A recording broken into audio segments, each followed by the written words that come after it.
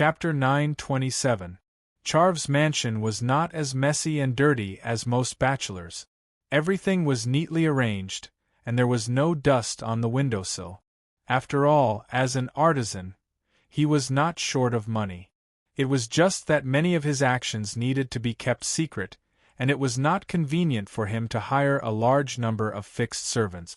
He had to hire people to help him by the hour. With a glance, Alger found that this place was no different from the last time he was here. The furnishings were extremely simple. There were no expensive ornaments, paintings, or sculptures. It was like a place where ordinary people lived. Of course, Alger knew very well that Charv could be called a rich man, but he did not care about the so-called dignity. He could spend hundreds of pounds on a limited bottle of famous wine, and he could give away a house to keep a mistress, but he would not waste a penny on expensive carpets, bone china tea sets, gold-inlaid cups and plates, or paintings by famous artists. A cup of Sonia blood wine. Alger's expression did not change, but he used his words and body movements to show that he was only here to get a free drink. Charv shrugged his shoulders. "You should be glad that I don't have the habit of keeping Lancy."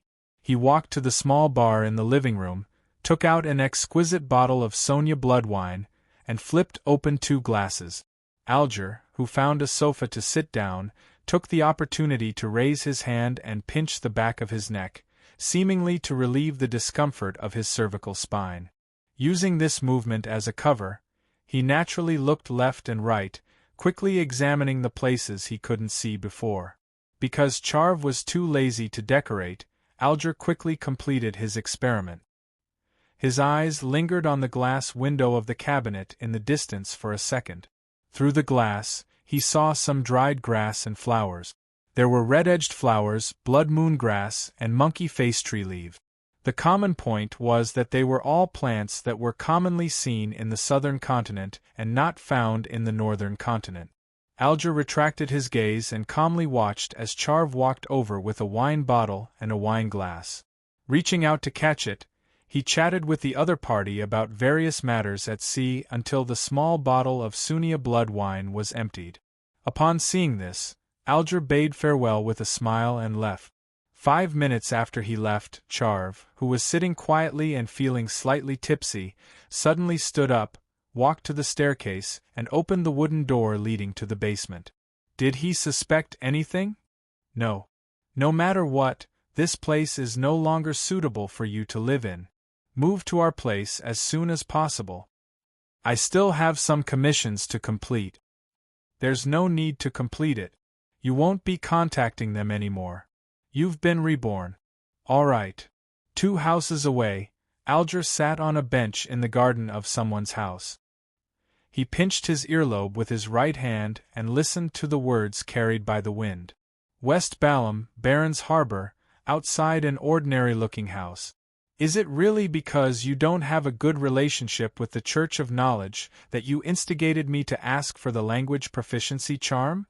Donnez asked as he wiped the sweat off his forehead. Anderson laughed in a self-deprecating and nonchalant manner.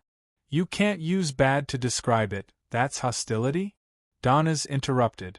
Anderson glanced at him and said, "The negative effects of your glove might not be as easy to bear as you think." He paused for a moment and added with a chuckle, "A more accurate description is that be it me or the people from the Church of Knowledge, none of us are happy to interact with each other." Donnez held the glove with his other hand and said with some difficulty, "But how do I request for the charm?" Directly mentioning matters regarding mysticism to the clergymen of the Orthodox churches will result in you being locked up in a sealed land. Donnez was only a little rash at the moment, but he wasn't stupid. Anderson threw up his hands and said, "It's very simple. Just mention my name and indicate that you have urgent matters to attend to in West Balham. You don't have the time to learn Deutonese, nor do you dare hire a local translator. All you can do is seek help from them, hoping to obtain a few language proficiency charms. During this process, you have to show that you know many languages in the northern continent. Let the missionaries know that it's not that you don't have the ability to learn Deutonese, but that you don't have the time to learn it. Then, they will set up a test for you. When that happens, as long as you obtain a decent score, you can obtain the charm. Test. Upon hearing this familiar word, Donna's forehead twitched involuntarily as he forced a smile. It's because you're afraid of the test that you don't dare to go yourself, right? He had only casually said something to hide his discomfort, but he saw Anderson's expression freeze for a second. From the looks of it, you still have things you're afraid of. Donnas secretly chuckled as he was suddenly filled with confidence. He strode into the ordinary building and realized that it was more like a collection of classrooms than the Church of Knowledge's proselytizing grounds in West Balham. Then, he saw a white-haired elder. Although this gentleman wasn't wearing the clergyman's attire of the Church of Knowledge, his unique scholarly bearing made Donnas believe that he was at least a bishop. He had experienced a similar feeling from his captain. "Hello." Without a shadow cloak, Donnas, who was dressed like an ordinary person, forced a smile as he walked over. The elder silently watched him approach and slowly said, "Hello, Donnas." Donnas paused and froze on the spot. His mind was filled with, "He knows me. How does he know me? Could it be that my arrest warrant isn't only circulated on the sea?" The old man glanced at him and asked, "What is it? You're here for the language proficiency charm?" "Yes." Donnas nodded blankly. He suddenly had a feeling that he had no secrets in front of the other party. The scholarly old man nodded slightly. "Are you going to a place ruled by Cathami and May Sanchez?" "Yes." Donnas was still in a daze. The scholarly old man took out 4 brass talismans from his pocket and said, "That's right. I can use it for 2 months. It should be enough." Donnas took it blankly. After a few seconds, he asked, "That's it? So simple? Didn't he still have to take the exam? You don't want it?" The scholarly old man smiled. "No, it's not." Donnas shook his head violently. Before his brain could react, he had already asked, "How do you know me? How did you know that I wanted a language proficiency charm?" There was a hint of pity in the scholarly old man's eyes as he said slowly, "I'm afraid that you won't be able to escape. Your captain contacted me. She said that when you got off the boat, you didn't stop no matter how she shouted. You just charged into the dock. Actually, she had already prepared a language proficiency charm for you." As he spoke, the old man shook his head. His gaze was rather complicated, as if he was looking at a very careless student in his class. "I should have known. Captain is such a meticulous person. There's no way he didn't consider the language barrier." Donnas wanted to slap himself. When the old man saw the change in Donnas' expression, he shook his head and asked, "You didn't come here to ask for help yourself, did you? I was planning to use divination to find you." "Ah, yes, it was Anderson Hood who suggested it," Donnas immediately replied.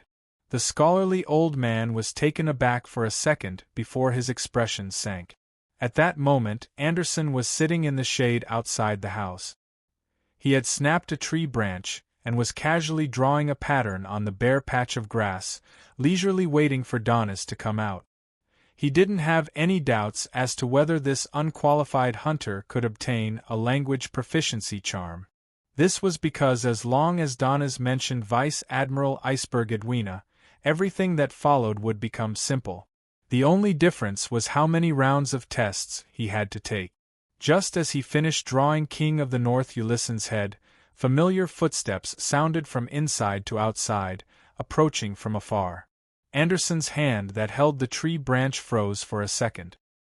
He looked up and turned towards the door. He saw Donnas holding a thick stack of paper as he walked over with a complicated expression. "You failed the test?" Anderson revealed a smile that came from the bottom of his heart. He wasn't worried at all if he didn't obtain a language proficiency charm. Donnas shook his head in a daze. "I didn't take the test." Anderson was first taken aback before he asked in enlightenment, "Did you provide help to Captain?"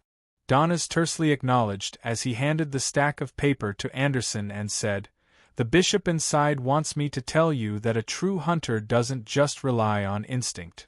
The bishop inside wants me to tell you that a true hunter won't just rely on instinct. They won't just focus on the prey's information. They also need to understand their psychology and know a lot of additional knowledge. This is the information he gave you. Anderson's expression turned a little complicated for a moment before he returned to normal. He chuckled. Thankfully, it's not much. Donna's lips quivered a few times before he finally held back his sudden smile. He said in all seriousness, "This is only a table of contents. The bishop said that you should try to finish reading all the books with the names mentioned on it within 2 years. Anderson's smile finally froze on his face. Desi Bay, Eskelson Harbor. Klein was like an ordinary tourist heading for the southern continent. He bought a ticket to East Balham and boarded the liner that was a mix of steam and sails and had many cannons. With a whirring sound, the ship left the dock and quickly entered the Berserk Sea. On the way, Klein discovered that the Desi fleet of the Kingdom of Rouen had been cruising along a safe sea route, as though they were on guard against something. From the looks of it, the abnormal changes in the Berserk Sea have garnered the attention of the Rouen military. This way, the charismatic order probably won't be able to investigate these waters without any qualms. Of course, a fleet can't monitor all the sea routes here. Klein stood in his cabin and looked out the window as he thought wistfully in enlightenment. At this moment, he heard a series of illusory pleas. He hurriedly went above the gray fog to take a look. This time, the one praying was the hanging man. He had requested Mr. Fool to inform the hermit that the artisan was suspected to be under the control of a cult or secret organization. He hoped to receive some help. Chapter 928.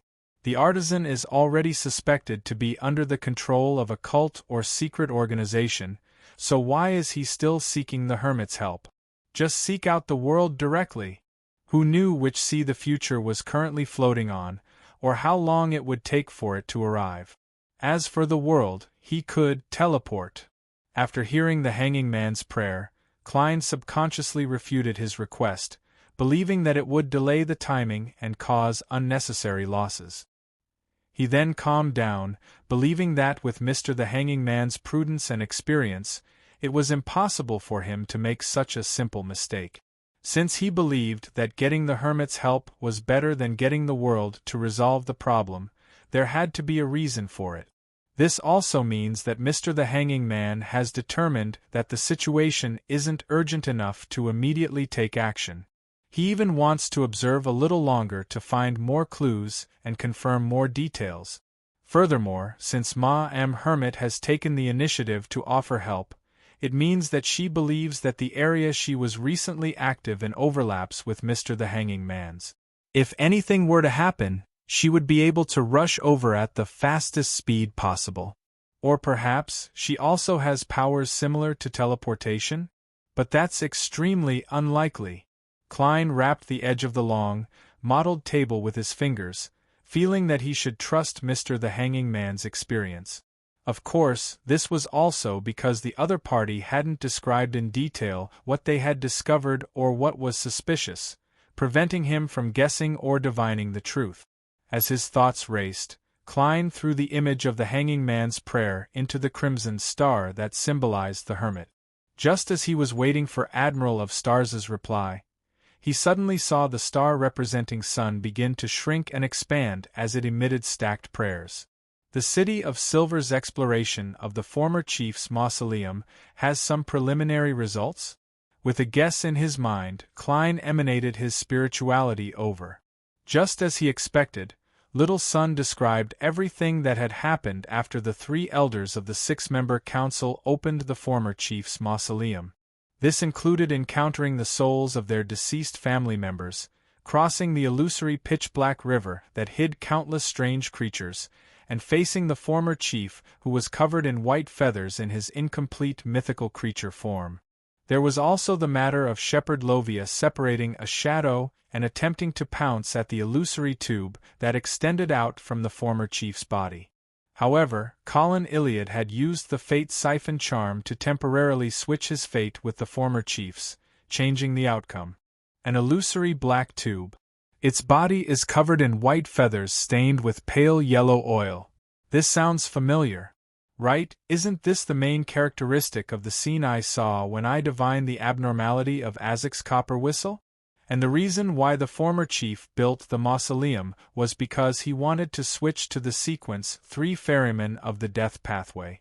As Klein listened, his mind raced as he put all the connections together and considered what kind of conclusion he could come to. Soon, he had a bold guess. The mutation of the City of Silver's former chief was definitely related to the Charismatic Order's artificial death project. Although this conclusion sounded unbelievable, this was because the City of Silver was located in the forsaken land of the gods, which was completely isolated from the outside world. It could only be entered and exited through the giant king's court and the ruins of the Battle of the Gods. Even the 7 deities couldn't find it, nor could they use their powers to infiltrate it. However, the similarities in many characteristics made Klein, who was sensitive to coincidences, combine it with Shepherd Elder Lovia's performance in this operation and eliminate the other possibilities. He had no choice but to seriously consider the possibility that the 2 seemingly unrelated matters pointed to something. From the scenes he saw in his divination, as well as his experience of white fur growing out of the pores on the back of his hand when he failed to summon artificial death, as well as his encounter with the 3 elders of the City of Silver's 6-member council, he began to suspect that the Charismatic Order's attempt might have achieved success to a certain extent. Through a series of sacrificial rituals and modifications of themselves as high-sequence Beyonders, they affected Death's legacy in reverse, causing the uniqueness, which was more abstract and illusory, which represented the authority of a deity, to gradually produce an ignorant instinct. It allowed the totem, which was just a concept, to come alive for the first time. Therefore, this thing that didn't have any intelligence and couldn't be considered artificial death began to assimilate with the entire ritual, seeking to influence Beyonders of the same pathway and lower sequences. After certain conditions were met, the thing hidden in the depths of the black fog could extend an illusory black tube and establish a connection with the target, absorbing his strength and transforming his body. And this method might involve the underworld or something special about Death's domain. It could bypass the power that isolated the forsaken land of the gods and effectively make contact with the living beings inside. Therefore, the shadow that Shepherd Elder Lovia separated came from the true Creator's gift. Its goal was to follow the illusory black tube on the former chief's body and reverse corrupt Death's legacy? Perhaps this was how the Mother Tree of Desire replaced the chained god back then and occupied the corresponding authority. Thankfully, the current chief of the City of Silver is very clear-headed. He knew beforehand that he would seek the help of the secret existence behind Little Sunday. Using the Fate Siphon charm, he cleverly destroyed the true Creator's scheme. Yes, one of the 2 powerful sealed artifacts of the City of Silver seems to be very good at purification. It restrained the shadow that can corrupt Death's legacy. It seems like I, the fool, will be marked down by the true Creator again. Of course, the one standing in front of me is Amon. After all, that worm of time was contributed by him. Through Little Sun's description, Klein relied on his own speculations to vaguely grasp the struggle hidden in the City of Silver's exploration. At the same time, he felt that he could roughly describe the Shepherd Elder's mental state. To Lovia, the illusory black tube that connected to the outside world was undoubtedly the key to the City of Silver's escape from the forsaken land of the gods. Therefore, she was very certain of her actions and didn't have any regrets. She only believed that the chief was the one who destroyed her hope. It's not too scary when someone does something bad. What's most terrifying is when that person does something that they believe to be right with the mindset of martyrdom. Klein couldn't help but sigh inwardly. As for why Little Sun knew so much about what had happened in the mausoleum, It was obvious to him that it had to be Chief Colin Iliad who had informed him in a casual manner. At this moment, Sun had already mentioned that the three elders had retrieved a special sealed artifact. It was formed from the Beyonder characteristic left behind by the former chief and his skull. The former chief, from Sequence 9 Warrior to Sequence 4 Demon Hunter, belonged to the Giant Pathway. The Ferryman potion he consumed corresponded to Sequence 3 of the Death Pathway. The Beyonder characteristic formed from the two is definitely more bizarre and varied than a single pathway. Together with the influence of artificial death, the final sealed artifact is definitely very powerful. Of course, the negative effects are probably equally powerful. Yes, the illusory pitch-black river and all sorts of strange creatures that were previously described probably correspond to the underworld. This is similar to the scene I saw in the Berserk Sea. It's similar to the effects created by Miss Sharon's mystical item. As Klein casually thought about it, he heard Little Sun end the topic of exploration and mention a monster known as a shapeshifter. By the time Sun was done, Klein felt that a shapeshifter was very likely a Bizarro Bane. He hurriedly summoned a gold coin from the junk pile and quickly did a divination to confirm his judgment. With Little Sun's present strength, there's definitely no way for him to head to the city ruins to hunt. I can only wait a little longer and wait for the chief to pray to the fool again, or seek help through Little Sun. Anyway, there's no rush. I haven't even found the spirit world plunder. Klein nodded indiscernibly. After pleading Mr. Fool to pass the corresponding information to Mr. World, Sun said that he already had enough contribution points and would soon be able to exchange for a Sequence 5 Vampire Beyonder characteristic, completing the three-party deal that had been finalized previously. He also asked Mr. Moon to make preparations. In the waters of the Rorstad archipelago, on the slowly cruising future. After thanking Mr. Fool, Katlia nudged the glasses on the bridge of her nose, opened the window of the captain's cabin, and shouted at everyone, "Let's go." She shouted to everyone, "Turn around. Head for Byam." After giving the order, the pirate admiral curled the corners of her mouth. She was happy that she finally had a chance to establish a long-term relationship with an artisan. But at this moment she suddenly thought of a question. If he could easily obtain the help of an artisan, would Frank Lee, who hadn't been able to obtain the Sequence 5 potion formula for a long time, attempt to make the Druid Beyonder characteristic into an item so as to speed up his stalled experiments? This isn't a good thing. Katlia subconsciously raised her hand and pinched her forehead. On the liner, after settling his matters, Klein focused on enjoying his journey. Due to the anomaly in the Berserk Sea's weather, the liner he was on had chosen a longer and more winding route, but it was also safer. That night, it docked at a port named Harriman. Klein didn't disembark. Instead, he got a seat by the window in the restaurant on the upper deck and had his dinner. While waiting for his food, he casually looked out the window and enjoyed the local night scenery. Suddenly, he discovered a suspicious figure carrying luggage in preparation to board the ship. The reason why it was suspicious was that the man was not only wearing a black coat and a tall top hat, concealing his figure, but he also had a scarf wrapped around his face, revealing only a pair of eyes. And that pair of eyes was constantly staring at the ground, preventing others from seeing him clearly. Chapter 929. According to Klein's experience of watching so many detective movies and animations, there was likely something wrong with a person who covered their face with a scarf and used a coat to hide their body characteristic. There was a high chance that they were hiding an unspeakable secret, especially since it wasn't winter yet. The temperature in the Berserk Sea was far from cold. However, this has nothing to do with me. Even if there's a murder in a secret chamber, the one having a headache should be captain. I'll do a divination above the gray fog later to see if the journey will be smooth. Klein thought indifferently, but he didn't neglect it at all. He retracted his gaze and looked at the desi grilled fish that the waiter had brought over. After dinner, he returned to his cabin and completed a divination above the gray fog.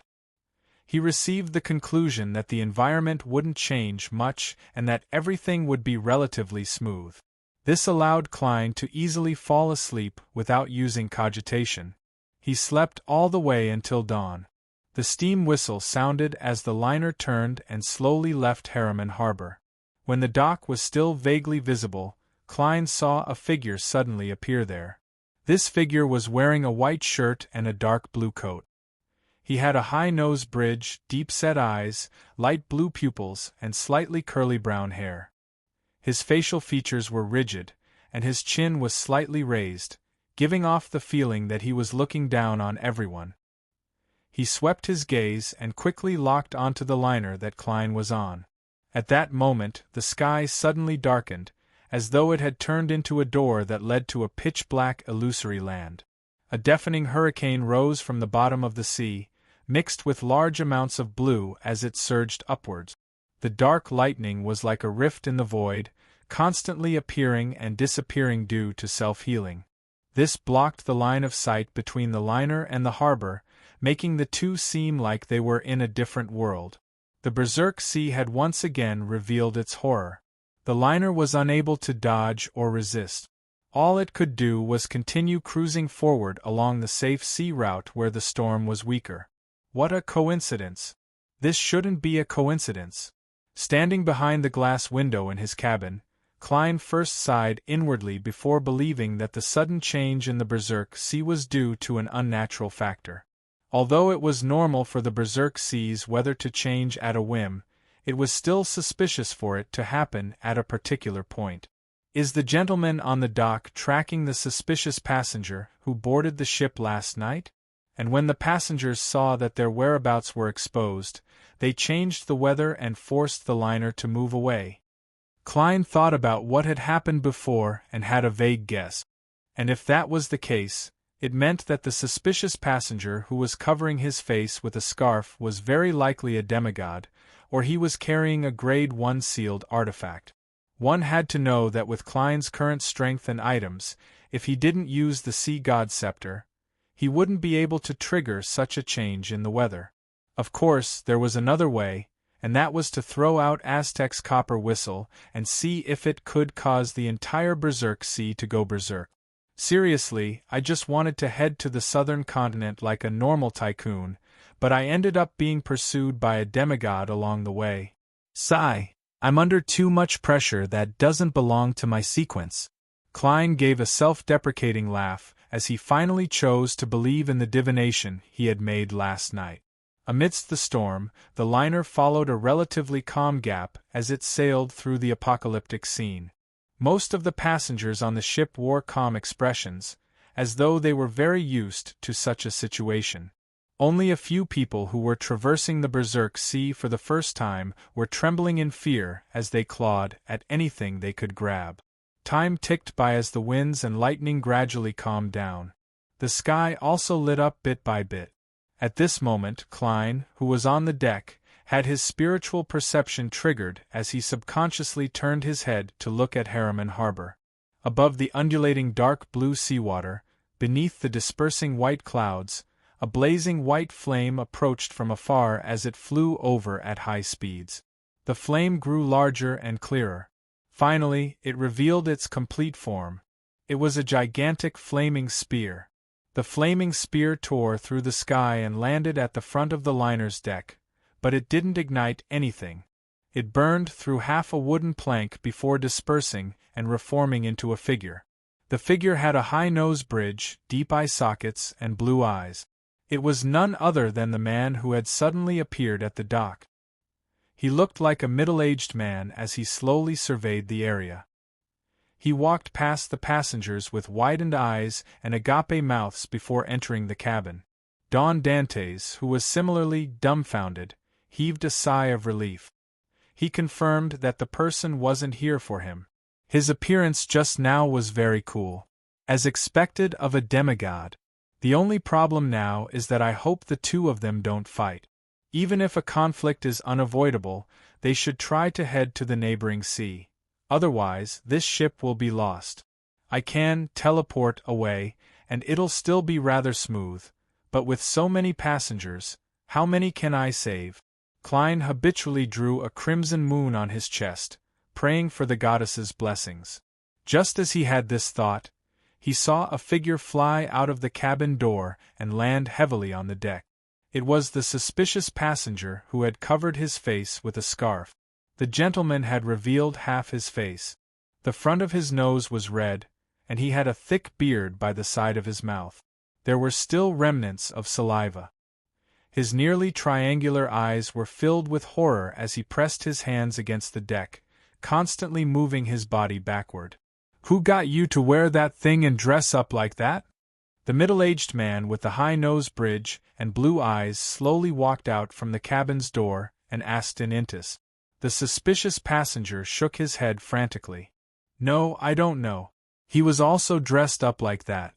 He gave me £100. He got me to take this ship to the southern continent and then return by myself." The middle-aged man watched in silence. His gaze was sharp, as though he could see through a person's soul. This made the suspicious passenger sweat profusely as his body trembled violently. He stammered as he tried to explain once again, but the contents of his description didn't change at all. The man retracted his gaze as his body suddenly ignited with a white flame. Following that, he transformed into a gigantic flaming spear and threw it towards the area where Harriman Harbor was. The flaming spear flew further and further away, and before long, all that was left was a tiny spark. During this entire process, apart from the very beginning, the demigod didn't even glance at the surrounding passengers, as though they didn't exist. It's a very simple but ingenious scheme. To get someone to pretend to board the ship and leave, and then use a certain method to control the weather to create evidence that the person is on the ship. In fact, they would remain at the harbor, waiting for the enemy to pursue them before finding another way out. Klein came to a realization as he made his judgment. This made him suspect if the person being chased was once a conspirer, magician, or some other beyonder who was good at scheming. As for the person from before, from the fact that he transformed into a flame, had a blazing white spear, acted arrogantly, infuriatingly, and spoke in Intis, Klein believed that he was a demigod of the hunter pathway, possibly an iron-blooded knight. "I wonder why they got into a conflict." Klein shook his head and walked back to his cabin. On the deck, the passengers finally snapped out of their daze as they discussed the supernatural phenomenon they had just seen in whispers. A person could actually transform into flames, and a blob of flames could reform into a human. Amidst the commotion, the liner continued following the safe sea route. It didn't encounter any accidents along the way, and it arrived at another harbor in the evening. As usual, Klein didn't disembark the ship, afraid that he might encounter something else. He took out his golden pocket watch and opened it to determine when to head to the restaurant. Another 30 minutes, Klein silently muttered to himself as he raised his head and looked out the window. At that moment, many passengers who were scheduled to disembark at the current harbor were carrying their luggage and heading for the harbor along the gangway. As he swept his gaze across, Klein's gaze suddenly stopped on a figure. This figure wore a black bonnet, and his sideburns were dark gold. He had a high nose bridge, and his lips were tightly pursed. The contours of his side profile were deep, like a classical sculpture without any wrinkles. He didn't carry his luggage, and he quickly followed the crowd to the harbor before disappearing around the corner of the road. Klein just watched, his body motionless, as though it no longer belonged to him. He felt his blood turn cold bit by bit as a name popped up in his mind, Zangwill. The gas lamps on the harbor had already lit up one by one, and the different windows of the liner were dotted with spots of light. Don Dantes' first-class cabin was dark and silent. Klein had already sat down, his face expressionless as all sorts of thoughts flashed uncontrollably through his mind. "This is the first time I've discovered traces of Zangwill after the great smog of Bakeland. The target that the demigod from before was likely Zangwill. His schemes are deeper than I thought. He got someone to disguise as him and gave them items, not to divert the pursuit, but to create a blind spot in one's thoughts, making people subconsciously eliminate this ship as an incorrect option. He's been here from the beginning. That coincidental change in the weather was likely created by Zangwill using 0-08. Why would he be pursued by an Intis hunter demigod? What exactly is he plotting? As his thoughts churned, Klein suddenly took out the adventurer's harmonica and blew into it. Silently, Miss Messenger Rionette Tinker, who was holding 4 blonde, red-eyed heads, appeared in front of him. Klein opened his mouth before closing it again. He took out a pen and paper and quickly wrote, "Mr. Don Dantes has discovered Zangwill's whereabouts on Midway Island in the Berserk Sea." Folding the letter, Klein handed it along with a gold coin to Miss Messenger. "Send it to the mailbox at 7, Pinster Street in Bakeland, Northborough." The 4 heads in Rionette Tinker's hands turned at the same time as her 8 eyes looked at Klein. She didn't say a word as she bit down on the letter and gold coin. Lord of the Mysteries, Lord of the Mysteries. Chapter 930. Bakeland, Northborough. On a night when the crimson moon was covered by clouds, it was pitch black everywhere. Only the gas lamps on both sides of the street emitted some light, illuminating the road ahead and the doorways of the nearby houses. 7 Pinster Street's letterbox was silently hidden at the intersection of light and darkness. It bathed in the cool breeze from the side as though it had fallen asleep.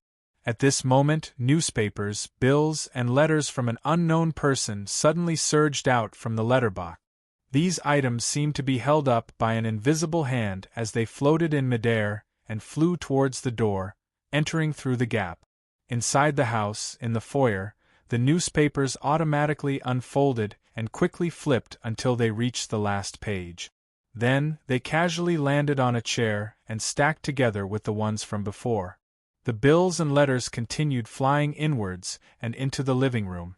The former quickly stopped and trembled a few times before wobbling to the surface of the coffee table, neatly laying them out. The latter took off the envelopes with envelopes, while the ones without envelopes quickly opened themselves and revealed their bodies in midair. After a while, some of the letters flew to the shelves in the study on the first floor. A number of them rushed towards scissors, helping it tear itself apart. Then, they lined up in rows and surged into the bathroom before being thrown into the toilet. Splash!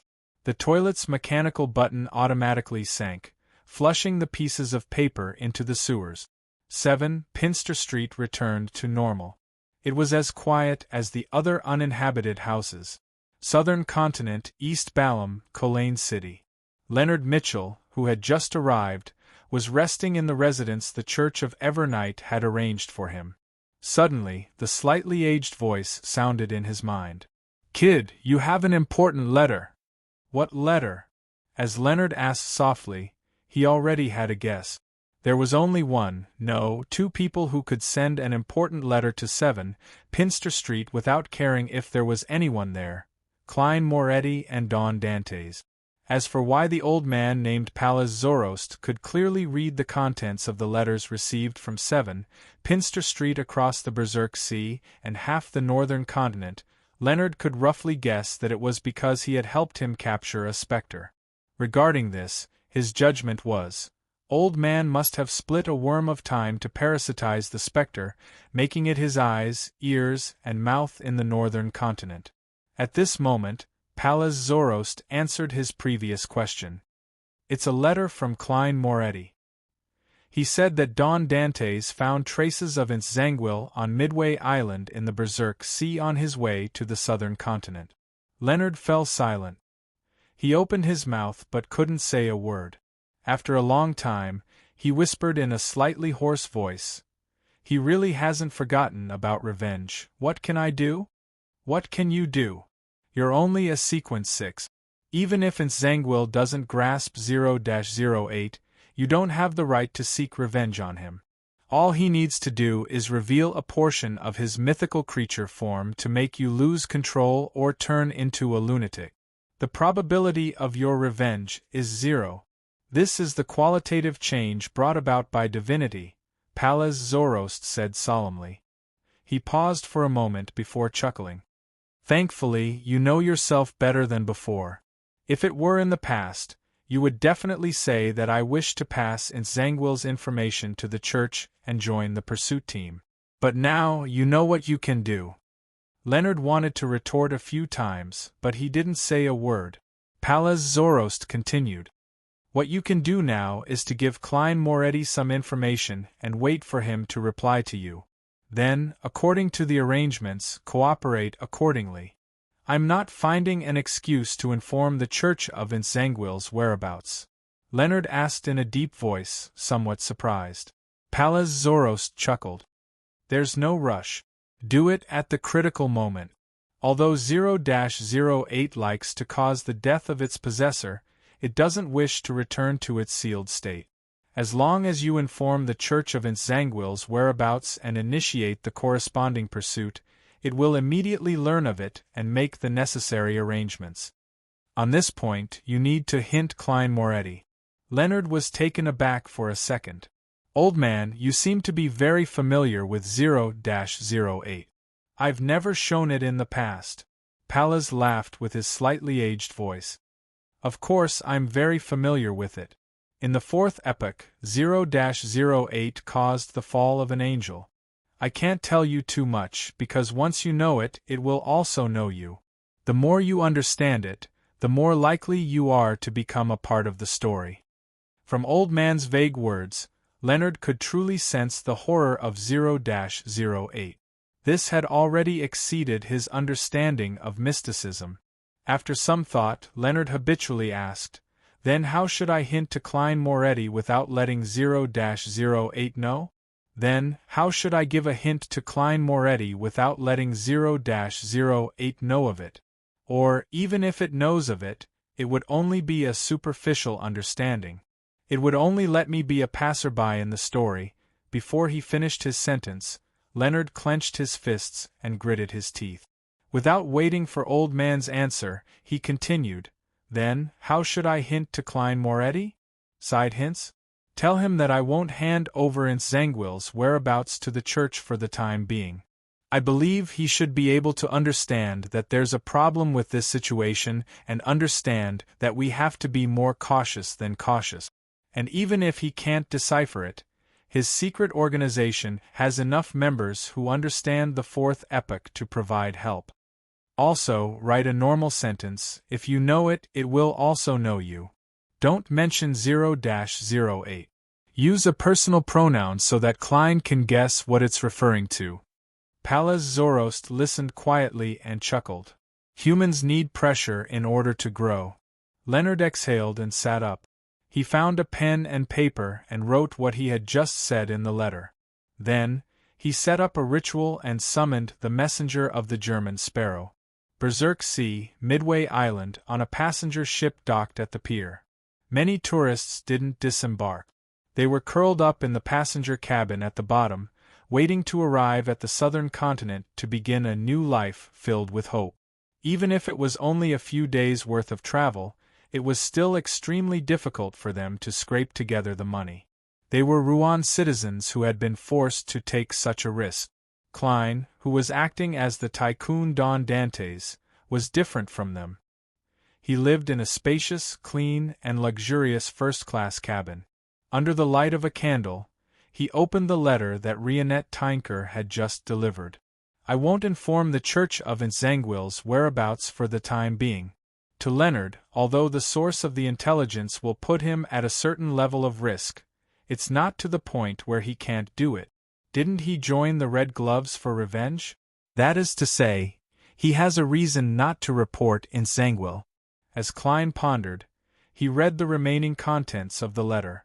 If you know it, it will also know you. Suddenly, Klein exclaimed. He found the description a little familiar. This is very similar to the Twilight Hermit Order. Any mention of it will be known. So, 0-08 is a sealed artifact of the Spectator Pathway? Leonard did not inform the church of this matter because he was worried about this and wanted to wait for a better opportunity? This should have been told to him by the grandpa inside him. Klein nodded in thought, somewhat glad that he hadn't asked Rionette Tinker for help. This was similarly a very dangerous matter for Miss Messenger. Besides, most importantly, I haven't prepared anything. If I were to rely on the helpers I hired, my plans might be discovered by 0-08 ahead of time. From there, it would create a series of coincidences and make targeted arrangements. Klein sighed silently. He felt that he needed to do something, but he didn't know where to begin. From the perspective of increasing his strength, obtaining the corresponding ingredients for Bizarro Bane and Spirit World plunder depended on the City of Silver's chief's subsequent requests. It also depended on how long it took for Miss Magicians to obtain the exact location information from her teacher. These were all external factors, so it wasn't something that Klein could speed up. The only thing he could do was digest the Nimblewright Master Potion as soon as possible. And after the acting principles were more or less complete, the actual operation was more important. Therefore, Klein believed that it was necessary for him to obtain 2 marionettes in a short period of time. He had previously delayed it because he didn't have a good target. It was because he was in Bakeland, surrounded by a bunch of servants. It was difficult to conceal a non-special marionette's existence. But now, he was about to reach the southern continent. He decided that regardless of anything, as long as he was certain that it was a villain worthy of the gallows, he would first convert it into his marionette. He could switch with a better target, perhaps using an ordinary marionette to complete a relatively difficult task can speed up the digestion process. My requirements for a marionette have been lowered to the lowest level. As long as it understands Dudanese, there's no need to find another translator. After all, I can share my senses. Klein quickly made a decision. He planned on writing to Leonard Mitchell once he had a further plan. East Balham, Colane City. Klein carried his suitcase and boarded the dock, stepping onto the land of the southern continent. He looked at the city district that was built along the mountain and silently said inwardly, I need to have 2 marionettes when I leave this place. And before that, he had one more thing to do. It was to get rid of the followers that the military had arranged for him. The 2 gentlemen's spy skills were actually rather good, but in Klein's eyes, they were like fireflies in the dark. This was because no matter how they disguised themselves, Klein could use a faceless observation and memory of human physical and facial characteristics to recognize them at a glance. Chapter 931. Most of the houses in Colane City were built along roads that spiraled upward. Occasionally, there would be relatively flat and open areas that were squares or market. Klein carried his luggage, and with his spiritual intuition as a seer, he randomly chose a direction and proceeded forward. Along the way, he searched for a relatively lively bar. There weren't many carriages on the road, and it was rare to see 1 or 2 of them for hire. The most popular form of transportation in East Balham was a coffin. This stemmed from the custom of worshipping death. It stemmed from the fact that people viewed coffins as objects that could bring peace and tranquility. Therefore, Klein would often see a few people carrying a black coffin by. The lid was much thinner than normal, as though it was a car door that could be casually opened. 2 people carrying it, 4 people carrying it, 8 people carrying it, and horses or single-horned goats pulling it. Such customs are a little scary at night. Yes, it's not much better in the day. The entire city appears eerie. As Klein admired the scenery, by the side of the road, he walked into a square. On the left was the Cathedral of the Lord of Storms, and on the right were restaurants, bars, and other shops. When he stopped, a coffin that was carried by 4 people was lowered down. As the lid was opened, the passenger lying in the coffin stood up and stepped out. He was a northern continental-style gentleman in a white shirt and black vest. The gentleman's formal attire remained on his arm until he left the coffin before it was draped over his body. Then, Klein watched the gentleman head straight for the Cathedral of the Lord of Storms and walk in. This is truly a strange sense of incongruity. Doesn't the Church of the Storm always like to change the customs of the colonies and forcefully promote Rouen? Why don't they do the same in East Balham?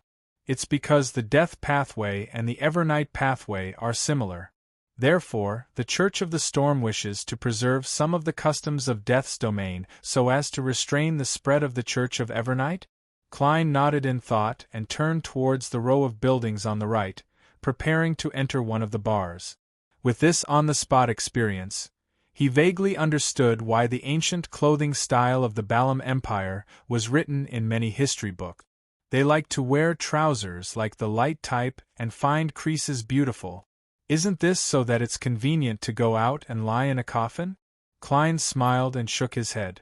He pushed open the heavy wooden door of the bar, squeezed past the drunkards, and walked towards the bar counter. At that moment the two military stalkers distanced themselves from Don Dantes for fear of being exposed. They had just walked to the door. Seizing this brief moment of respite, Klein suddenly changed direction, slipping through the crowd like a fish and sprinting toward the back door of the bar. Although he did not know Dutanese, he could read the signs and knew where the lavatory was and where the customers stopped. After going around to the area where the door was out of sight, Klein shook his shoulders, quickly took off his jacket, and put it on the crook of his arm.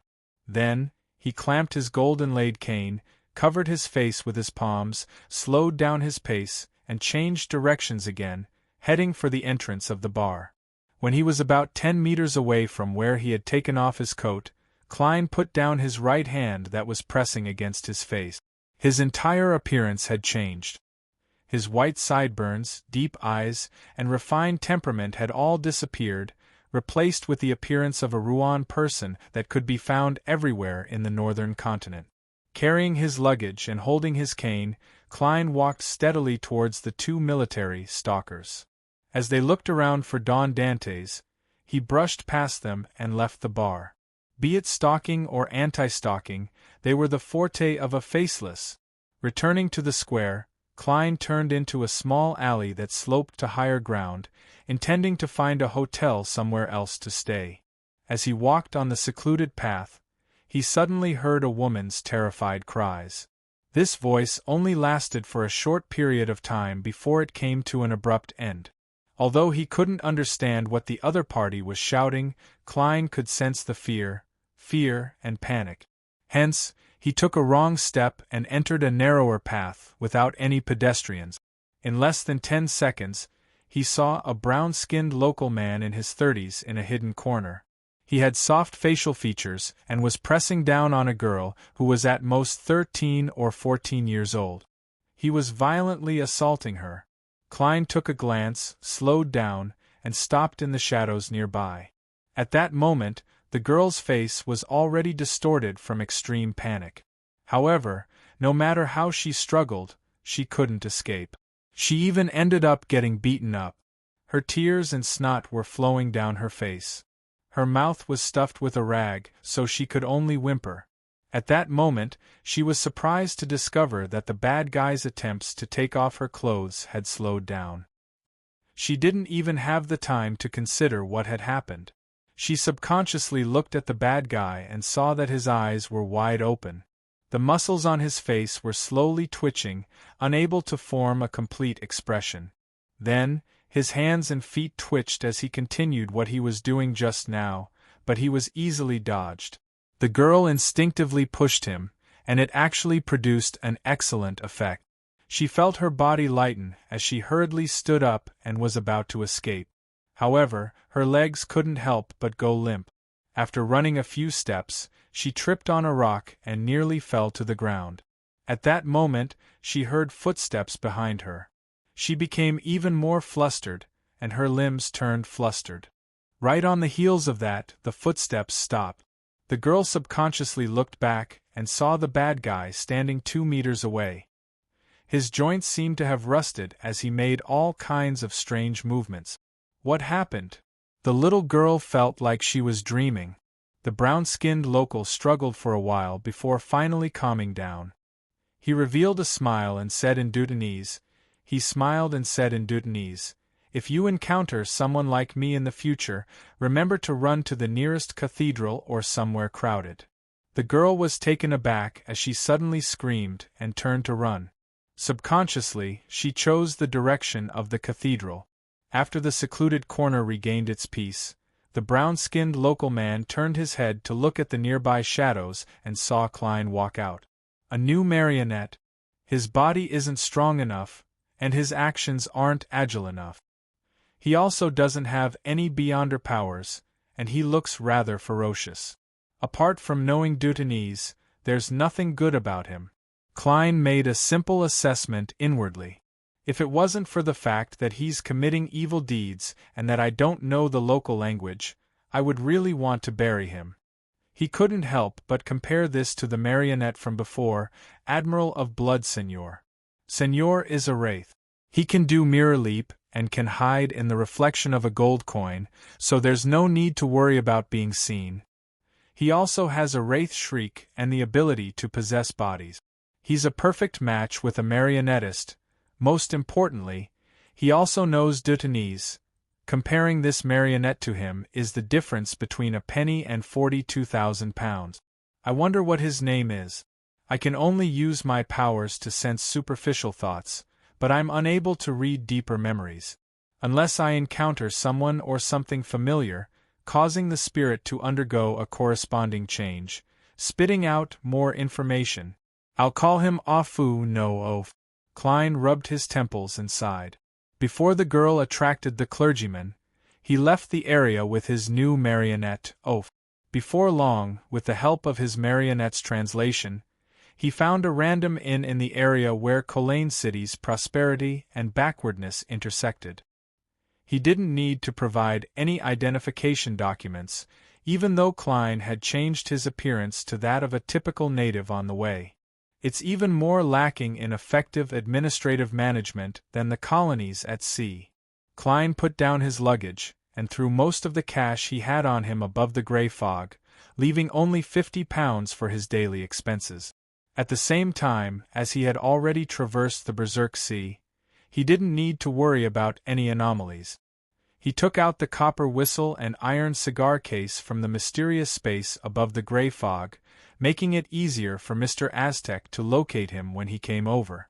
After busying himself with these matters, he, who had already had his dinner on the liner, was immediately free.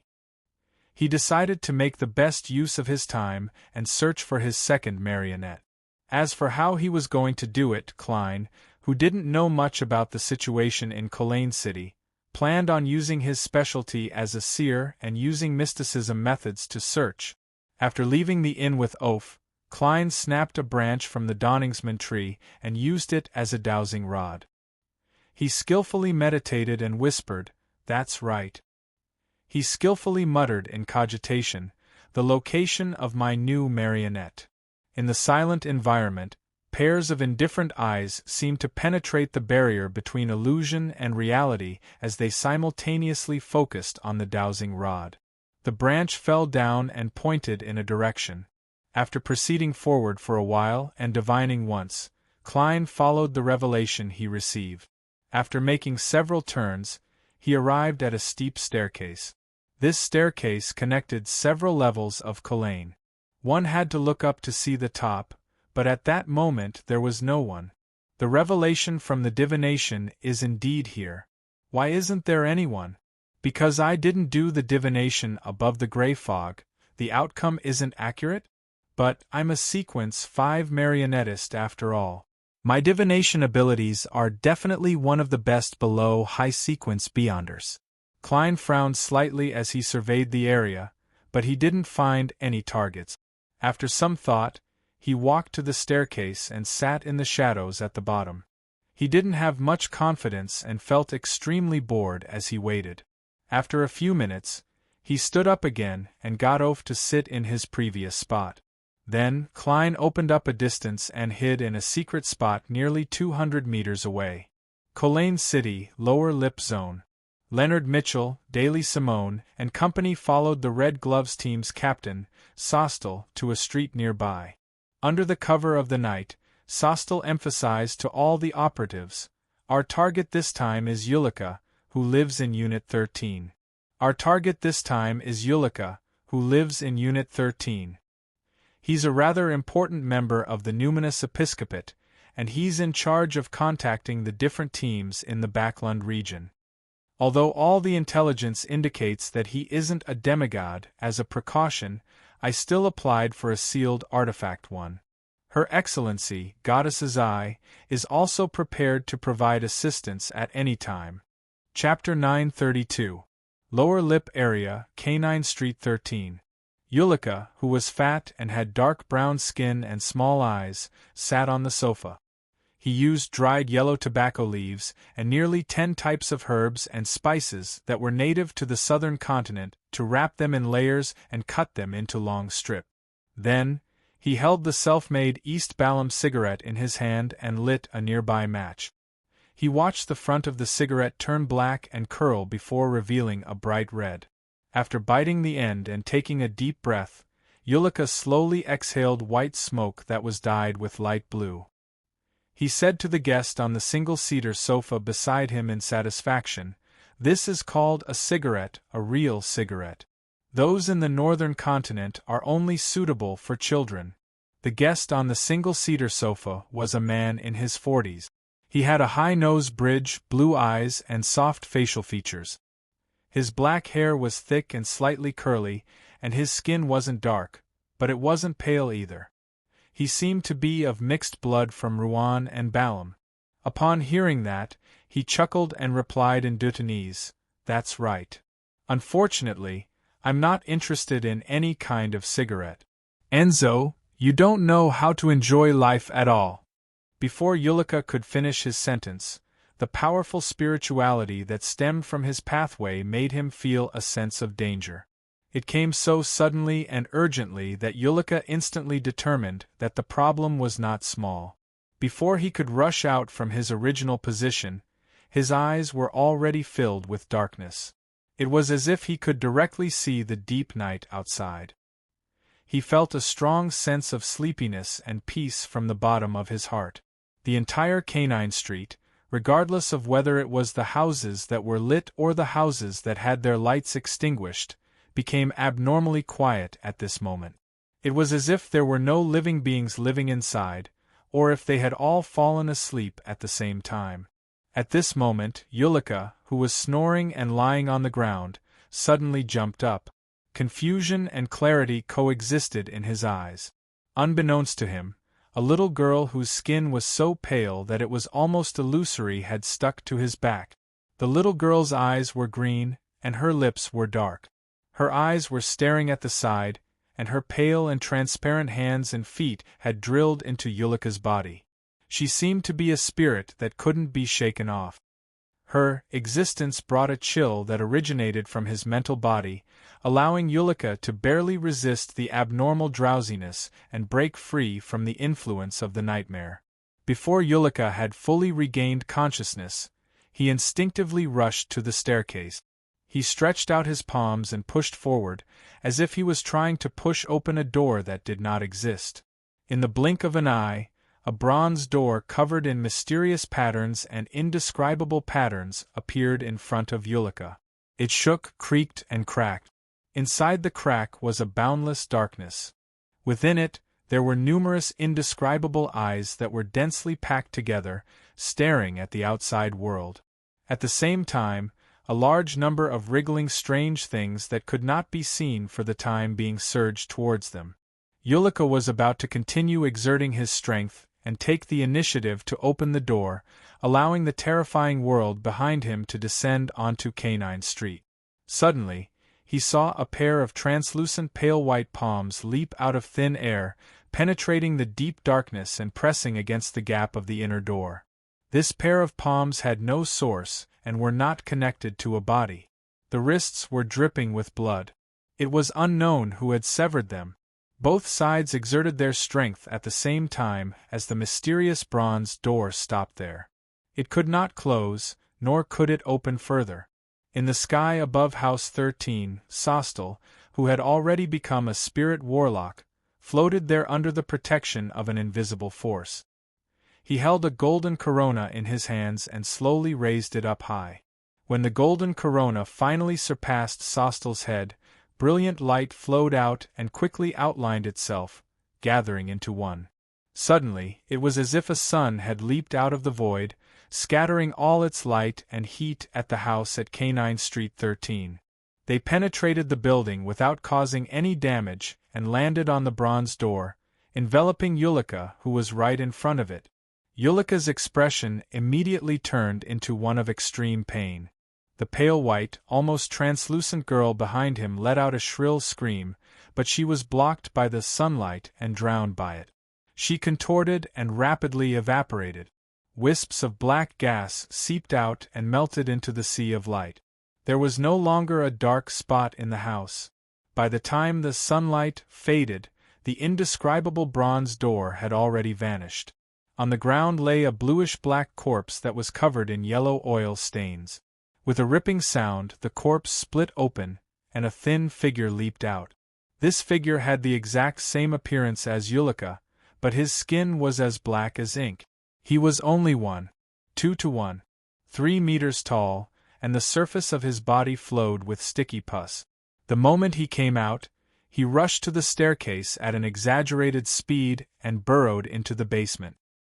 He opened a secret passageway that he had prepared in advance and ran forward.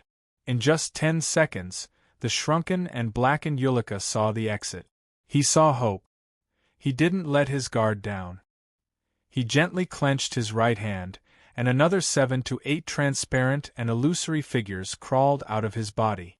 They had strange appearances, as though they were aberrations that combined the characteristics of humans, plants, or certain animals. Some of them grabbed onto Yulika's arms, while others lifted his legs, about to take him on a wild flight. Right on the heels of that, the mechanism's button sank in and the gears turned. The exit door suddenly opened, revealing a quiet and dark corner of the street outside. Further ahead was a road that overlooked everything. There were houses on both sides of the road, and the sea that rippled with the glow of the crimson moon. Just as Yulika was about to fly out of the secret passageway with the help of the spirits and sneak into the other areas of Colaine City, a lake shrouded in mist suddenly appeared before his eyes.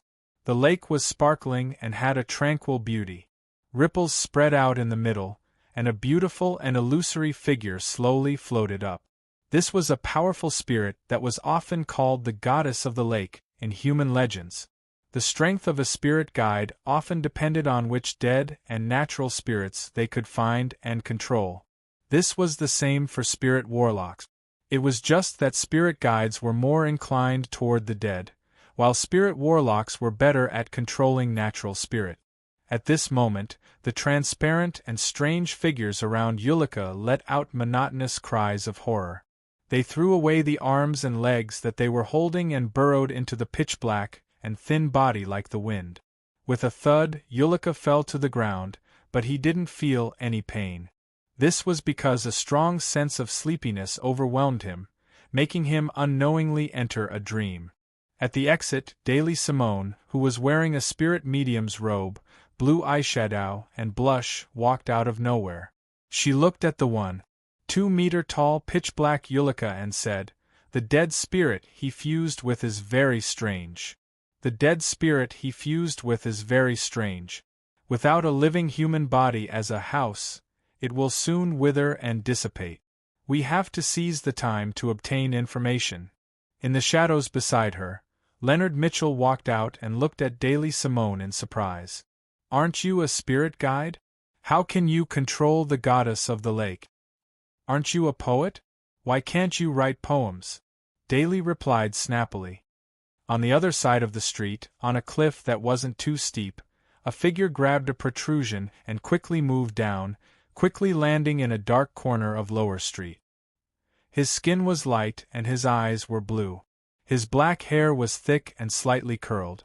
It was none other than Enzo, who had been a guest at Yulika's house at 13 Canine Street in the Lower Lip District. Enzo wasn't a member of the charismatic order. He was one of the people who had betrayed the life school of thought under the bewitchment of the Rose School. Furthermore, he wasn't a beyonder of the apothecary pathway that could become a vampire, nor did he worship the primordial moon. He simply didn't want to accept the rules set up by his teacher and his teacher's teacher. He wished to live a carefree life, hoping to make full use of his advantages as a winner. Such a mentality made him approve of the ideals of the Rose School's indulgence faculty. It didn't take long for him to officially join them and satisfy his various desires. This time, he had come to Colaine on behalf of the Rose School to contact the Charismatic Order and discuss the possibility of cooperation on a few matters. However, he never expected that the pitch-black deceased Ullica would be ambushed by the Church of Evernight. It was a high-level ambush. Thankfully, I'm good at anti-divination. The people from the Church of Evernight didn't know that I was with Ullica and didn't pay enough attention to me. They treated me as Ullica's subordinate, allowing me to find an opportunity to leave the central region. Furthermore, that sunlight mainly purifies things with death, evil, or filthy powers. It doesn't deal too much damage to me. That should be an attack at the demigod level. Enzo walked in the shadows of the street as he couldn't help but recall what had just happened. After escaping for a long distance, he turned to look behind him and realized that no one was chasing after him. He immediately heaved a sigh of relief and chuckled. A winner is a winner. I'll always be a winner. Enzo regained his usual confidence as he walked to a particular spot on the street with a smile. Then, he turned left and quickly went down the stairs. It was a steep and long staircase that connected several levels up and down. Near Canine Street, Sostel suddenly opened his eyes and said to Leonard and Daily Simone, "Just now, there was a person named Enzo in Ullica's house. Just now, there was a person named Enzo in Ullica's house. He's a member of the Rose School of Thought, and his sequence isn't low. His position should be rather important. Quickly search the surroundings and see if you can find any traces. Try to capture him successfully and not leave any problems behind." As for the other Red Gloves and the local Nighthawks, they were either capturing other members of the Charismatic Order or entering dreams to capture them. They hoped to obtain first-hand information as soon as possible. The remaining few were in charge of guarding against accidents and protecting their companions. "Yes, Captain Sostel," Leonard agreed without hesitation. Daly grabbed at the wind and brought her hand to her ear. She listened for 2 to 3 seconds. And said, "The little guys nearby told me that someone did escape from the cliff. Lord of the Mysteries, Lord of the Mysteries." Chapter 933. On the steep and long stone staircase, the crimson moon's light illuminated the middle, leaving a rather thick shadow on both sides. Enzo was like a normal passerby at night. He walked down the stairs quickly and anxiously, but he didn't appear flustered. He believed that his luck was extremely good, that he was a winner in life, and that he wouldn't be caught up to by the Nighthawks. Seeing that he was about to reach the end of the staircase that connected the paths up and down, Enzo, who was once a monster, suddenly sensed something. He turned his head to look at the shadow at the edge of the lowest level. He then saw a figure sitting there in a daze. The figure's looks and figure appeared rather blurry due to the lighting. He was dressed like a typical person from East Balham. The figure took out a box of matches and lit one, illuminating the periphery. Enzo didn't have the time to size up the figure as a scene suddenly flashed in front of his eyes. The figure threw the match over as though it was a gift, and when the match approached, it suddenly produced an exaggerated stream of flames as a man in a formal suit and top hat walked out.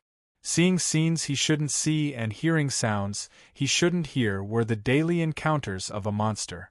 Enzo, who had already become a winner, was already used to all of this.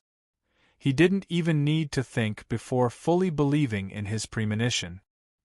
He suddenly lunged forward, leaping off the stairs and tumbling twice on the street below. At the same time, the brown-skinned marionette, Oaf, suddenly stood up. He twisted his waist and flung his arm, throwing the match in his hand at where Enzo had been. Before the match landed, the scarlet flames had already extended and shot into the sky in a magnificent and gorgeous manner. Amidst the flames, Klein, who was dressed in a black formal suit and half-top hat, leaped out. However, he had lost track of his target. More than 10 seconds ago, he had discovered that someone was rapidly descending the staircase as though he was hiding from something. He suspected that it was his new marionette, so he quickly did a dream divination and received a revelation that the person was related to Rose School and wasn't a good person. With such an answer, Klein didn't hesitate to take action. Unfortunately, due to the lack of time, he didn't have the time to use the paper Angel recorded in Creeping Hunger to interfere with the other party's spiritual intuition. As a result, he missed. At this moment, his marionette, Oph, had already left the last step of the staircase. He was running towards Enzo, who had just stood up. Enzo's heart skipped a beat. He didn't dodge. Instead, he nimbly turned his body to the side and dodged that ordinary attack. Then, he pulled out his gun, took aim, and hit Orloff's chest with a bang. Blood gushed out as Orloff swayed and collapsed. His breathing rapidly turned weak. Klein took advantage of this brief opportunity and disappeared, appearing in front of the target in a flash, blocking his escape route. Enzo suddenly had an indescribable strange premonition. He immediately closed his eyes, tightly closing them. He didn't know why he was doing this, but as a mid-sequence beyonder of the fate pathway, believing in intuition was an instinctive reaction. Right on the heels of that, Enzo hurriedly turned around and attempted to rely on his spiritual intuition to rush into another street. However, the man in the top hat and formal suit with no special features appeared in front of him again. From front to back, left to right, Klein's figure kept disappearing and reappearing. It was as though he was running around Enzo at high speeds, always blocking his path ahead of time without directly attacking. This made it so that no matter where Enzo turned, regardless of whether he used his Beyonder powers or not, he would always face a figure in a black formal suit and half-top hat. For an instant, Enzo, who had his eyes closed, imagined that there wasn't one enemy, but a group. A traveler was always able to create the effect of being surrounded by a single person. About 10 seconds later, Enzo, who had yet to find a path of escape, suddenly felt his thoughts turn sluggish as his actions slowed down. It was as though his brain and joints had been injected with glue. Traveling and Nimblewright Master were also very compatible. When Klein flashed, he had maintained a distance of less than 10 meters from Enzo. He had been secretly controlling the other party's spirit-body threads. No good. He's not attacking. He's only blocking. It's not to wait for the Nighthawks, but for another goal. Enzo, who still had his eyes closed, felt his heart tighten. He suddenly stepped on a rock and lost his balance. He fell heavily to the ground, causing his pistol to fly several meters away. Plop! The pain and shock allowed Enzo to escape from his sluggish state, allowing him to regain the feeling of fluidity. Enzo was no stranger to such accidents. As a winner, he was always able to obtain an advantage through all sorts of small probabilities, allowing him to seize victory. Just as he was about to rush to the end of a street to the side without any hesitation and jump over the guardrail to jump into the sea and rely on fate to escape his predicament, another scene flashed in his mind. He coughed violently, so much so that he couldn't straighten his back or move his legs. Diseases. The enemy can infect me with diseases. He didn't attack the entire time, and all he did was block my path of escape. He wanted me to stay in this area and unknowingly be infected with a disease. Enzo was first alarmed before he felt a strong sense of joy. The green essence ring he wore came from a believer of the primordial moon. Once it was activated, he could easily treat all sorts of diseases and injuries that weren't considered too serious. This was luck. Enzo pretended not to notice the infectious diseases in the air around him.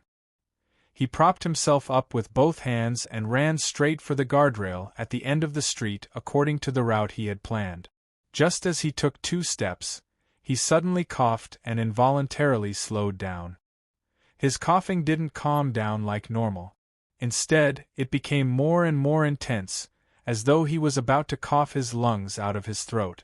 Klein, who was wearing a top hat and a formal suit, flashed and appeared behind the target, maintaining a distance of nearly 10 meters. At this moment, Enzo spread out his arms, allowing an invisible ripple to spread out from his body. It was like a pure mental storm that swept towards all the spirit bodies in the surroundings. While it brought about intense dizziness, it also brought about a calamity. Klein similarly had a premonition of danger. Just as Enzo spread his arms, his body vanished from his spot and appeared in the middle of the steep staircase. With his eyes closed, Enzo saw that he hadn't achieved the desired effect. He immediately gave up on the idea of escaping after finishing off his target and continued rushing towards the guardrail at the end of the street. He had a feeling that if he delayed any longer, a number of Nighthawks would catch up to him, making the situation even more chaotic. And as a lucky one, a winner, the more chaotic it was, the more likely it was that he could escape. At this moment, due to him constantly changing directions and fleeing blindly, he once again passed by Orloff, who had been shot in the chest. On Orloff's left index finger was a golden ring with an inlaid ruby. The ring flashed with a sanguine beam as the wound on Orloff's chest squirmed and healed.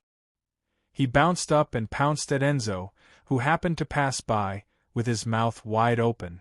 Inside his mouth, his tongue seemed to lose its corporeal feeling, turning into a blob of flowing flesh and blood.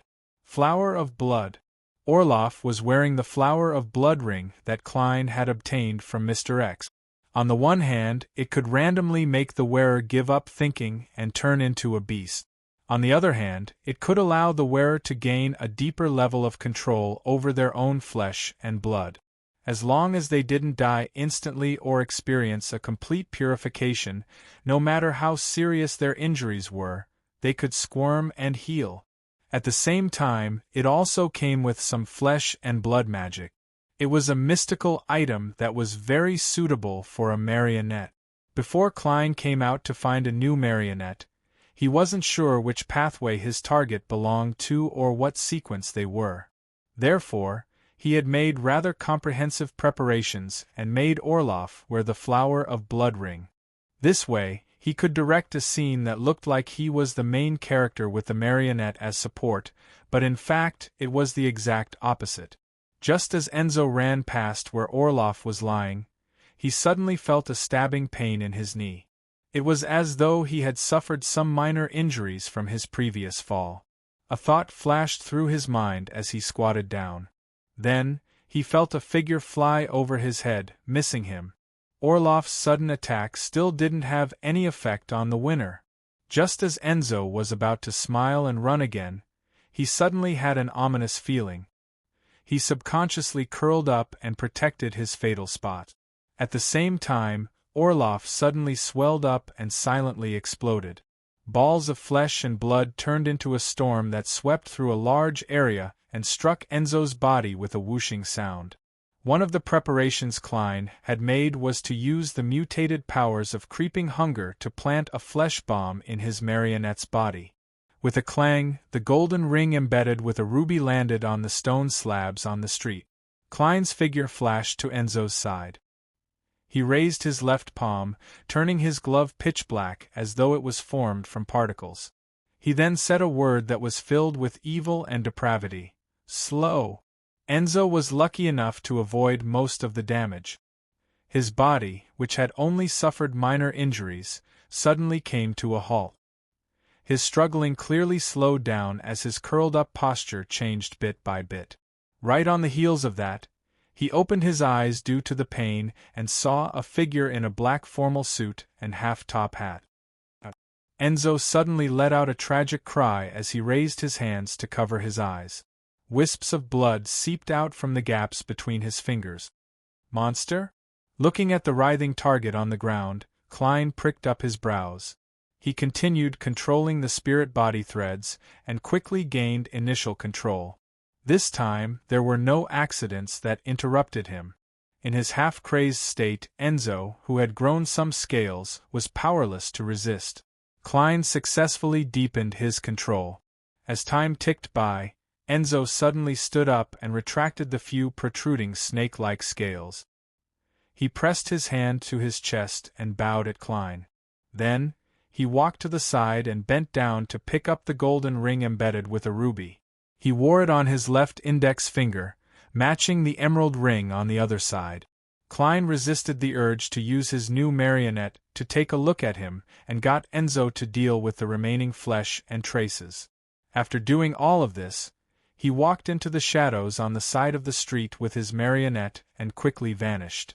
Chapter 934. After a few minutes, Daly Simone and Leonard Mitchell, who had made repeated errors in judgment, finally arrived at the top of the steep staircase. They went down one level at a very slow speed. They cautiously observed their surroundings and were prepared to engage in battle at any moment. However, even when they reached the bottom, they didn't discover anything abnormal. They didn't even find any useful traces. Daly grabbed at the wind again and brought her hand to her ear to listen carefully.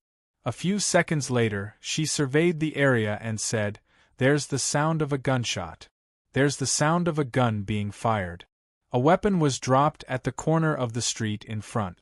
That person called Enzo is dead. Who did it?" Leonard asked in surprise. From his point of view, due to all the mishaps they had experienced, Enzo had already escaped the pursuit. There was no possibility of him being eliminated by the surveillance personnel of Rose School, wiping away any clues. In that case, who killed this suspected Sequence 6 or 5 Beyonder? After all, the Red Gloves had used a sealed artifact to do some anti-divination in advance for their operation tonight. It was unlikely that anyone could have predicted it ahead of time and specifically waited here to hunt the escaping Enzo. Daly shook her head. "I didn't see those little guys. It should be a Beyonder who's good at anti-divination. Perhaps it's Enzo's enemy, and they were planning on taking action tonight." She gave a simple guess before splitting up with Leonard to search the nearby streets to see if they could find any clues that had been missed. Taking this opportunity, Leonard circled to the guardrail of one of the streets and suppressed his voice. "Old man, did you discover anything?" Palaz Zoroast replied after 2 to 3 seconds. "You should have heard a scream just now and changed the direction of your pursuit. That was emitted by Enzo. He seemed to have seen something extremely terrifying and indescribable, something that could directly damage and corrupt his soul body. That was released by Enzo. He seemed to have seen something extremely terrifying and indescribable, something that could directly harm and corrupt his spiritual body." He repeated softly, "That was emitted by Enzo. He seemed to have seen something extremely terrifying and indescribable, something that could directly damage and corrupt his soul body." Something extremely terrifying and indescribable. In the hotel room, Klein teleported back with his new marionette. He then got his marionette to stand by his side as he found a chair to sit down. As he studied the marionette, he sighed. A Beyonder of the monster pathway, but he's still inferior to Senor. He's unable to hide on the surface of the gold coin and carry it with him. He can only follow by its side from his Beyonder pathway. He isn't a core member of the Rose School of Thought, but his sequence isn't low. He likely receives a certain level of importance. That is to say, if I don't disguise him, it'll easily cause me to be targeted by the Rose School of Thought. On the other hand, I can use him as bait to bait. Can of a Beyonder. I can't just a Beyonder can. I can't Rose Church. No, that won't do. I can't be affected by greed. The southern continent is where the Rose School of Thought is active. Once I'm exposed, with how much importance the Mother Tree of Desire places on me, not only will saints come, even angels might directly descend. No, I can't be influenced by greed. The southern continent is where Rose School is active. Once I'm exposed, with the importance the Mother Tree of Desire places on me, not only will a saint come, even an angel might descend. Then, I'll continue using metaphysical methods to find the next marionette. I'll wait for Donis to finish his investigations and for Mr. Aztec to come to me. Klein quickly made up his mind. After combining all sorts of methods, he gained a basic understanding of his new marionette's level and beyonder powers. This was the Fate Pathways Sequence 5 winner. Among them, this Pathways Sequence 9 monster was one with extremely high spiritual perception. They often heard sounds that others couldn't hear and saw things that others couldn't see. Occasionally, they could glimpse scenes of the future and had a keen intuition for danger. Beyonders of this sequence would often fall into a trance-like state, muttering words that others couldn't understand. It was to the point of being treated as a true monster. The corresponding sequence 8 was machine. Beyonders would obtain terrifying calculation abilities and precise control. All aspects of their bodies would be clearly enhanced, making them talented in combat, marksmanship, and other fields. At the same time, they would also possess the powers of divination and anti-divination. Sequence 7 was Lucky or Lucky One. Beyonders at this level would often encounter things like picking up money, drawing a person's body, rolling dice as expected, or having a girl they liked happen to like them. However, they couldn't control it and were passive. Furthermore, this kind of luck wasn't fixed. It had its ups and downs. Sometimes it was especially powerful, and sometimes it was like an ordinary person. Therefore, it was difficult to completely rely on it and had to be restrained. Sequence 6 was Calamity Priest. On the one hand, Beyonders would passively encounter all kinds of calamities, but they could foresee it. They could make preparations in advance and find a way to eliminate or mitigate the effect. On the other hand, they could actively attract different levels of calamities, implicating their targets or enemies. They could rely on their specialty, in luck, to avoid most of the danger and launch attacks in the chaos. To put it simply, they could pull their opponents into an environment where they could best use their strength. Of course, many calamity priests could also make full use of the dangers they encountered to attack their enemies. At the same time, a calamity priest could also create a psyche storm.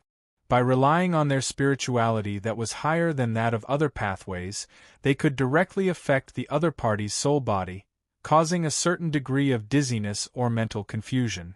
If a calamity priest's enemy entered the latter state, it would be very easy for them to make mistakes, causing the calamity to worsen until it devoured them. And at Sequence 5 winner, Beyonders could control their luck to a certain extent.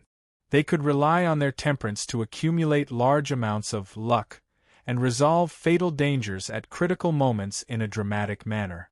From time to time, they could also encounter good things with extremely low probability in their daily lives. For example, due to someone's mistake, they could inexplicably have an inheritance waiting to be inherited. Or, due to a comical reason, they could obtain the favor of an outstanding member of the opposite sex. Or, an enemy they were chasing would be foolish enough to get lost or make a mistake in judgment. At this level, the Beyonders of the Fate pathway had a very strong intuition. Be it divination or anti-divination, they could be considered mysticism experts. In addition, they could also give their enemies bad luck to a certain extent, making their targets become rather unlucky. Beyonders of the monster pathway really go to the extremes. Apart from spirituality and the fate domain, they have almost no other Beyonder powers.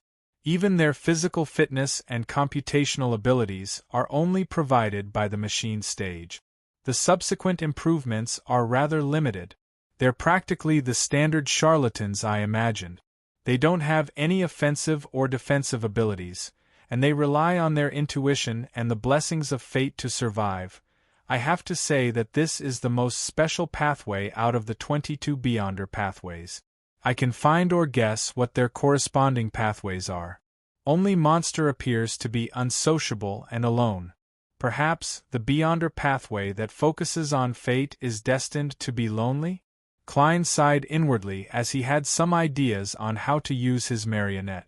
Of course, he still needed to do a divination above the gray fog to see if the passive luck and calamity still existed when the Beyonder was already dead.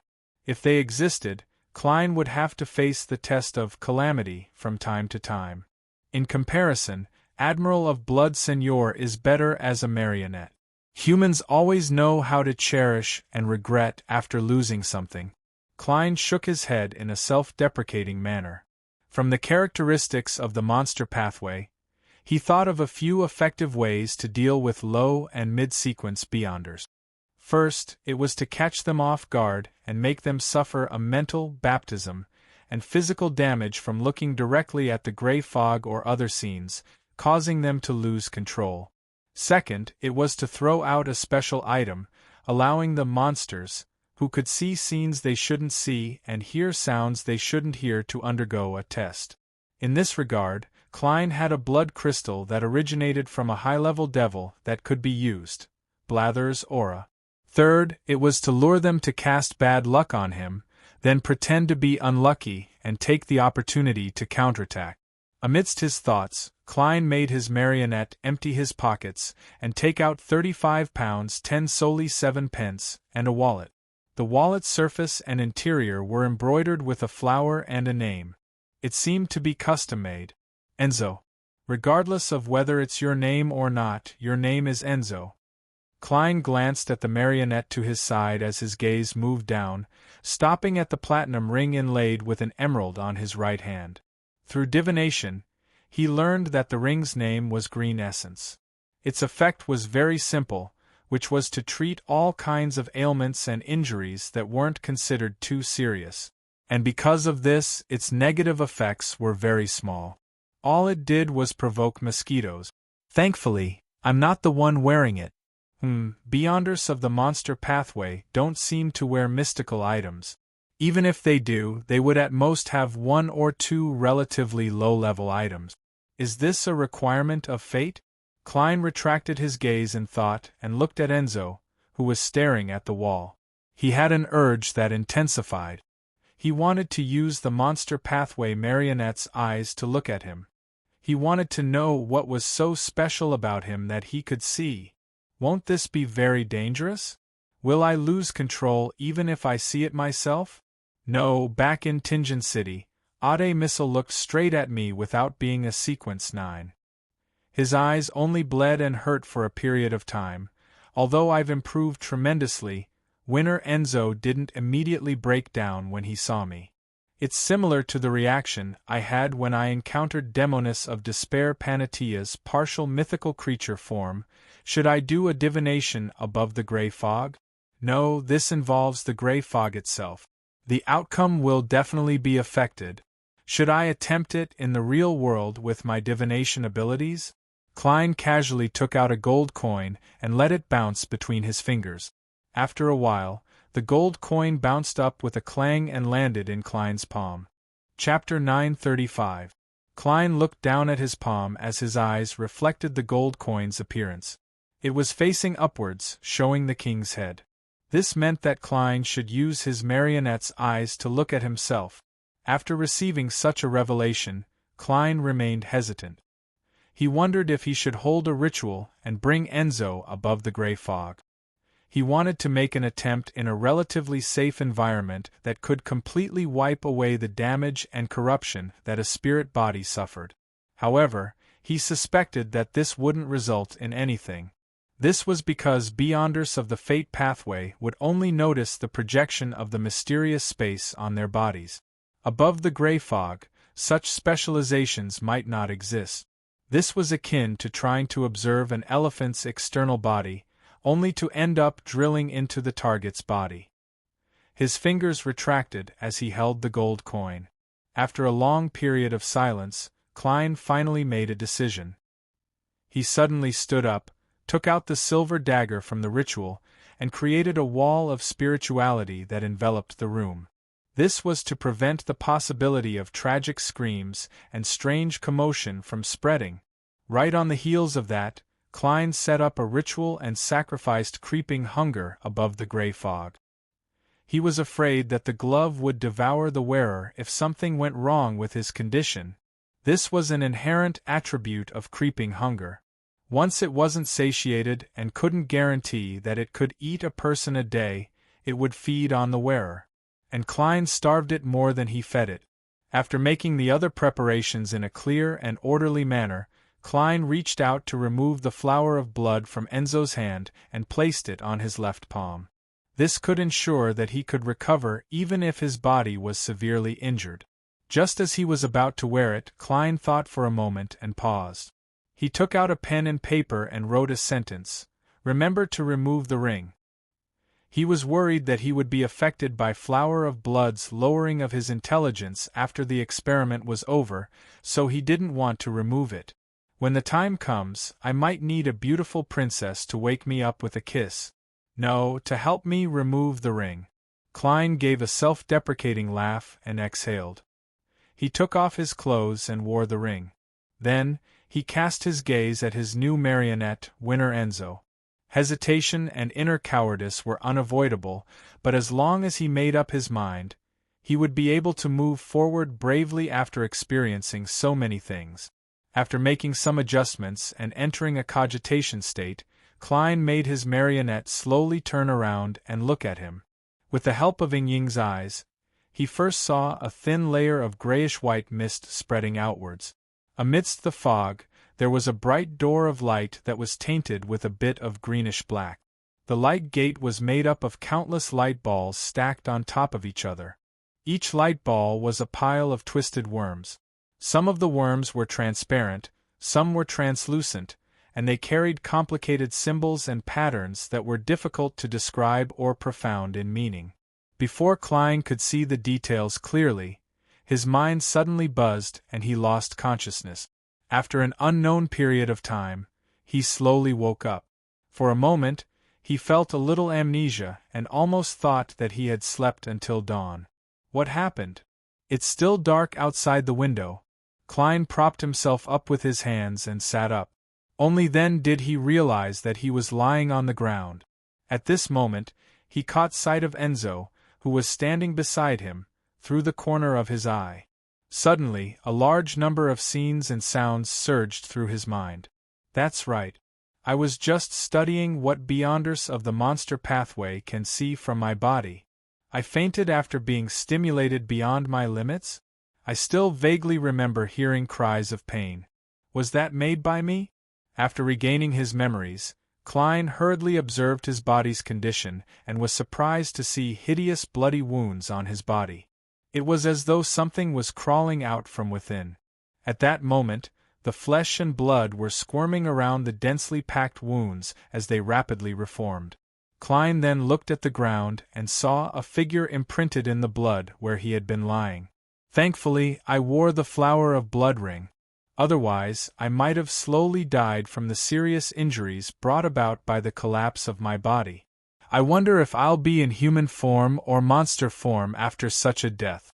Klein raised his hand to rub his temples as he scanned his surroundings. He discovered that the tables and chairs had toppled, but the wall of spirituality hadn't shattered. This made him truly heave a sigh of relief. He was certain that the anomaly had been limited to his body and a very small area around him. It hadn't spread outwards, and from the recovery of his wounds, Klein determined that he had lost consciousness for less than a minute. He picked up a chair and sat down. He felt as though he had forgotten something, but he couldn't recall it. Only when he instinctively cleaned up the scene did he see a piece of paper with the words, "Remember to take the ring." Only then did he come to a realization. He pulled out the golden ruby ring on his left hand. More memories surfaced as Klein shook his head in lingering fear and amusement. Luck is really important at times. If the negative effects of the Flower of Blood had been randomly at its strongest, I might not have been able to recognize words and wouldn't have been able to receive the reminder. Seeing that his wounds had mostly recovered, he got Enzo to wear Flower of Blood again and take off green essence. With the latter's treatment, Klein no longer felt any discomfort. He focused his attention back on the scene he had previously seen, the scene that the Fate Pathway Beyonders had seen on him. A door of light that's dyed bluish-black, countless spheres of light, transparent and translucent maggots that huddle together, mysterious and complicated symbols and patterns that contain a large amount of knowledge, but one that doesn't allow one to receive any feedback. What do these symbolize? This is a mythical creature form that corresponds to the mysterious space above the gray fog, the kind that belongs to a sequence zero true God. Due to the gray fog's obstruction, only beyonders of the fate pathway can see it directly and suffer the impact and corruption. Similarly, it's also because of the gray fog's obstruction that beyonders of the fate pathway don't completely collapse like looking directly at a deity, but they also don't receive any knowledge. Klein thought for a moment and began attempting to use divination to decipher the symbolism behind the scene. The door of light resembles the symbol behind the apprentice's seat, but it also seems to point at Mr. Door. The countless stacked spheres of light are identical to the content of my cogitation, and the latter originates from a certain mythical system constructed on Earth. Was it because my subconscious was influenced to choose a similar memory, or did my choice affect the representation of the scene in the gray fog? The distorted transparent maggots are similar to the blob on the huge throne on the main peak of the Hornacis mountain range, but they're a little different. This belongs to the sequence zero fool of the seer pathway? I can't see the translucent ones clearly, so it's difficult to determine. Also, the bluish-black color on the surface keeps reminding me of the depths of that mysterious space that I can't climb. Standing on the highest step of the stairway of light, I can see that the clouds condensed in midair are a little bluish-black. Klein thought all day but failed to come up with an answer. All he could do was temporarily suppress the matter and analyze it when he had more information and clues in the future. After cleaning up the traces, he took 4 steps counterclockwise and went above the gray fog.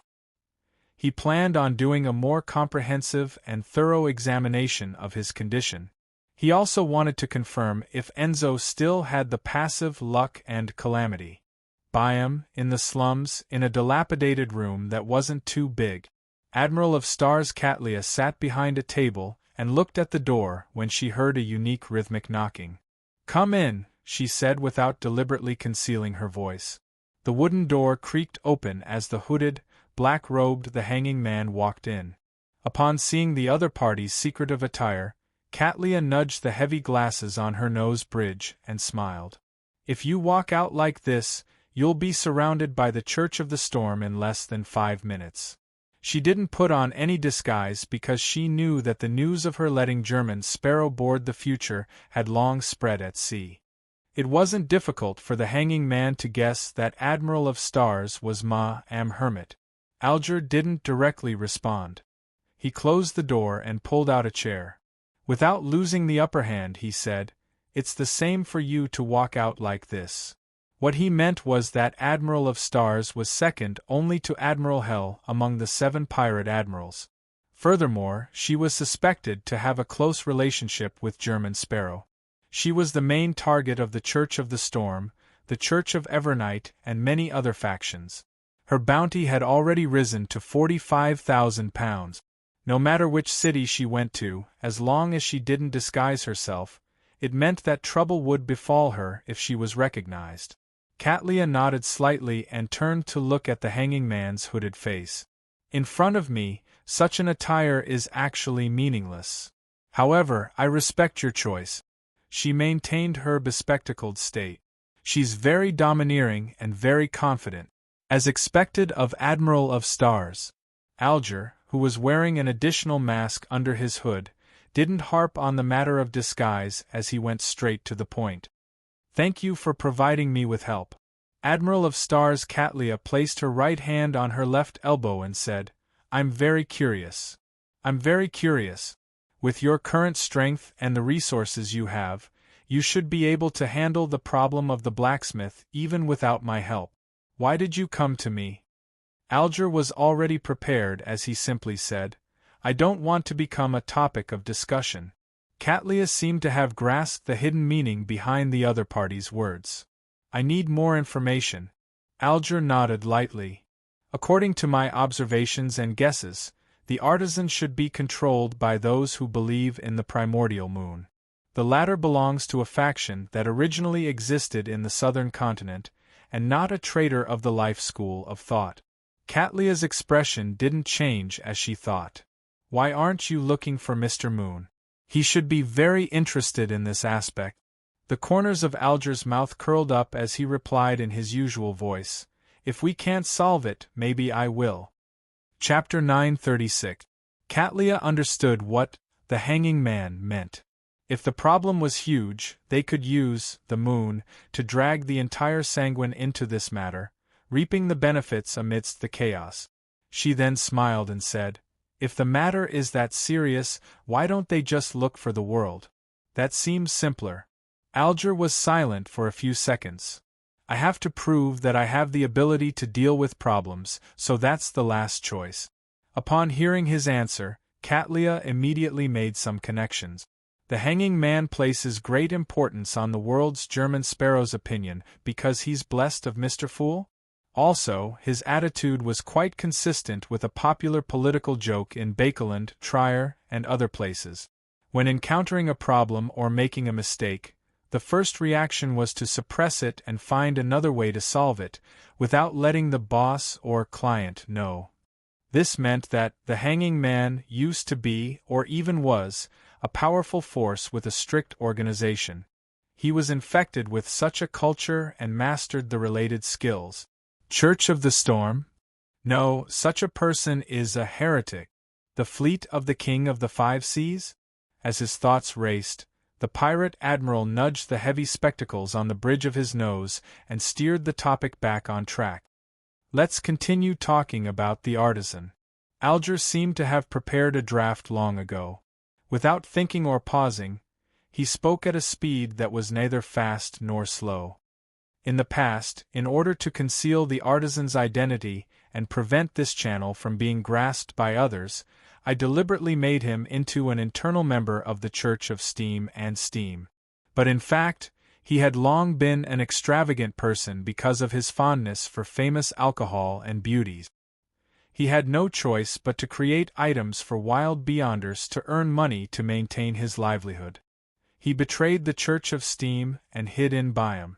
This time, he first contracted a strange disease and was monitored by people of unknown origins. Then, he was controlled by those who suspected to be believers of the primordial moon. He claimed that he had obtained a new life. Catlia listened attentively.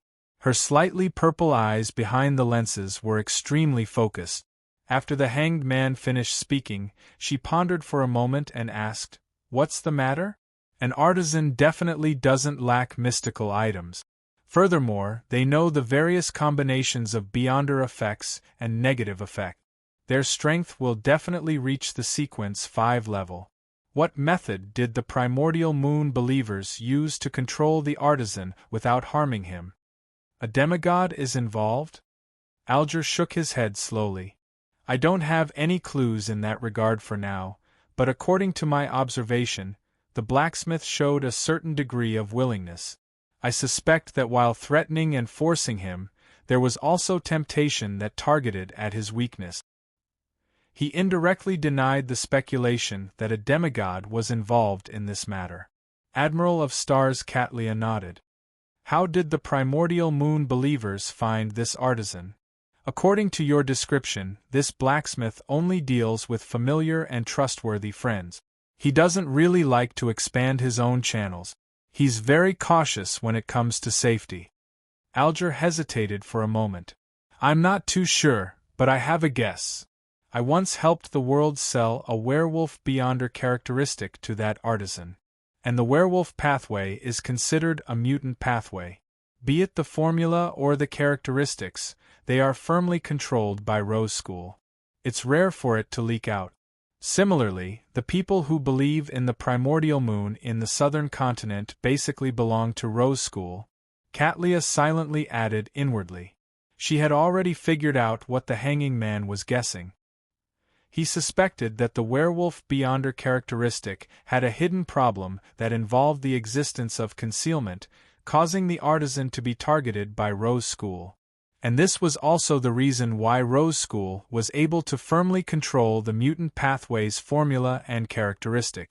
Admiral of Stars Katlia raised a few more questions and received satisfactory answers. Finally, she asked, "What's the artisan's name? What country is he from?" Finally, she asked, "He's from Intis." "He calls himself Charv," Alger replied without beating around the bush. "Charv." Katlia frowned slightly as she repeated the artisan's name softly. "What's wrong with that?" Upon seeing this, Alger went straight to the point. "You've heard of him?" From Alger's point of view, Admiral of Stars was a powerhouse with rich experience and a deep background. She was good at controlling herself. If she didn't wish to discuss Charv, even if she had any doubts or abnormalities, she wouldn't make it so obvious. Based on this judgment, he chose to ask without any hesitation. Katlia fell silent for a moment. "Roselle the Great's eldest son's name is Charles. It's very close to this name." Without waiting for the hanging man to say a word, she continued, "This prince died not long after the emperor was assassinated due to fear and worry. Not long after the emperor was assassinated, the prince died of fear and worry. At that time, the Sauron family hoped to hang and exile his descendants, but the Church of Steam chose to accept them as clergymen." Alger nodded slightly in enlightenment. "You suspect that he's a descendant of that prince?" In Intis, in Fasak, and in most countries in the northern continent, it wasn't rare to use one's ancestor's name or a similar name as one's name. It represented a glorious heritage. Therefore, the more illustrious a family was, the more times they would have a second or third generation. Of course, it was very common for two unrelated people to have the same name. However, Artisan Charv didn't only have one name. He was also from the Church of Steam. He was from Intis, and he had reached the level of artisan.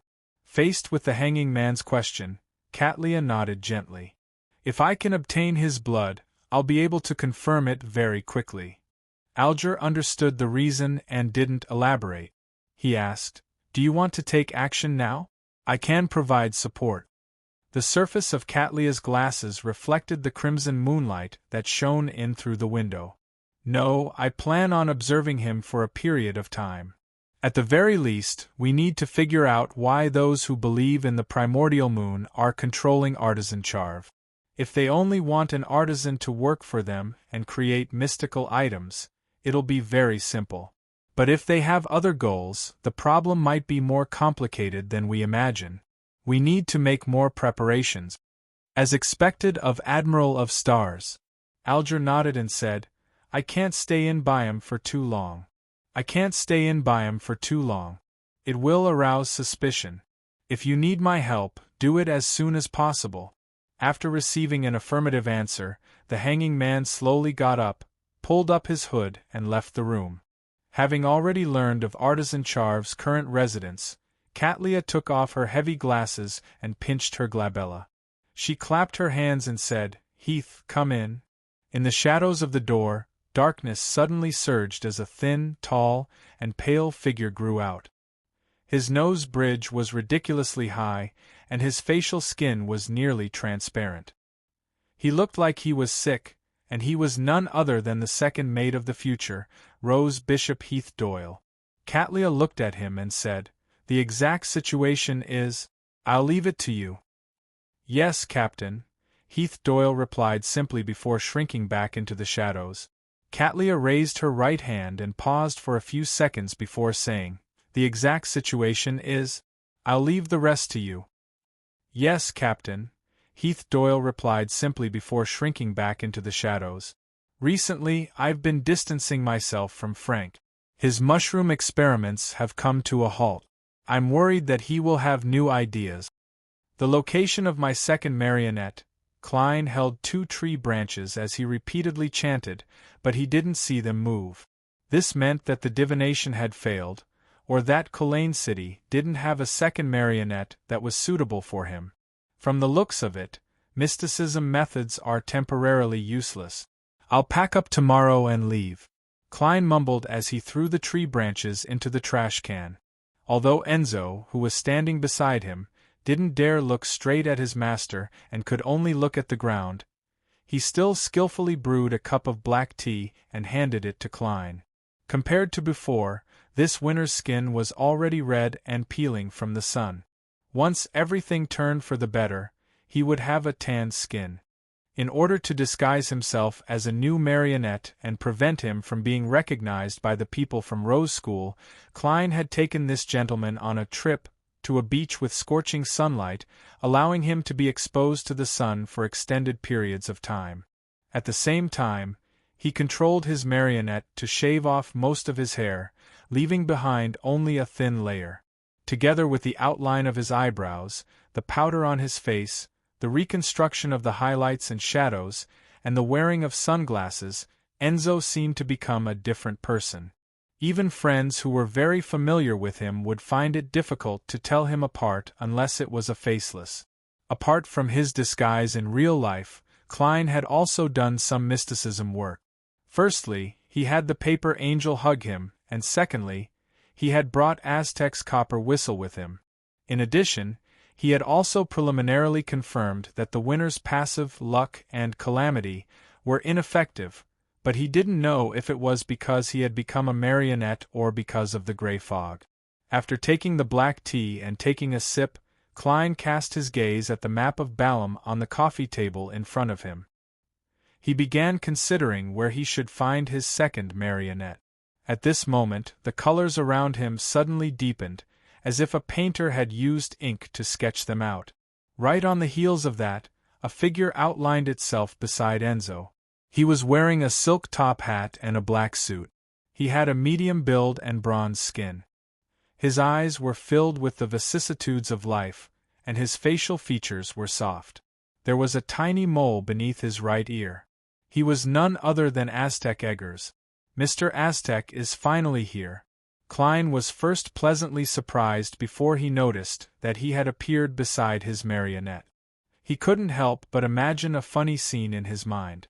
Mr. Aztec, who relied on the copper whistle to locate him, grabbed the shoulder of the person who carried the copper whistle the moment he arrived, and used the spiritual world to teleport away.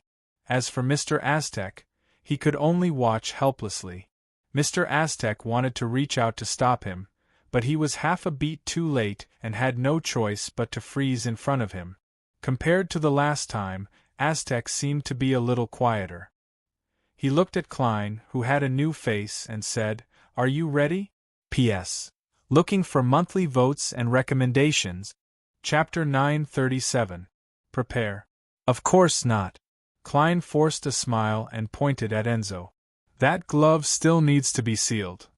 As he spoke, the red and peeling Enzo used his left hand, which was wearing the flower of blood and green essence rings, to remove the human-skinned glove that covered his right palm. This is the creeping hunger. Typically speaking, when Klein wasn't using it, he was inclined to leave creeping hunger above the gray fog. After all, after the glove mutated, its seal had failed. It needed to eat a living person a day, otherwise it would feed on the wearer. However, considering that Mr. Aztec had replied and that he might come over soon, he finally decided to leave creeping hunger in the real world unless there were special circumstances. After all, he had already imagined the scene of Mr. Aztec's arrival. He didn't wish for the following conversation to happen. "Didn't you say that the glove from before needs to be sealed again?" "Yes, wait a moment. I'll head to the washroom." Or, "Are you ready?" "No. Wait a moment. I'll head to the washroom." Just the thought of such scenes and lines left Klein feeling awkward and odd. Even without considering the possibility of Mr. Aztec discovering the gray fog's secret, this would cause his image in Mr. Aztec's heart to slide in an unpredictable direction. Therefore, after obtaining a new marionette and completing the attempt of looking at himself, Klein brought creeping hunger back to the real world to make up for the meal from before. The difference from before was that the wearer was Enzo instead of him.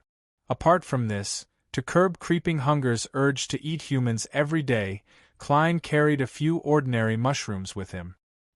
He also made his marionette maintain a distance of less than 5 meters from him. Upon hearing his words and seeing his marionette's actions, Aztec nodded and reached out to receive the human-skinned glove. Klein took the opportunity to take out a few mushrooms from his pocket and threw them into a nearby trash can. But he snapped his fingers, causing the mushrooms to spontaneously burn, turning scarlet red without affecting anything around them.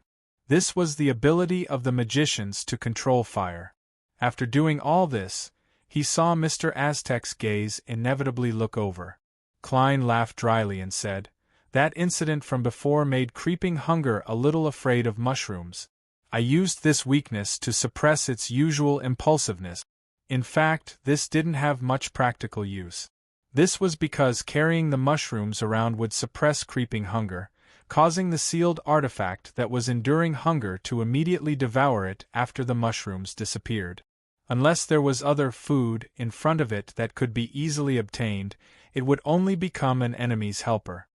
"Mushroom," Aztec muttered to himself as he held the gloves that were starting to be stained with blood.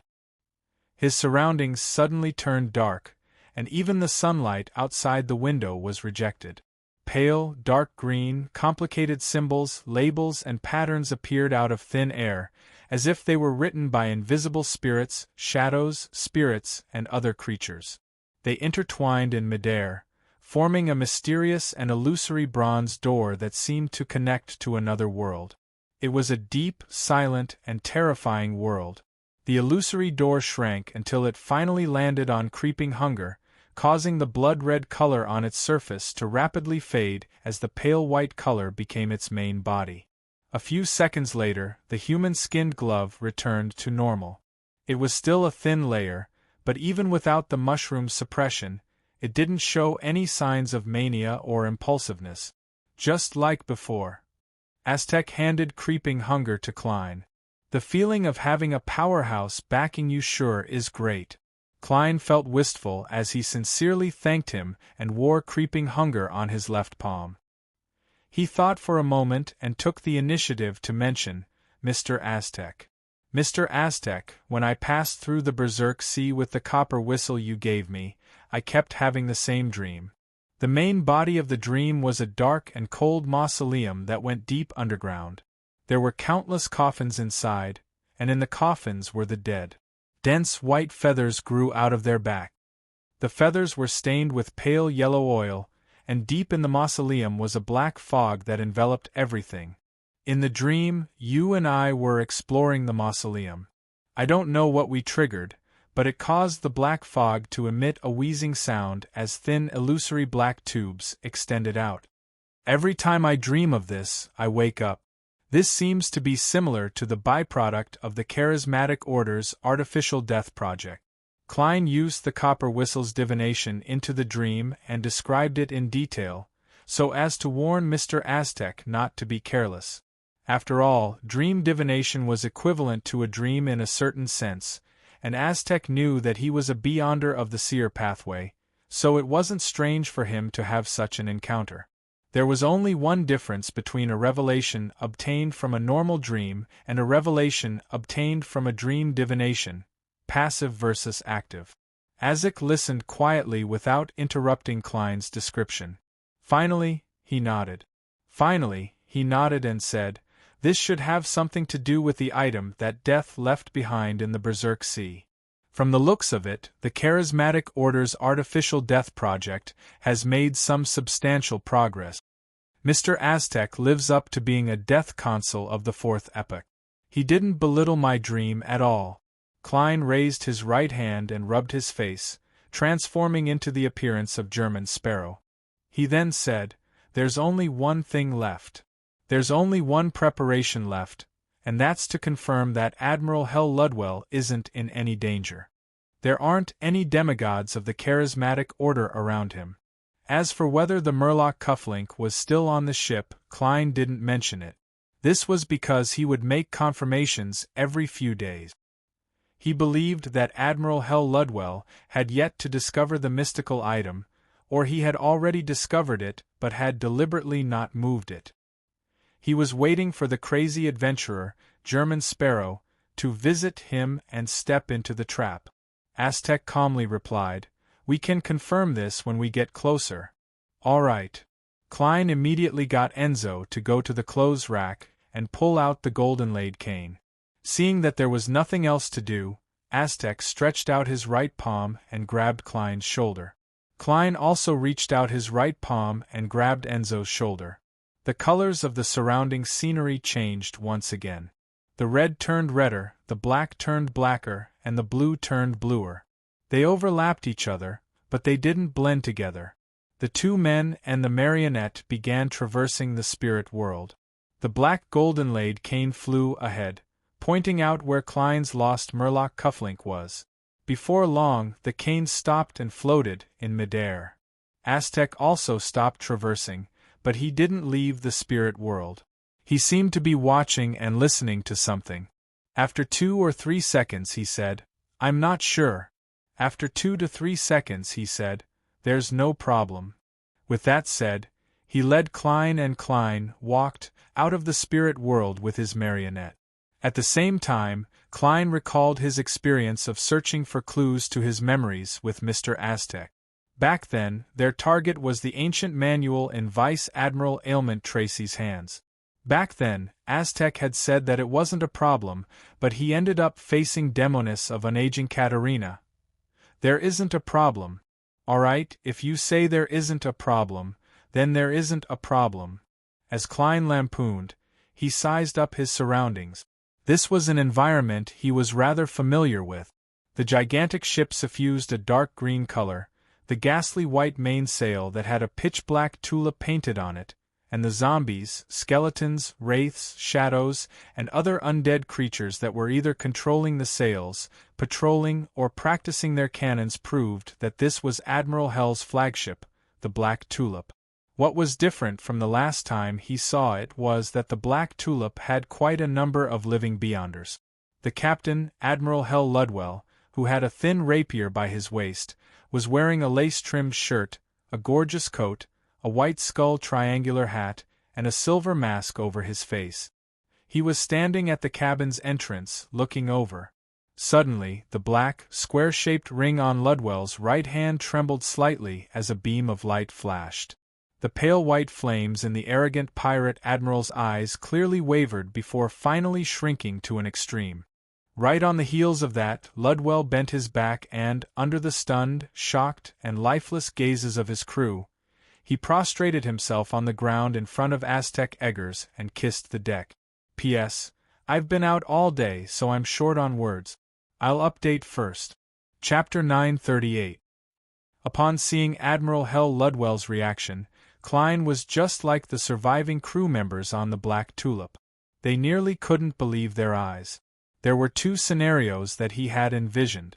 Firstly, Ludwell had sought the help of a demigod from the Charismatic Order to ambush German Sparrow and the Powerhouse backing him. This wasn't impossible. Sequence 7 of the Death Pathway was called Spirit Medium, and they similarly had the ability to foresee the impending danger. Secondly, Admiral Hell wasn't prepared and forcefully resisted, allowing him to be easily finished off by Mr. Aztec. Klein's plan was that if it was the first scenario, Mr. Aztec would deal with the demigod while he hunted Admiral Hell and obtained his second marionette. If it was the second scenario, he would implore Mr. Aztec to watch by the side while he controlled his marionette to fight Ludwell alone. During this process, he would use creeping hunger to hide in the shadows and try his best to stay behind the scenes so as to quickly digest the marionettist potion. To his surprise, Admiral Hell didn't put up any resistance. He prostrated on the ground and kissed the deck, acting as if he was Aztec's most loyal and humble servant. How am I supposed to fight like this? Klein looked ahead in a daze, unsure if he should say anything, and the entire ship was silent. Aztec raised his hand to press down on his silk top hat as he unhurriedly walked towards the prostrating Ludwell. 1 step, 2 steps, 3 steps. He stopped in front of Admiral Hell Ludwell and said with a deep voice, "That's not the case." He said with a deep voice, "How far has the Charismatic Order's artificial death project progressed?" Ludwell's forehead was pressed to the ground as he hoarsely replied, "Artificial death, How far has the Charismatic Order's artificial death project progressed? Artificial death can already actively influence high-sequence Beyonders who have failed their advancement, but it's still unable to respond to prayers and rituals. After describing, he raised his upper body slightly and took off the black square ring on his right hand. He held it with both hands and handed it forward. Silently, the ring seemed to be carried by countless spirits as it flew up and landed in Aztec's palm. Aztec studied it for a few seconds before picking up the ring and wearing it on his left index finger. Suddenly, a terrifying and indescribable feeling of being high and mighty emanated from his body. The zombies and skeletons that were either naked or wearing tattered leather armor knelt down on one knee and lowered their heads, as though they only dared to look at his boots. The wraith and shadows also fell to the ground as they stuck close to the deck. None of them floated in midair. The other pirates on the ship plopped to the ground as they buried their faces into the deck, not daring to raise their heads. Klein stood on the other end, looking at Mr. Azek's back and the empty scene. He opened his mouth, but he didn't say a word. Aztec took 2 steps forward and came to Hell's side, and said to Klein, Aztec's master. You will be his marionette for a year. When the time is up, you can return to the spirit world. Aztec said these words calmly, as though it didn't involve Admiral Hell's life or future. Or perhaps it was a trivial matter to him. He didn't need to care about the feelings and thoughts of the person he was commanding. Ludwell's body trembled violently as though he was angry and indignant. However, he ultimately didn't raise his head as he continued sticking his forehead to the deck. Yes, exalted Death Consul. Just as he said that, mysterious symbols that were pale white and dark green protruded out one after another. They intertwined together, forming an illusory bronze door. The bronze door rapidly shrank and landed on Admiral Hell's forehead before burrowing in. Klein watched in astonishment and confusion until Mr. Aztec nodded at him and pointed at Admiral Hell. Only then did he move forward in a daze and enter the 10-meter range. He began controlling Ludwell's spirit body threads. The pirate admiral wanted to bounce up several times and wave his arms, but he failed to do so. Soon, his thoughts turned sluggish as he subconsciously struggled. After a while, the silver-masked Admiral Hell Ludwell stood up. He lowered his head and retreated to Klein's side, flanking Winner Enzo. Azek watched in silence. Finally, he slowly said, "That's right." Finally, he slowly said, "In the death pathway, high-ranking Beyonders have a strong suppressive effect on low-ranking Beyonders. I can infer that back when I threw out that copper whistle of yours, even a Sequence 5 Admiral Hell was unable to control his undead creatures." Klein nodded gently, indicating that he had memorized this matter. Right on the heels of that, a zombie that had rotted in several spots crawled up.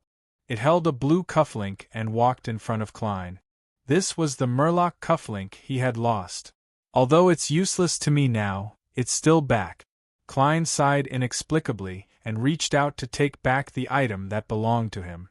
Then, he saw Mr. Aztec walk back and reach out to grab his shoulder. He hurriedly reached out his hands and grabbed the shoulders of the 2 marionettes, Enzo and Ludwell. All the colors became rich, bright, and overlapping. Klein, who had already entered the spiritual world, instinctively asked, "Mr. Aztec, where are we going now?" "The Berserk Sea," Aztec replied calmly. He paused for a moment, then added, "Give me that copper whistle." "All right." Klein made Enzo take out the iron cigar case and take out the ancient copper whistle inside. Aztec took it and said in a low voice, "My intuition tells me that with the ring left behind by the Grim Reaper, the copper whistle, and me, we should be able to find the place where the Grim Reaper fell in the Berserk Sea." Klein subconsciously said, "That's right. My dream tells me that it's very dangerous there. Maybe we should first look for the members of the Charismatic Order, who are obsessed with the Artificial Death Project, and get more detailed information from them before making a decision." Aztec was silent for a few seconds. "There's a voice calling out to me." Klein turned his head and looked at Mr. Aztec. He saw this man with soft facial features, bronze eyes, and a face that had been through the vicissitudes of life. His facial features were taut, and there was no extra curve at the corner of his mouth. One color after another flashed past as Azek quickly brought Klein into the berserk sea where the pitch-black storm swept through and dark lightning streaked across. At this moment, the dark and gloomy square-shaped ring and the exquisite brass whistle flickered at the same time, illuminating Aztec's face. This death consul that had survived since the fourth epoch closed his eyes and silently listened to the unknown cries. Then, he clenched his right hand. All the scenes in the nearby spirit world collapsed inwards, turning into a dark vortex that spun slowly with no end in sight. The vortex suddenly expanded, swallowing Aztec, Klein, and the two marionette. Klein suddenly felt a strong sense of dizziness as he nearly vomited on the spot. After an unknown period of time, he recovered and realized that he was already in a dark and cold mausoleum. Around him were open coffins, and in the coffins were rotting corpses with white feathers on their back. Although I've warned Mr. Aztec, I still ended up here. Klein was taken aback for a second as an irrepressible sense of helplessness surged in his heart.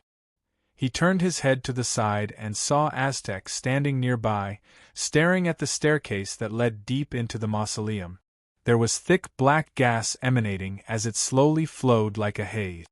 What's hiding there might very well be an artificial death. Klein couldn't help but remind him. The lines on Azek's face were no longer as tense as before. The corners of his mouth curled up slightly. The previous slumber made me recall even more things. I saw myself sitting on the throne of skulls. I saw the Beyonders and ordinary people who had collapsed in front of the throne. They didn't do anything wrong, but they suddenly died just like that. Then, one by one, they crawled up and turned into pale undead creatures that pledged their loyalty to me. And I just stared at it coldly, without any emotional fluctuations, and let the disaster spread to the countryside, to the city. This makes me feel like I'm not myself, but I also know that this might be my true self. The death consul from the fourth epoch's Balam Empire? Klein's mouth quivered before he tightly pursed it. Azek raised his hand to rub his temples, and he continued in a calm tone. I feel like I'm heading in this direction. P.S. I'll update first and then revise later. I'll be back to normal tomorrow. The main thing is that I got up at 6:30 a.m. yesterday and left the house. I really couldn't finish the draft at night, so I went to bed very early. Chapter 939. Without waiting for Klein's response, Aztec, who was staring deep into the mausoleum, continued, I still remember the first time I died and was resurrected. I still remember the first time I died and came back to life. I was lying in a pile of pale corpses, and I stood up shakily. I was terrified, not knowing what had happened, and not knowing where I was. Before the church members collected the corpses for purification, I stumbled out of the place. I traveled through the wilderness, villages, and cities like a wandering ghost. I couldn't remember who I was or where I came from. During that period of time, no matter where I went, I could hear cries. I saw priests presiding over a large number of burial rituals. I felt that sorrow permeated every corner. Later, I happened to save a noble lady and entered her manor. She was a sunny and cheerful girl, but I was like a wild beast that had come out of the forest. I was sensitive, suspicious, self-abased, afraid, and often showed a cold, indifferent, cruel side that didn't conform to human morals. She was very curious about me. No matter how I avoided her or how I did something bad, she would approach me and use her smile to infect me. She would use interesting things to influence me. Unknowingly, I got used to her teasing and her existence. We secretly got together. She was very worried, afraid that her father wouldn't agree to her marrying a former tramp who was now a servant. Seeing her smile tainted with sorrow, I felt my blood boil for the first time. I impulsively told her that I was leaving, but I would return with a title and a garland for my bride. I joined the army and became a knight. I raised a 3-meter-long lance and charged at the enemy. In the chaos that remained in the northern continent at the end of the fourth epoch, I became a baron and had my own fief. I followed my promise and married my bride with the king's edict, my family's emblem, a knight's ribbon, and a garland I made myself. At this point, the expression on Aztec's face gradually softened, as though he was reminiscing about something. Even the corners of his mouth had unknowingly curled up. Klein's heart stirred when he heard that, as though he was seeing the familiar Mr. Aztec again. What happened next? He carefully guided him. Aztec looked ahead and said, Later, we built a castle in our fief and had a child. Later, we built a castle in our fief and had a child. It was a boy, and he grew up very quickly. It was foreseeable that he would grow up to be very tall and sturdy. He liked to fight and would always run around with a broadsword. He said that he wanted to become a knight. I thought that this was just a child's hobby and that it was difficult to persevere. But even after he broke his leg and knocked his head, he didn't give up practicing. He believed that I wouldn't see him if he hid in his room with a twisted expression while covering his wound. He underestimated his father. The entire territory's spirits were secretly working for me. Year after year, I recovered more and more of my memories. My wife always complained that the castle was too dark and wanted to go to a sunny and warm place. I satisfied her request, but it wasn't until a long time later that I understood that it wasn't that she hated living in the castle, but that she was afraid of the changes that were happening to me. She was afraid that I would become colder and stranger. She didn't tell me about these things. She still got along with me like she used to. We had a beautiful life by the seaside in the south, and we even wanted to have another child. Unfortunately, we didn't succeed. Only when I had a premonition that my next death was near did we return to the fief and the castle. My eldest son, that boy, told me that he wanted to head to Bakeland and become the attendant of the viscounts and counts, starting his own path as a knight. I asked him, why did he have to make such a choice at the age of 10? He answered me because I was his idol and role model, and he wanted to become a knight and a noble like me, relying on himself instead of his father and mother. Back then, I had already recovered most of my memories. Facing this child, I always felt a little awkward, distant, and uncomfortable. But when I heard his answer, I still felt an indescribable joy, satisfaction, and pride. This was my child, a child completely different from the blood descendants I left behind in the Balam Empire. Klein knew that Mr. Aztec was referring to his identity as the first Baron Lamud, and the child that made him proud and satisfied had been poisoned and murdered in his later years or middle age. He was nailed to death in a coffin, and even his skull had been taken away by Zanguil. Aztec's eyes turned adrift as he said, I died once again and woke up in a daze. I died again and woke up in a muddle-headed state. I instinctively left my fief and wandered to other places according to my previous arrangements. In every life, I had a different life in the beginning.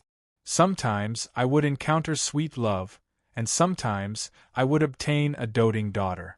That kind of love, helplessness, and satisfaction that came from the bottom of my heart made me, who was gradually regaining my memories, stunned, puzzled, and conflicted. There was one time when I was a filial son. I brought my parents' pride, a beautiful life, and adorable grandchildren. But when I woke up and found myself, I remembered that in my previous life, I had ignored their real son's death on the battlefield and occupied this identity. On the one hand, I felt pain and guilt, but on the other hand, I believed that it was nothing, just a trivial matter. My heart seemed to split into two. Back then, I had a mask that allowed me to transform into anyone, but I lost it after one of my awakenings. Perhaps I lost it on my own accord. Klein recalled Mr. Azek's mention of a daughter who liked to ask for candy from him. After some deliberation, he said, "That's right." After some deliberation, he said, "I believe that you aren't suffering from a split personality, but rather you are struggling with a crazy spirit. After losing your past memories, you, who have repeatedly begun a new life, are kind, passionate, and filled with emotions. The closer you are to your present life, the more this will be reflected. This might be the real you, the essential you. And during your time as a death consul, you were affected by the tendency to lose control contained in the beyonder characteristic. You were also affected by the influence of death from a high position. I heard that he had already gone mad after the War of the Four Emperors. Klein's words actually didn't have much basis. This was because he only knew a few parts of Aztec's life. Baron Lamud, a father who made a swing for his daughter, a filial child, and a gentle and friendly history teacher. His goal was to provide a guess, a possibility, to help Mr. Azek resist the death consul personality that had returned with his memories. He wanted Mr. Azek to face his past, so as to reach some sort of reconciliation with himself and become less cold-hearted. And as he spoke, he suddenly had a new idea. Without waiting for Aztec to digest what he had just said, he hurriedly asked, "Mr. Aztec, do you know about anchors? The anchors that the gods and angels use to stabilize themselves, preventing their beyonder characteristics from losing control and being dragged down by their crazy nature?" "Yes." Aztec retracted his gaze and nodded. Klein wasn't too sure, but he said in a rather certain tone, "Perhaps the new life that you've gained from losing your memories time and time again is your anchor to resist madness and losing control. Don't abandon them. Don't forget them. That's who you are." After saying that, Klein silently added another sentence in his heart. "Anchor." Aztec repeated the word, his expression thoughtful and puzzled. After an unknown period of time, he suddenly sighed and said, "This might be an explanation. At the very least, the splitting and conflict at the level of my mind isn't that intense. However, since I've already come this far, I still have to head deep into the mausoleum to see what's hidden there. Why is it calling out to me, and what caused me to repeatedly die and revive, losing my memories again and again before gradually regaining them? This has troubled me for more than 1,000 years. It has troubled me over and over again in my life. I believe I should be able to obtain an answer today." His eyes slowly turned sober. His tone appeared gentle, but it was filled with indescribable determination. Klein wanted to stop him, but after opening his mouth, he pursed it again. Aztec pressed down on the half-top hat on his head and didn't turn his head. He smiled warmly and said, "Remember to close your eyes." With that said, he walked forward and walked down the flight of stairs, heading deep into the dark mausoleum. The black fog that permeated the area didn't let out any more gasps as it slowly dispersed in all directions. Bit by bit, the illusory object entrenched at the bottom appeared. It was a feathered serpent that was so large that it seemed to occupy an island. It had huge scales that were dark green and black. Feathers that were stained with pale yellow oil grew out of the gap. Above each feather, there were thin, illusory black tubes extending out. This exaggerated feathered serpent was both illusory and real. Its more concrete form was indescribable, as though it had a composition that humans couldn't understand. Its eye sockets burned with pale flames, and its face was a human's face. The face had bronze skin and soft facial features. There was a tiny black mole below its right ear. It was clearly another Aztec Eggers. P.S. Update first before making changes. Also, the new version of this chapter seems to have a very strong delay. Chapter 940. Upon seeing the feathered serpent entrenched in the depths of the black fog and the face at the top of its mountain-like body, Aztec was first taken aback before his forehead twitched. It was as though someone had struck his son acupoint with a chisel, splitting his head into two. Amidst the intense pain, a series of disjointed images suddenly popped up in his mind. It was a feathered serpent's face that looked identical to him. Even the minute details were identical. It was a silent land with countless pale corpses. It was a cloud formed from the skulls of different races that floated in midair. It was a pitch-black segmented tentacle that drilled out of the ground. At the tip of the tentacle were eyes that resembled dead fish. He was forcefully pulled out of his transparent spirit body. After these flashing scenes, a pair of pale white eyes with flames that were about to be extinguished looked over. A white feather that was stained with pale yellow oil fluttered down, slicing Aztec's transparent spirit body into two. A portion of it suddenly flew up and entered the cloud of skulls, while the remaining portion fused with a golden accessory that appeared out of thin air. Amidst the pale white flames, it returned to its body of flesh and blood. This scene was like Thor's sledgehammer, striking Aztec's mind again and again. He could no longer endure the pain as he raised his hand to cover his head. His knees gradually went limp as he knelt on the stairs. He finally recalled everything and understood the reason why he kept dying and reviving, as well as the reason why he kept losing his memories and regaining them again and again. His soul wasn't complete. Similarly, Aztec also understood why the feathered serpent deep in the black fog that suppressed the entire space had the same face as him. That's him. That's another Aztec Eggers. And all of this stemmed from a hidden attempt by death before he perished. With the suturing of the soul, there was naturally the splitting of the spirit. At that moment, the crazy and powerful death seemed to have foreseen his end. Unwilling to die just like that, he secretly split up his child, the Balam Empire's death consul's soul. He took away half of it and used an item as a replacement to sew it together with Aztec's soul. It was unknown if it was Death's deliberate arrangement or if it was the unintentional influence of the Charismatic Order's artificial death project, but the half of Aztec's soul that had been taken away had fused with artificial Death's goal, the uniqueness of his pathway. This allowed the latter to obtain a certain level of instinct and began to actively influence high-sequence beyonders of the corpse collector pathway who had failed their advancement. As for the other half, although there was a replacement and it was no longer incomplete, due to the incomplete soul, it could only die and be resurrected again and again, just like a sequence for undying. And under the influence of the golden accessory in his body and the call of the other half of his soul, Aztec, who began a new life, would gradually regain his past memories with the passage of time. In the past, Aztec had attempted to figure out the reason, but due to the natural recovery of most of his memories, he was already very close to death again and again. He didn't have the time to explore it. Furthermore, the Charismatic Order's artificial death project had only been proposed a few centuries ago. It was only recently that there were preliminary results, so he had never found an answer. Whoosh, whoosh, whoosh. At some point in time, Aztec's hands had left his head and were propped up on the stairs below. Following that, an inhuman sound came out of his throat. Beads of sweat rolled down his forehead and hit the stone slabs in front of him, staining them with a layer of pale yellow oil stains and producing fine white hair.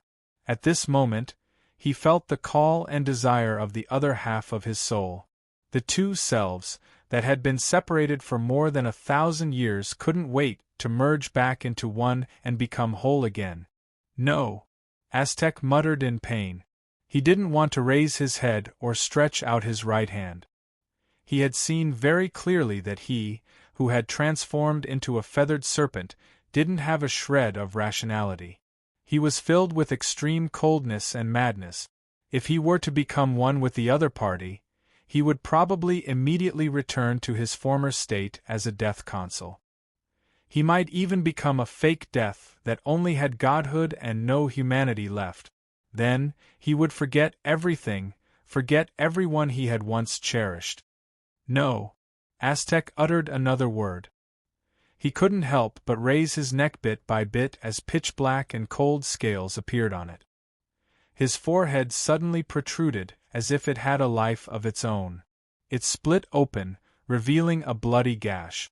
A golden beam of light appeared out of nothingness and took form in his flesh and blood.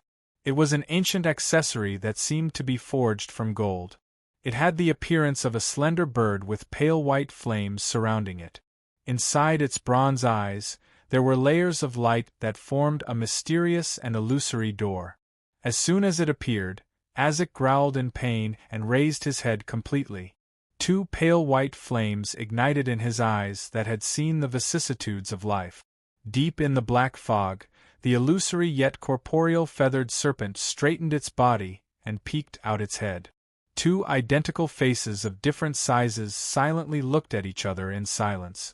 Amidst the four pale white flames, Aztec, who had his hands on the ground, struggled to stand up bit by bit with a warped expression. He slowly walked towards the feathered serpent that was known as artificial death. As he approached, the entire mausoleum began to tremble. The surroundings turned transparent as it reflected a world with countless skeletons and shadows. Bloody arms, bluish-black vines with baby faces, and slippery tentacles with dead fish eyes or 2 rows of sharp teeth tore through the boundary between the real and the illusory. They reached into the mausoleum, but they stuck to the ground, not daring to move. East Balam, Colane City. Daily Simone, who was rushing to her next target, suddenly stopped in her tracks as she raised her hand to the side of her head. "What's wrong?"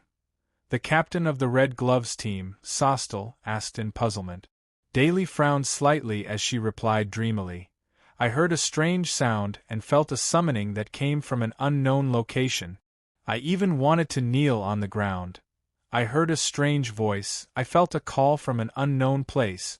I even wanted to kneel on the ground." Just as Leonard Mitchell shook his head, he heard the slightly aged voice in his mind say, just as Leonard Mitchell was shaking his head, he heard the slightly aged voice in his mind say, "Look in the direction of the Berserk Sea."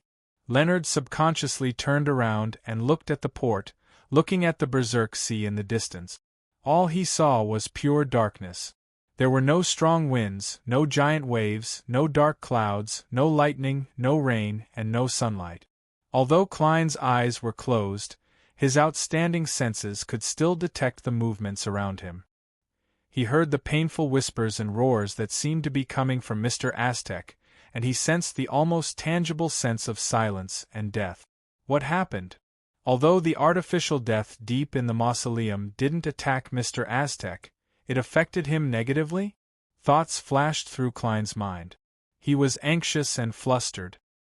His spiritual intuition told him that what was about to happen wasn't something he wanted to see.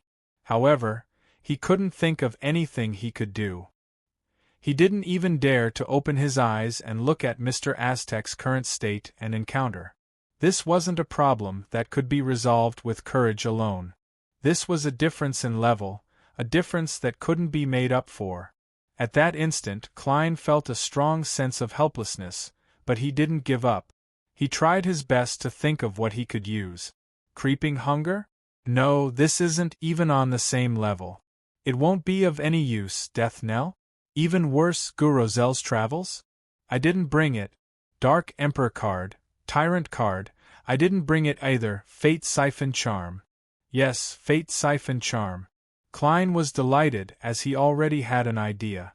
That was to use the Fate Siphon Charm to temporarily swap his and Mr. Aztec's fates, allowing him to suffer the effects of artificial death in his place.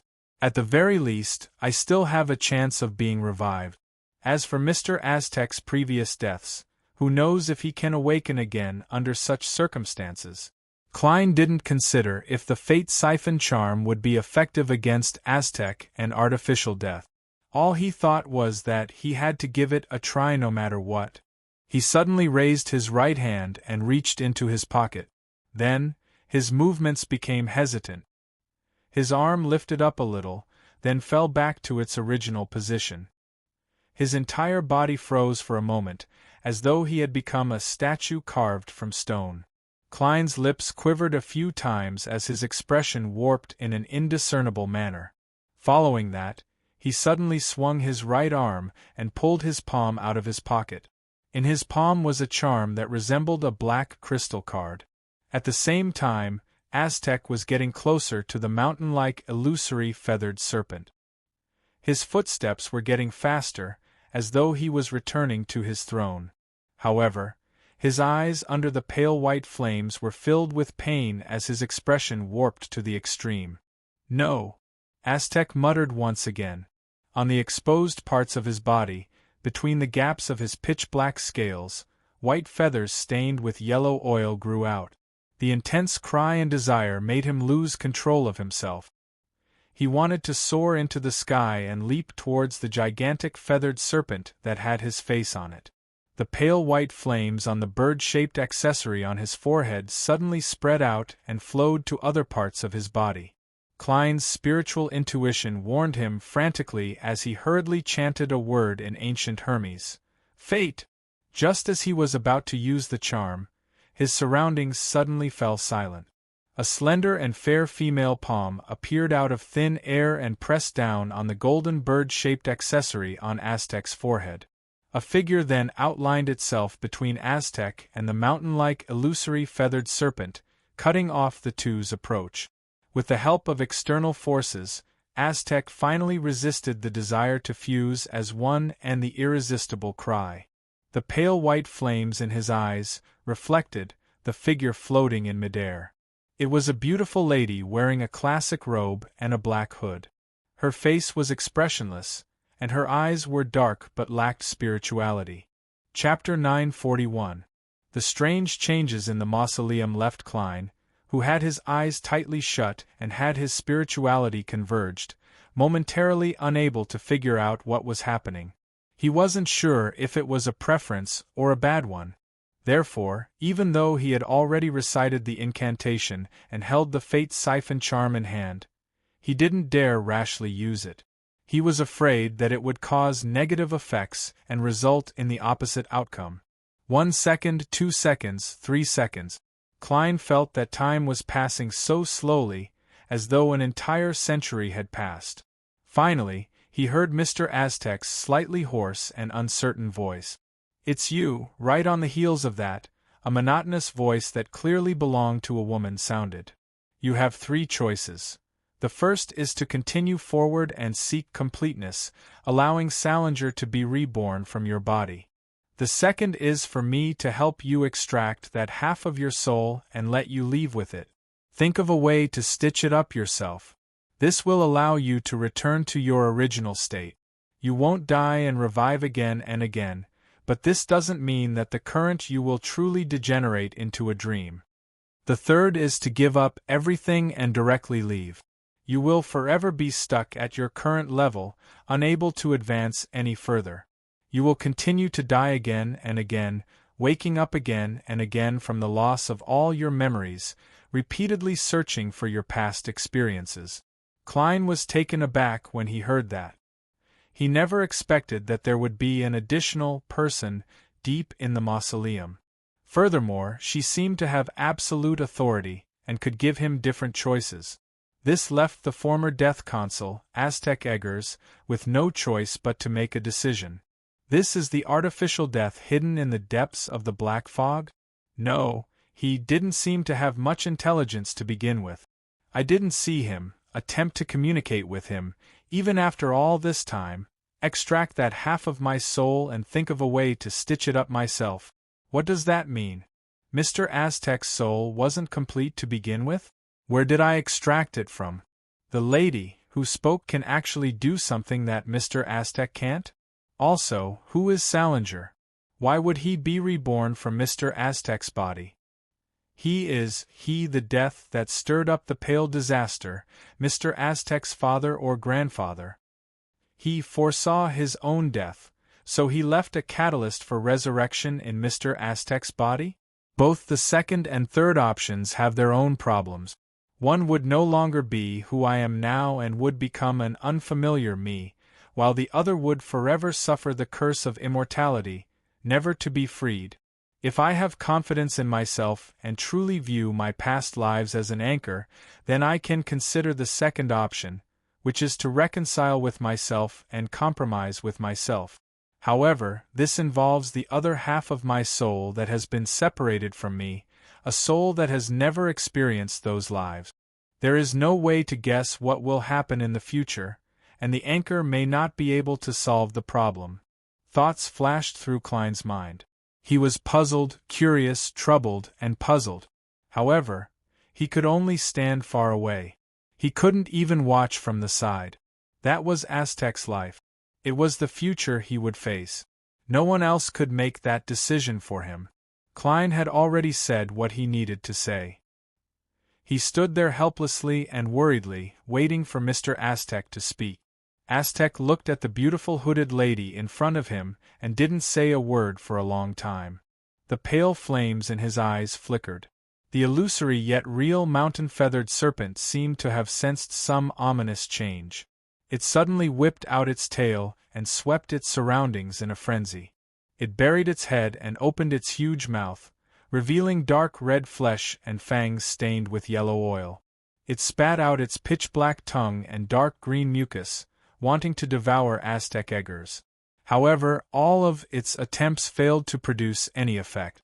It seemed to live in another world. Amidst the unsettling silence, Aztec raised his right hand, rubbed his temples, and smiled calmly. He smiled calmly and said, "Perhaps I'm already used to my present life. I choose the third option." Just as he said that, the hooded lady opposite him clenched her fist and tightly gripped the bird-shaped golden accessory. Then, she slowly retracted her arm and pulled the ancient item out from the crack on Aztec's forehead. Aztec's expression warped once again, as though he was enduring unimaginable pain. Every drop of his blood and every muscle had a tiny bit of spirit seeping out, interweaving into a transparent soul body. This soul body looked complete, but it was filled with a sense of disharmony and contradiction. This was because half of it was golden in color, from its eyebrows and eyes to its limbs. It had an ancient beauty to it. As the bird-shaped accessory was pulled out, Aztec's translucent spirit began to split in the middle, inch by inch, as though someone was peeling off his skin alive with a knife. His throat produced an inhuman hiss once again. It made the distant Klein's head feel dizzy and stinging, as though steel needles were stirring crazily in his brain. In just a few seconds, Aztec's spirit body was completely split into two.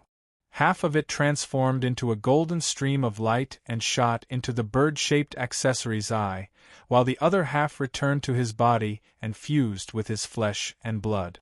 The two pale white flames in Aztec's eyes were extinguished as the white feathers and pitch-black scales that grew on his body receded. The warped expression also eased, no longer looking as hideous. His face turned slightly pale and translucent as his forehead twitched.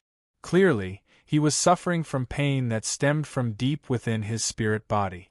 "Thank you for your help." He bowed at the beautiful hooded lady and turned around. With light footsteps, he walked up the stairs and came to Klein's side. "You can open your eyes now," Aztec said with an exhausted smile. Klein hurriedly opened his eyes and sized up Mr. Aztec. Only when he realized that he didn't show any signs of madness or losing control did he feel completely at ease. He curiously cast his gaze deep into the mausoleum. Black fog emanated, concealing everything at the bottom. "Who was that?" he couldn't help but ask. Aztec smiled and reached out to grab his shoulder. "Even if I tell you, you won't be able to hear it unless he wants you to know." As he spoke, Klein also subconsciously grabbed the shoulders of his two marionettes. The colors around them thickened as they clearly overlapped one another. The two men and two marionettes quickly passed through the spirit world corresponding to the Berserk Sea and returned to the hotel room Klein stayed in Cologne City. The moment Aztec released his grip, he pinched his forehead and smiled warmly. "I'll need to sleep for an unknown period of time to recover. If you have any questions, you can seek guidance from the spirit world's 7 lights. You should have already grasped the corresponding ritual." "Mr. Aztec, are you all right?" Klein asked in concern. At the same time, he lampooned himself. "How can I be fine after losing half my soul forever?" Aztec smiled and said, "It's not a big problem. I'll just maintain my previous state. I'll foresee my death and arrange everything, severing my connection with my original life. Then, I'll forget everything, revive, and wake up to search for the past." Compared to before, at least there's still you, a person who knows a lot about me. If I forget again, I should be able to recall a lot of things after seeing your letter." He paused, nodded indiscernibly, and laughed in a low voice. He chuckled softly and said, "Deep sleep isn't a bad thing. At least I can dream. In my dream, I've never left. I'm still basking in the sun with her. I'm still guiding that stubborn child on how to use a broadsword. I'm still building a swing for that little fellow who likes to whine." Before he finished his sentence, Aztec threw out the copper whistle and smiled warmly. "Remember to write. But I won't reply to you before I wake up." Just as Klein reached out to catch the ancient and exquisite copper whistle, Aztec had already vanished from the room. It was unknown where he went. After staring blankly for a while, Klein suddenly sighed softly. To head elsewhere from Colaine City by land, one had to follow the spiraling path upwards, passing through many streets and arriving at the highest point of the city. Only then could one cross the mountain ridge and enter the plains. At this moment, the Red Gloves team led by Sostel was standing on the square at the highest point, looking down at the abnormal Berserk Sea. Daily Simone, who had been pressing her forehead the entire time, suddenly lowered her hand and said curiously, "Everything is normal again. Everything is back to normal. There are no more problems." "Normal again?" Leonard asked in surprise. From his point of view, it was very difficult for Daly to return to normal before the anomaly in the Berserk Sea ended. "Perhaps it's intermittent?" Sostel hesitantly gave his guess. Daly was just about to reply when everyone's spiritual perception was triggered. They looked towards the Berserk Sea again. In the pure darkness, resplendent stars lit up one after another. Bakeland, inside St. Samuel Cathedral, Archbishop Anthony Stevenson received an urgent telegram from the sea. The telegram's content was rather simple, but it was sufficiently shocking. "German Sparrow has reappeared. He boarded the Black Tulip with someone and turned Ludwell into a marionette. The person he follows is called Death Consul by Ludwell." German Sparrow, Death Consul. St. Anthony silently repeated these two names. He slowly leaned back and closed his eyes. Once again, the information regarding sealed artifact 0 to 17 surfaced in his mind. It was complete information. Number, 17. Name, Angel of Concealment, Danger Level, 0. Extremely dangerous. Of the highest importance. Security clearance. Not to inquire, not to divulge, not to describe, not to pry. Security clearance. Pope, Team A researchers, and the Archbishop in charge of the Bakeland Diocese. Note: when the Archbishop is transferred out of the Bakeland Diocese, he needs to use sealed artifact 1 to 29 to erase the relevant memories. Sealing method. Complete the seal through the combination of 1 to 29 and 1 to 80. Description: this is not an item. Warning: he cannot be used. Appendix 1. This sealed artifact first appeared in the Pale Era of the Fourth Epoch. Exact year missing. Exact date missing. Exact location missing. Appendix 2. According to the information, he has been awakened 5 times. Appendix 3. There are limitations to not being used. It has been confirmed that he can be used as a vessel for the goddess's descent. Chapter 942. Colaine City, in a hotel room. Klein sat in a reclining chair as he reached out to receive the black tea with lemon slices from Winner Enzo. On his other side, Admiral Hell Ludwell wore a mask and had a rapier by his waist. He stood straight like the most loyal guard. Only at this moment did Klein, who had completely calmed down, have the mental strength to analyze what had happened in Death's mausoleum. Among them, he was most concerned about the existence that had helped Mr. Aztec escape his predicament at the critical moment. He had given him 3 choices. First, the female voice. Second, this matter is definitely beneficial to her, otherwise no one would cross such a great distance to provide aid. Of course, if it was just a coincidence, it's understandable and acceptable to help out of goodwill. But the problem is that the mausoleum is a product of death's divine powers, characteristics, corpse, and the natural environment when he perished. Without the corresponding key, even a deity wouldn't be able to discover it or open the door, so how could anyone possibly pass by? Third, Mr. Aztec's actions were very sudden. He didn't first seek out the members of the charismatic order, who were carrying out the artificial death project, to inquire for information. He directly followed the shouts and came to the Berserk Sea, entering Death's treasure vault. If it wasn't for the fact that he or I could be located, or if they had powerful clairvoyant powers, almost no existence would be able to arrive in such a timely manner. Finally, Salinger, who was able to return from Mr. Aztec's body, is almost certain to be Death from the fourth epoch. I'm mad, and I'm stronger. That female voice actually addressed him by his name without any respect. This, as Klein seriously analyzed the situation, he suddenly had a guess, but he couldn't help but avoid the possibility. According to what he knew, the Evernight, Death, and Giant Beyonder pathways belonged to the same group. They could be interchanged at high sequences.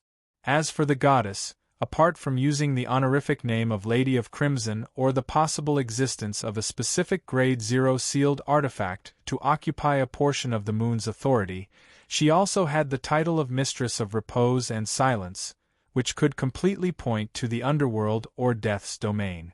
And after his experience in the Foggy Town, as well as the fact that he had used the Holy Sword in Tingen City and had made a vow with the goddess as his witness, as well as the fact that the goddess clearly possessed the authority of misfortune, Klein believed that he was on her special watch list, just like how he had used the sea god's scepter to mark certain believers. Make bold assumptions and verify them carefully. If she really is a goddess, then almost all questions can be answered. As one of the 7 orthodox gods and one of the final victors of the Pale Era, he has the status and level to call Death by his name, and having been marked by her, once there's an anomaly, such as entering a strange place like Death's treasure trove, she will definitely be able to sense it and respond.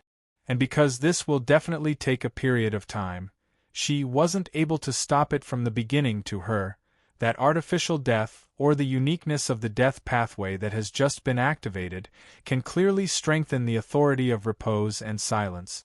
It can even allow her to directly erode the death domain, just like what the Mother Tree of Desire did to the chained god when Death perished. The 3 sequence ones should have separated on their own accord. It's unknown who obtained them. If the goddess were to gather them again, perhaps ruler of the ancient underworld, lord of all undead, would be added to her title, although Mr. Aztec was being pursued by the church's high-sequence Beyonders. He ultimately didn't receive any actual threats. From the looks of it, the goddess has been waiting for today's incident. With this in mind, Klein suddenly felt guilty. He was rather pious, or at least on the surface.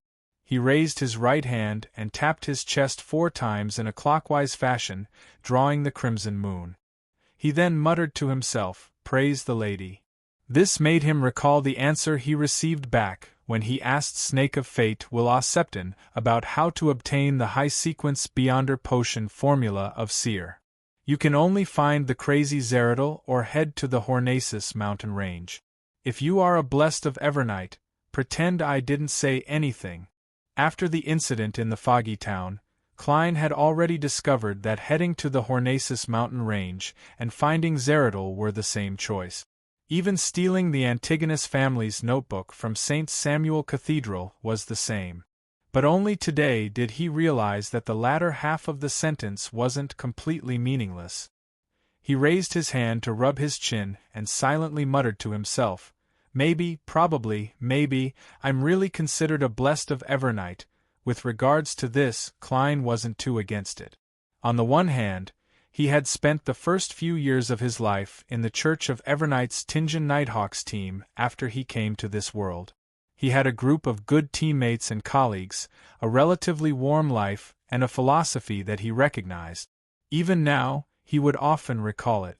Therefore, although he couldn't be considered a believer of the Evernight goddess, he had the highest recognition of this deity. On the other hand, the Evernight goddess had yet to show any ill intentions. Instead, she had given him certain blessings. Klein believed that since he had already been specially marked, he wouldn't be able to escape it anytime soon. All he could do was learn to accept it and make full use of it. Of course, it's necessary to be vigilant. In addition, there are too many enemies like the Mother Tree of Desire, the True Creator, the Primordial Demoness, the Primordial Moon, Blasphemer Amon, and Angel of Fate Ouroboros. Some of them might even be able to grasp my whereabouts at any time. If I don't find someone to cozy up to, the future will be very difficult. Having faced so many things, Klein quickly adjusted his state of mind. To him, as long as the goddess marked him from the moment he made the oath with the holy sword, and not before that, and that she wasn't constantly monitoring him, he could accept it. At the very least, from the sea god's scepter's marking of special believers, it's impossible to constantly monitor him. Mr. Aztec will be in a slumber for a very long period of time. The goddess doesn't do a divine descent just because she says so. There will definitely be the corresponding obstacles and difficulties. Otherwise, the 7 Orthodox gods would have long done a divine descent across the world to resolve all sorts of problems. Therefore, I have to keep a low profile in the southern continent and behave myself. I shouldn't pin my hopes on external matters. Klein reminded himself as he observed his new marionette, Admiral Hell Ludwell. To be frank, he had always been rather curious about the face beneath the silver mask. However, thinking of the anomaly Ludwell had caused when he took off his mask during the previous battle, he held back his thoughts. He planned on leaving the city and entering the forest or other uninhabited lands before making an attempt. After some work, Klein gained a basic understanding of his new marionette's sequence and powers. Ludwell was a Sequence 5 gatekeeper of the death pathway. Furthermore, he wasn't a normal human. The corresponding Sequence 9 was Corpse Collector.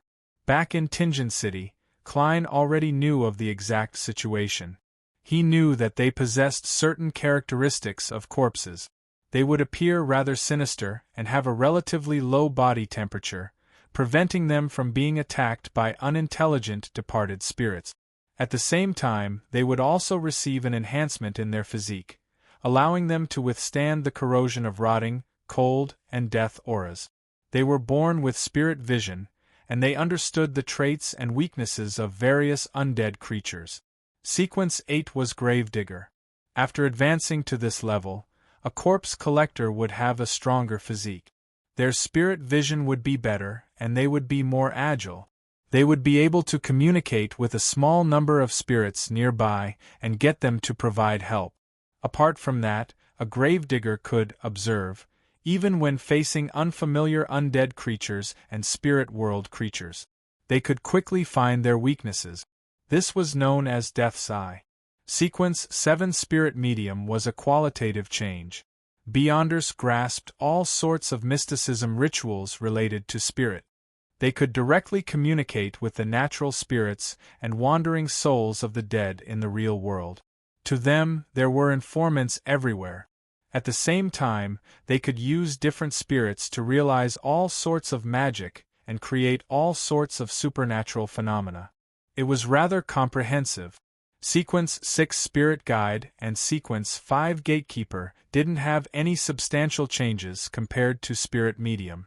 It only expanded the range of communication. Spirit Guide began to set foot in the spirit world and could recruit messengers on his own, obtaining the help of certain spirit world creatures. Gatekeeper could sense the entrance to the underworld and control the dead spirits inside, just like guarding the boundary between health and death. Starting from Spirit Medium, with every advancement in the sequence, the number and quality of natural spirits, undead creatures, and spirit world creatures that a Beyonder could control and drive would increase exponentially. A spirit guide would also have the additional mastery of the language of the dead, which allowed him to bypass the protection of flesh and blood. He could elevate the ability to communicate with a spirit body to drive or even enslave them. As for a gatekeeper, he could make limited use of the mysterious door between life and death, the door that led to the underworld. If not for the Aztec copper whistle naturally restraining the corpse collector pathway's control over spirits, I might not have had the right to fight Admiral Hellback then. And even now, if I didn't have traveling as my trump card, I probably wouldn't be able to finish off Ludwell even if I used powers at the demigod level. In the future, when I seek revenge on Zangwill, I have to take note of this. He was once a gatekeeper. Klein nodded gently as he raised his cup and drank a mouthful of black tea. As for Ludwell's weapon, it was called Harris Rapier. It originated from an ancient prince of the southern continent, and it didn't directly correspond to any pathway or sequence. It was closer to the product of King of the North Ulysson's irregular combination of similar characteristics. It only had one beyonder power, and that was to bring absolute destruction to anything it stabbed. As a pirate admiral with the highest bounty, Ludwell didn't only have one mystical item. Unfortunately, his most precious death ring had been taken away by Aztec. The silver mask he wore on his face was something that Klein couldn't take off to study in a short period of time. Also, he really doesn't like money. He has no need for money at all. Klein put down his cup and retracted his gaze. He decided to leave Culane City while it was still early and wait for Donis to complete his investigations elsewhere. Chapter 943. Bakeland, Sherwood Borough. Furs, who was taking an afternoon nap, suddenly woke up from her dream. She saw the boundless grayish-white fog and Mr. Moon, who was praying with his head lowered. She heard his clear words. In the southeastern suburbs of Bakeland, in the middle of Delaire Forest, there's an abandoned ancient castle. There are at least 2 ancient wraiths in it, as well as other departed souls. We can't eliminate the possibility of beyonders living there. The coordinates are: there's finally news of the main ingredient for Scribe. News worth £300. Furs was delighted as she immediately thanked Mr. Fool. She then asked him to inform the Moon that she would be paid later. After finishing this matter, she got out of bed and went to the first floor. She planned on pouring herself a glass of alcohol and thinking about when she would explore the abandoned castle, as well as what preparations she needed to make. Lamino's travels can't be rented out for the time being. I have to bring Zio along. There are quite a number of departed souls in that abandoned castle. It's rather dangerous. I have to consider the combination of magic. If there's any flaw or it's insufficient, I'll spend money to hire Mr. World, the Hanging Man or Sun to record the corresponding beyonder powers. Although Furs didn't have much combat experience, she had been in a few beyonder circles for several years. Later, she even joined Tarot. She had heard a lot and seen a lot, so she naturally knew how to make preparations before an adventure. As for directly hiring Mr. World to do it for her, she had long stopped considering it. She believed that giving him all her gains and her savings wouldn't match the remuneration. Of course, if her explorations proved that the abandoned castle was indeed extremely dangerous, a place that wasn't something a beyonder at her level could enter, she would bravely shoulder the debt. After all, only by being alive would there be hope and a future. In theory, it's impossible to reach this stage. Lamino's Travels still has 2 demigod-level beyonder powers left behind by Mr. World. At most, I can use them first and think of a way to make up for them later. The only problem is that those 2 demigod-level beyonder powers might not be suitable for dealing with wraiths and departed souls. Furs took a sip of her winter black rand as all sorts of thoughts gradually formed. At this moment, she heard the sound of a key being inserted into the keyhole and instinctively looked towards the door. The door flew open as Zio walked in with 2 paper bags that emitted a rich fragrance. "Desi pies?" Furs first blurted out the question, then frowned in confusion. "Don't you have a lot of commissions recently? Why are you back so early?" Zio threw one of the bags of Desi pies over and couldn't hide her smile. "I'm just passing by. I haven't had lunch yet, so I'm going to take a break. Without waiting for Furs to ask again, she took the initiative to say, I've earned enough merit points. I'll be able to exchange for the interrogator potion formula very soon. Although her mission of monitoring the captain of the Royal Guards, Viscount Stratford, hadn't made any substantial progress, this was a daily task that allowed her to accumulate merit points. As long as she submitted a satisfactory report every week, she would receive the corresponding bounty. Therefore, with the other commissions completed at different levels, Zio was already able to obtain the interrogator potion formula. Finally, Furs was sincerely happy for her friend. She swirled the wine glass in her hand. Do you want to have a drink to celebrate? At the same time, she thought of her own matters. This is great. After becoming a Sequence 7, Zio would likely experience a qualitative change. She would have more confidence in exploring the ancient castle. Zio looked at the transparent liquid in the glass, and shook her head repeatedly. Drinking isn't good. As she spoke, she frowned. Besides, I hate the taste. Before Furs could say a word, she suddenly recalled something. She stood up and walked to the door. I saw that the mailbox is filled with things. Haven't you opened it today? I haven't had the time. Furs put on a look as though she was very busy and needed to rush a draft. Zio was a very proactive person. She didn't listen to her explanation and had already opened the door to fiddle with the mailbox. After about 10 seconds, she returned to the house with a pile of newspapers and a few letters. As she looked at the recipients, she said, I'm sorry. As she looked at the recipients, she said, They're all yours. 2 from a publishing company. 1 is an invitation for a surgical exchange, and the other is from Pritz Harbor. Pritz Harbor. Furs's heart stirred as she put down her glass and caught the letter Zio threw at her. In front of her friend, she opened all the letters in a seemingly calm manner and discovered that one of them was indeed from her teacher, Dorian Gray Abraham. Calderon City is a rather special place deep in the spirit world. I can't confirm its origins, but I know that it's extremely dangerous. A demigod once entered and never came out. When you sold the exact coordinates of the spirit world to that gathering member, you need to remind him. Mr. World's goal is such a dangerous city in the spirit world? Furs stared at the letter in her hand as her eyes widened slightly. The Red Gloves team that had arrived at the next East Balham city met up with the local Nighthawks and occupied one of their offices. Everyone, rest for half a day. We'll begin the operation at midnight. Sostel took out his pocket watch and opened it. This time, they were going to strike a secret stronghold of the Charismatic Order and find more information about the Artificial Death Project, as well as dig out another group of enemies hidden in Bakeland. As for the information obtained from Ulica, it had already been sent back to Bakeland via telegram. There was no need for them to worry about the follow-up. After all, they weren't the only Red Gloves team. The local Nighthawks in Bakeland were numerous and powerful. Leonard, Daly, and company were just about to find a place to rest when a Nighthawk with partial East Balham blood entered with a piece of paper. There's a new telegram from Bakeland. Sostel reached out to take the piece of paper and unfolded it for a few seconds before saying with a heavy expression, German Sparrow has appeared again.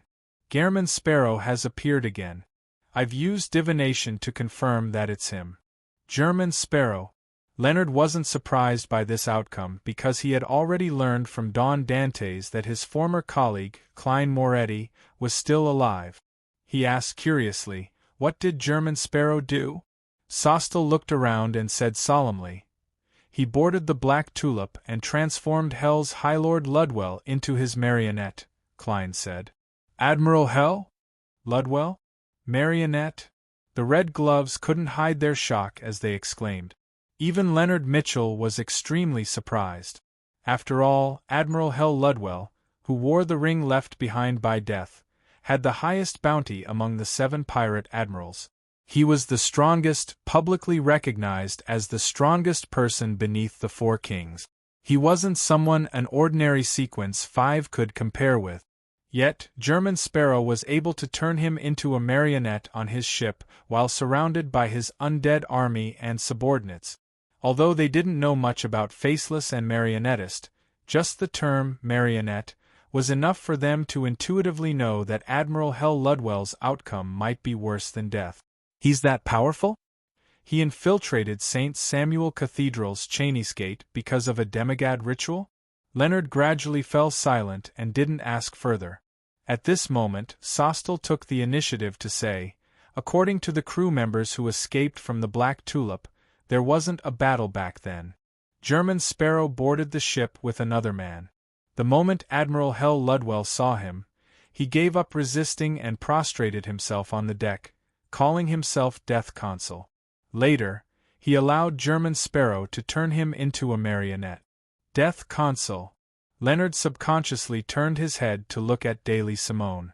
From his point of view, this sequence 5 of the Corpse Collector pathway should know what Death Consul represented. Daly scoffed and shook her head. I only know that in the past Balam Empire, the ones who ruled the real world were the blood descendants of death. They were known as Death Consul. But the leader of the Charismatic Order's royal faction has never called himself Death Consul. Another red glove, Cindy, said in puzzlement. This was rather public information among the Nighthawks. Anyone who was above sequence 7 or joined a red glove had the right to read it. As for the artificial death faction, it was even less likely for anyone to call themselves Death Consul. Who knows? Perhaps the Charismatic Order has split and multiplied again, resulting in the addition of a Death Consul faction. Daly first replied casually before saying in thought, German Sparrow's origins are mysterious. His goal for infiltrating Cheyney's Gate is unknown. Perhaps it really has something to do with the Charismatic Order. The Charismatic Order had always been the main target of the Church of Evernight. Both parties had deep conflict. This sentence reminded Leonard Mitchell. This was because he knew that German Sparrow was Klein Moretti. Furthermore, he had joined a secret organization that worshipped the Fool and used tarot cards as a symbol. At most, it had a cooperative relationship with the Charismatic Order. The few factions of the Charismatic Order currently don't have a Death Consul. Admiral Hell Ludwell can almost be confirmed to be an arm of the Charismatic Order. Dealing with him is equivalent to dealing with the Charismatic Order. Don Dantes once said that the members of the secret organization come from different places. They have different goals. Klein's goal is revenge. Then, could there be one whose goal is to strike at the Charismatic Order and gradually subjugate them so as to resurrect or recreate death? Since there's an undying monster like Don Dantes who survived from the 4th epoch, it's very normal for that secret organization to have an ancient Death Consul. Perhaps his corresponding tarot card is Death. As his thoughts raced, Leonard felt that he had grasped the truth. Then, he thought of a few more details. Don Dantes is an undying monster who survived from the 4th epoch. He knows the southern continent very well. He recently left Bakeland and his current whereabouts are unknown. Leonard was alarmed. Taking the opportunity while his teammates were discussing, he raised his teacup and covered his mouth. He muttered to himself, Old man, could Don Dantes be a Death Consul? Pallas Zorost's slightly aged voice had a hint of a smile. No. The Balam Empire's Death Consul is both a status title and the name of a Sequence 2 of the Death Pathway back then. Sequence 2. That secret organization has a Sequence 2 angel. Leonard's pupils constricted as he muttered once again, Why are you so sure that Don Dantes isn't a Death Consul? Because he's not an angel? Pallas immediately chuckled. No, the reason is simple.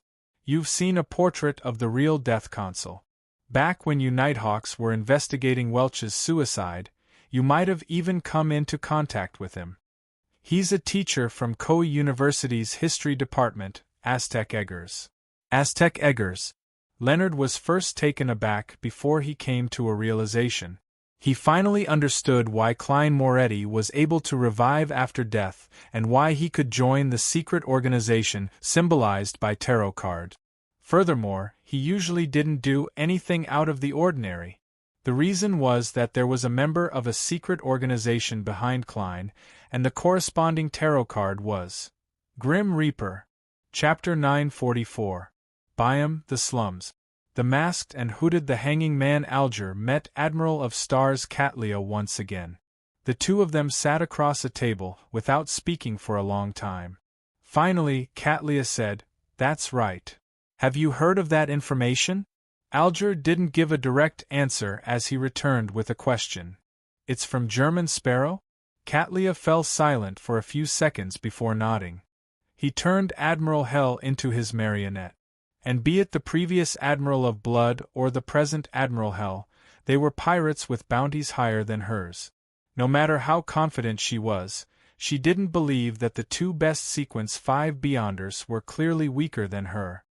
"You learned of it earlier than I expected." Alger tactfully confirmed that the Hermit's information was correct. As one of the people who controlled the seas for the Church of the Storm, he could directly obtain information from official channels. Katlia curled the corners of her mouth.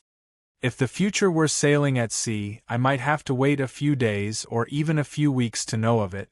However, I've been in Byam recently." She didn't reveal the source of her information. After a pause, the Admiral of Stars frankly asked, "What else do you know about this matter? What else do you know about this matter?" The hanging man Alger shook his head. "I was just about to figure out the exact situation when I saw your contact symbol. I rushed over to meet you." Katlia nodded slightly. German Sparrow and Admiral Hell didn't engage in battle. Ludwell himself gave up resisting because the man who boarded the Black Tulip with German Sparrow was addressed as Death Consul by him. Death Consul. Alger's pupils dilated as he felt an indescribable pressure. Such a title wasn't something any demigod could bear. Furthermore, it wasn't him flaunting it. It was Admiral Hell Ludwell who had taken the initiative to address him respectfully. He had even given up resisting and was willing to lose his life. Seeing that the hanging man didn't say anything, Katlia added, "In the Death Pathway, Death Consul is the name of a sequence too. Of course, the past emperors of the Balam Empire would also use this title. Indeed, an angel from the Death Domain." Alger automatically ignored the latter possibility. After all, according to the acting method, the position of Emperor would definitely be held by a Sequence 2 angel before the destruction of the Balam Empire. And for Admiral Hell to become German Sparrow's marionette without any resistance, it was definitely not something a mere title could do. At this moment, Alger suddenly thought of something that left a deep impression on him. After Rear Admiral Hurricane Zillings successfully escaped, he stood stiffly by the side of the artificial lake. His face rapidly rotted as flesh and blood fell piece by piece. Even his eyeballs had separated from his head. Without a doubt, this was the damage caused by the powerful powers of the Death Domain. And Alger later confirmed that it was done by Mr. Fool's Blessed. To make a pirate admiral, especially one with a powerful sealed artifact, die so quickly and without putting up any resistance, the attacker's level was obvious. The Church of the Storm's Spellsinger of God, Archbishop Snake, immediately determined that it was done by a high sequence beyonder of the Death Pathway, and it wasn't the one he knew. Alger didn't have any doubts about this. He initially believed that it was done by a sequence 4 or 3 demigod, which was a saint. Furthermore, he was shocked and horrified that one of Mr. Fool's Blessed was a high sequence beyonder. Now, he secretly swallowed a mouthful of saliva with great difficulty. He believed that he had underestimated Mr. Fool and that Blessed back then.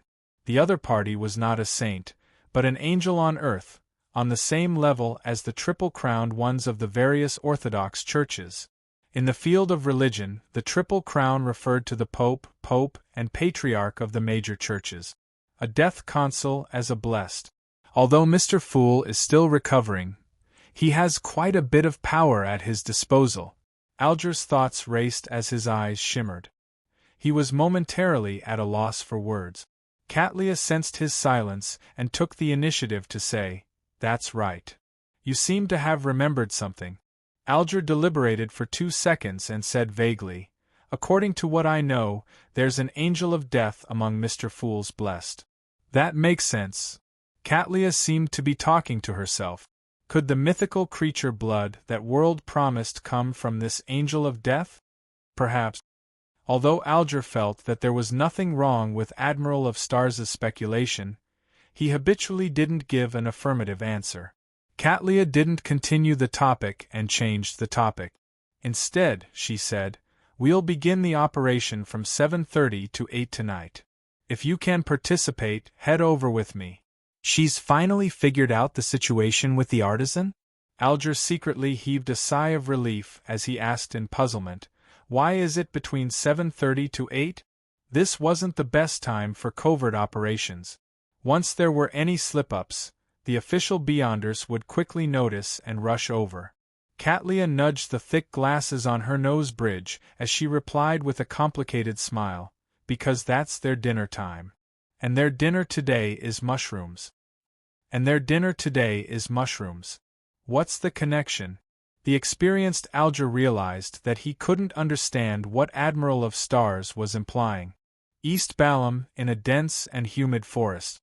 Klein deliberately deviated from the main path and came to an uninhabited area.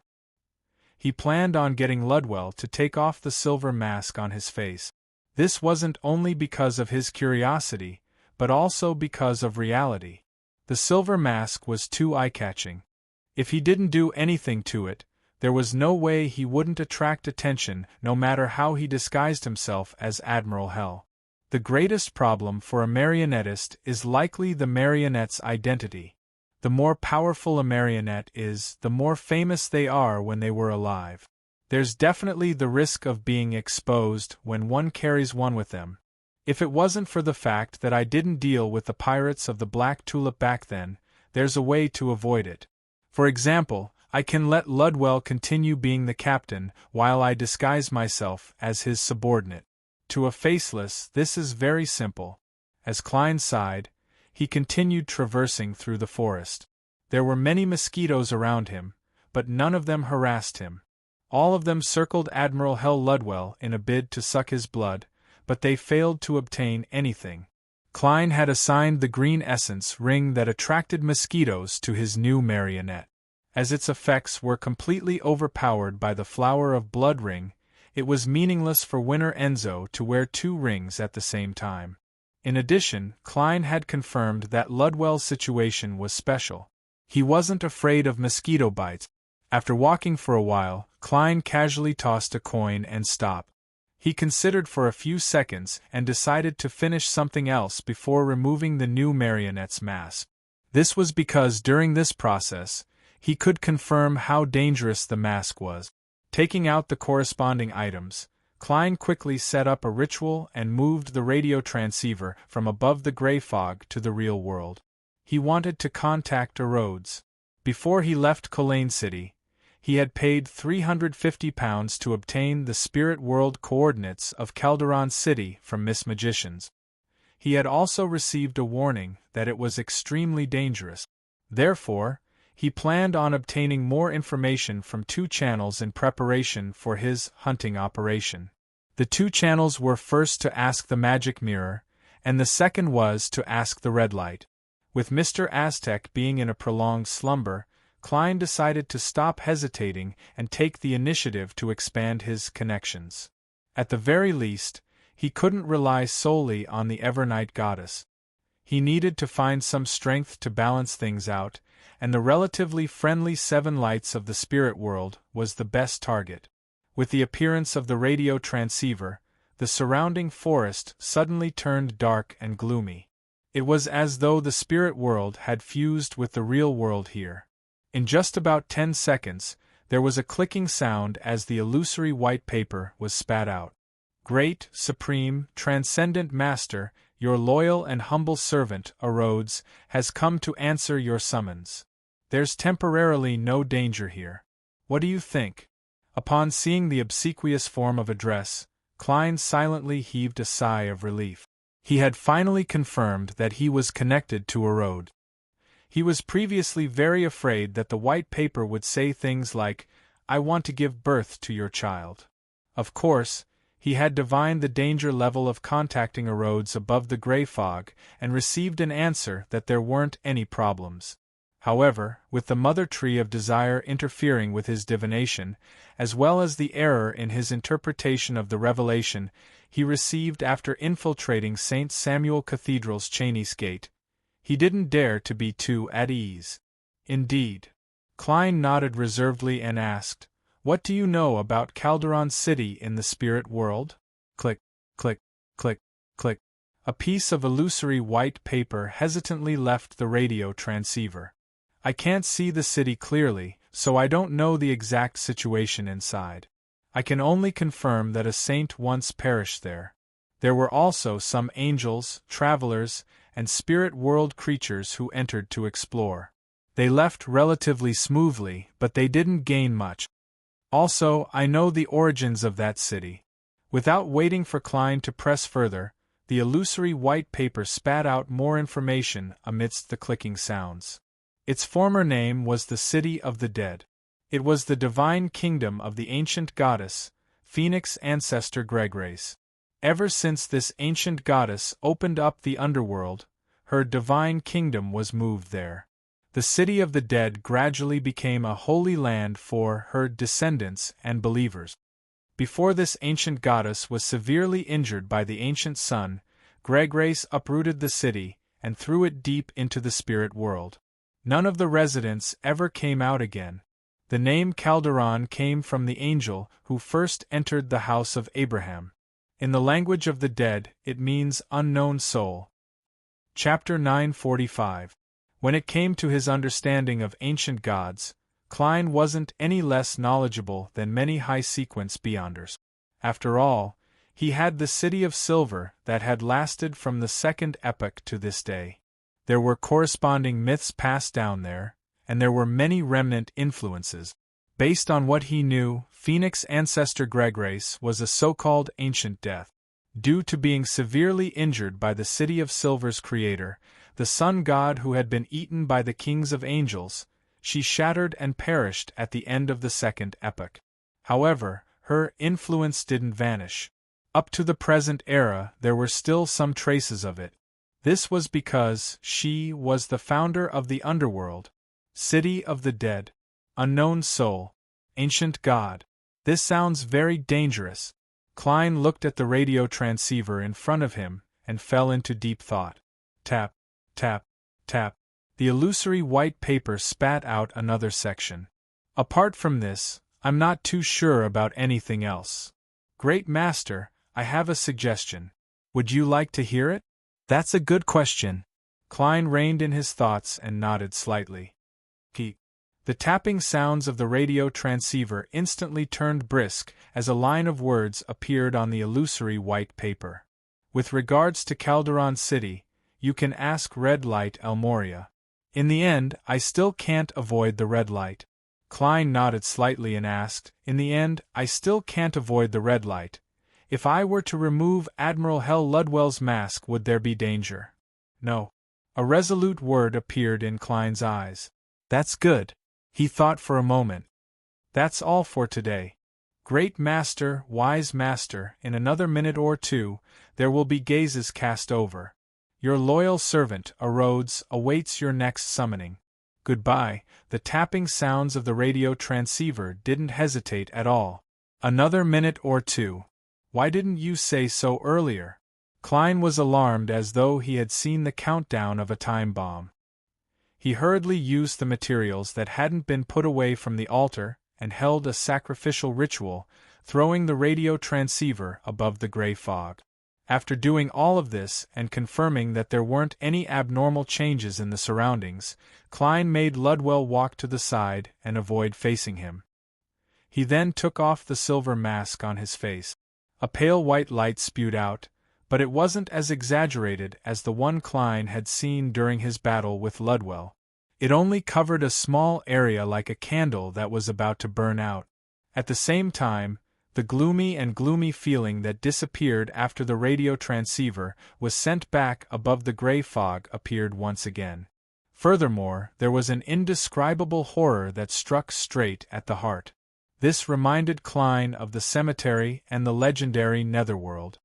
After waiting for a few seconds and seeing that there weren't any additional abnormalities, he made another marionette, Winner Enzo, circle to the front of Admiral Hell Ludwell and carefully observed the face that had been masked for a long period of time. The face was devoid of flesh and the skin was tightly attached to the bones. It was colorless and transparent like a crystal. Beneath the crystal, an indescribable transparent shadow was rapidly flowing. At times it would fuse with the skull, and at other times it would shrink into the gaps and appear on the teeth. If this were the first 1 or 2 months after his transmigration, Klein would have definitely been frightened to death by Admiral Hell's appearance. But now, he had seen too many rampagers and mutants of all shapes and sizes. He wouldn't be stirred by such looks. After another round of research, Klein completely figured out Ludwell's condition. This stemmed from the uniqueness of a gatekeeper. At Sequence 5, after becoming a gatekeeper, a Beyonder could use their body as a cage that belonged solely to the Netherworld. They could hold a certain number of souls, the dead and natural spirits, and through this, they could obtain all sorts of unique powers and powerful helpers. There was no need for them to bring an army of the dead wherever they went, making them extremely eye-catching. In many folklore, this resulted in stories of spirit behinds.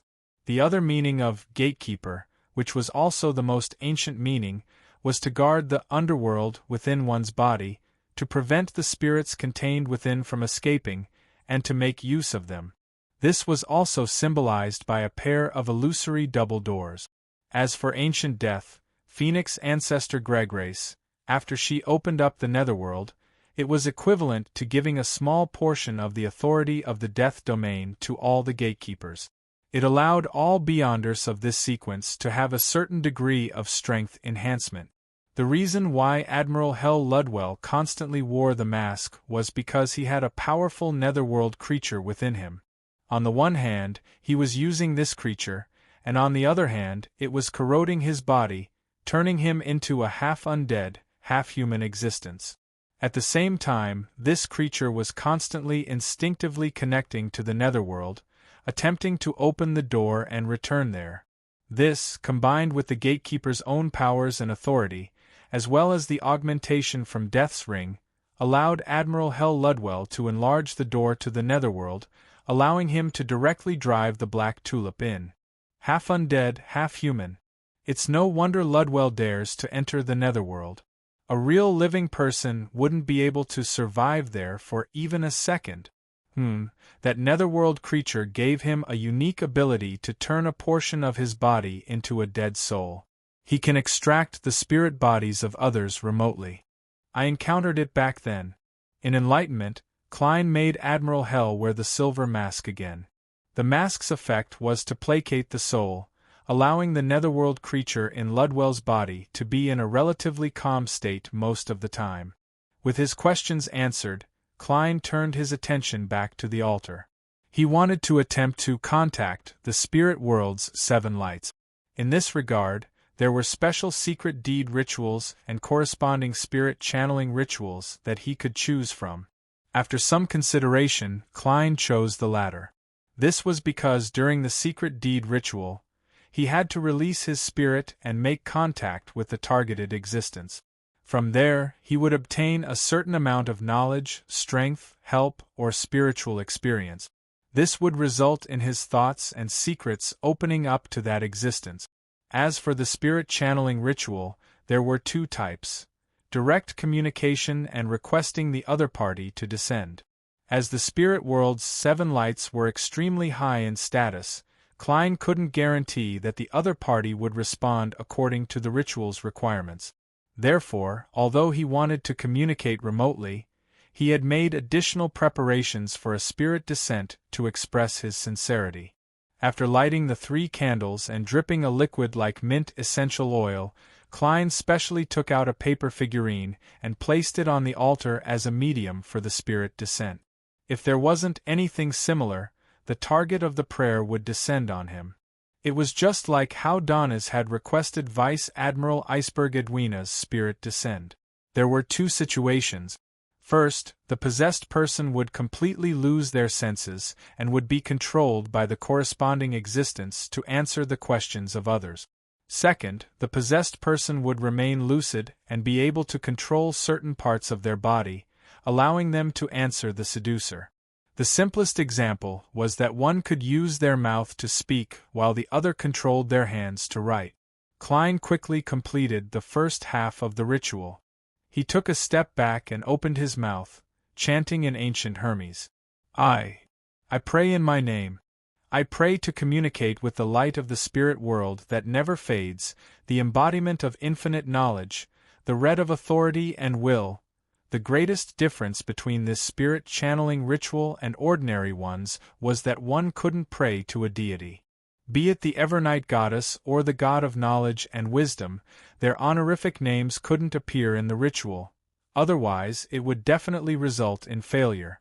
From a mysticism point of view, this meant that the spirit world's 7 lights didn't belong to or serve any deity.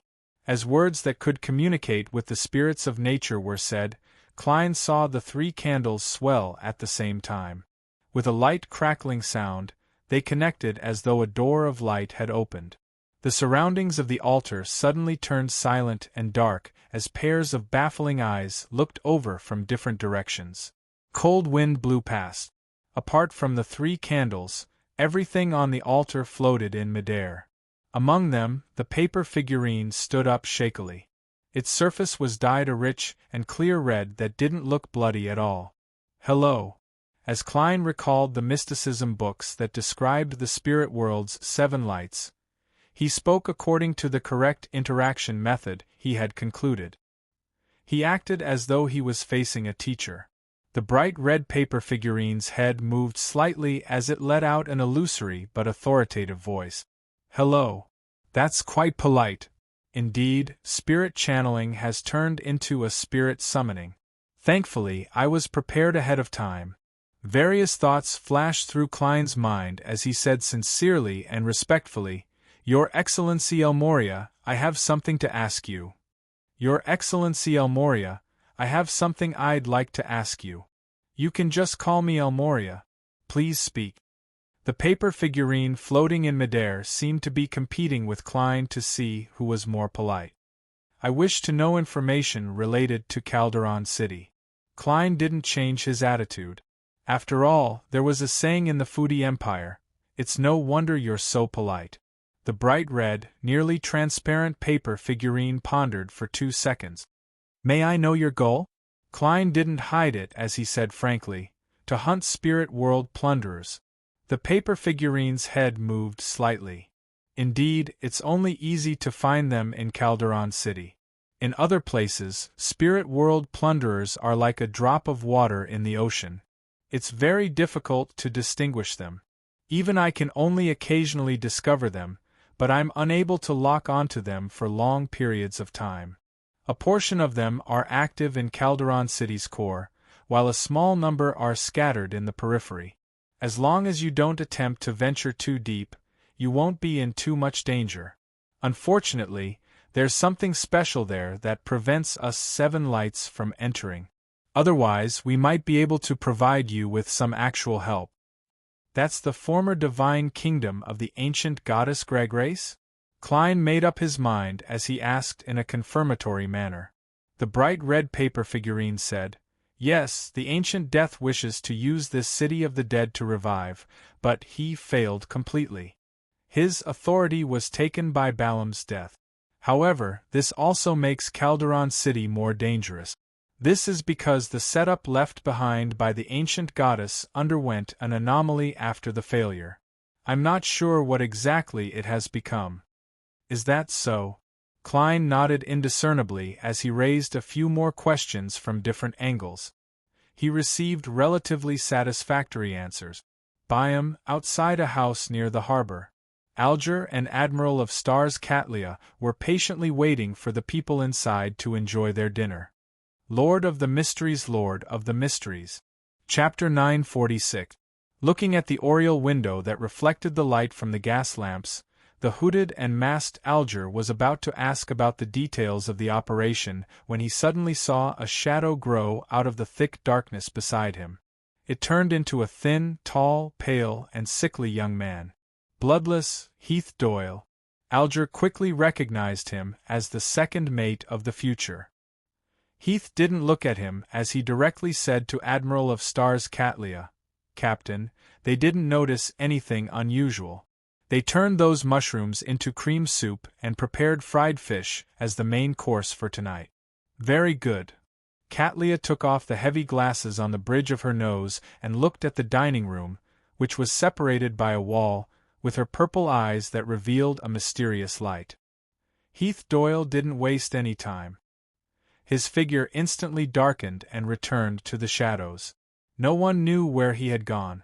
After hearing their conversation and combining it with what Hermit had said, the hanging man Alger had a rough idea of what the core elements of tonight's operation were. Mushroom. Poisonous mushrooms. Although he didn't know what method Admiral of Stars had used to render the Beyonders' spiritual intuition ineffective, preventing them from distinguishing between ordinary and poisonous mushrooms, Alger believed that it wasn't impossible in mysticism. He hesitated before speaking. "Will this cause Artisan Charv's death?" A wild artisan was rather rare. Alger didn't wish to lose such a friend while there was still room for negotiation. To him, the most ideal solution was to imprison this fellow and make him an exclusive artisan for himself and the hermit. "I won't."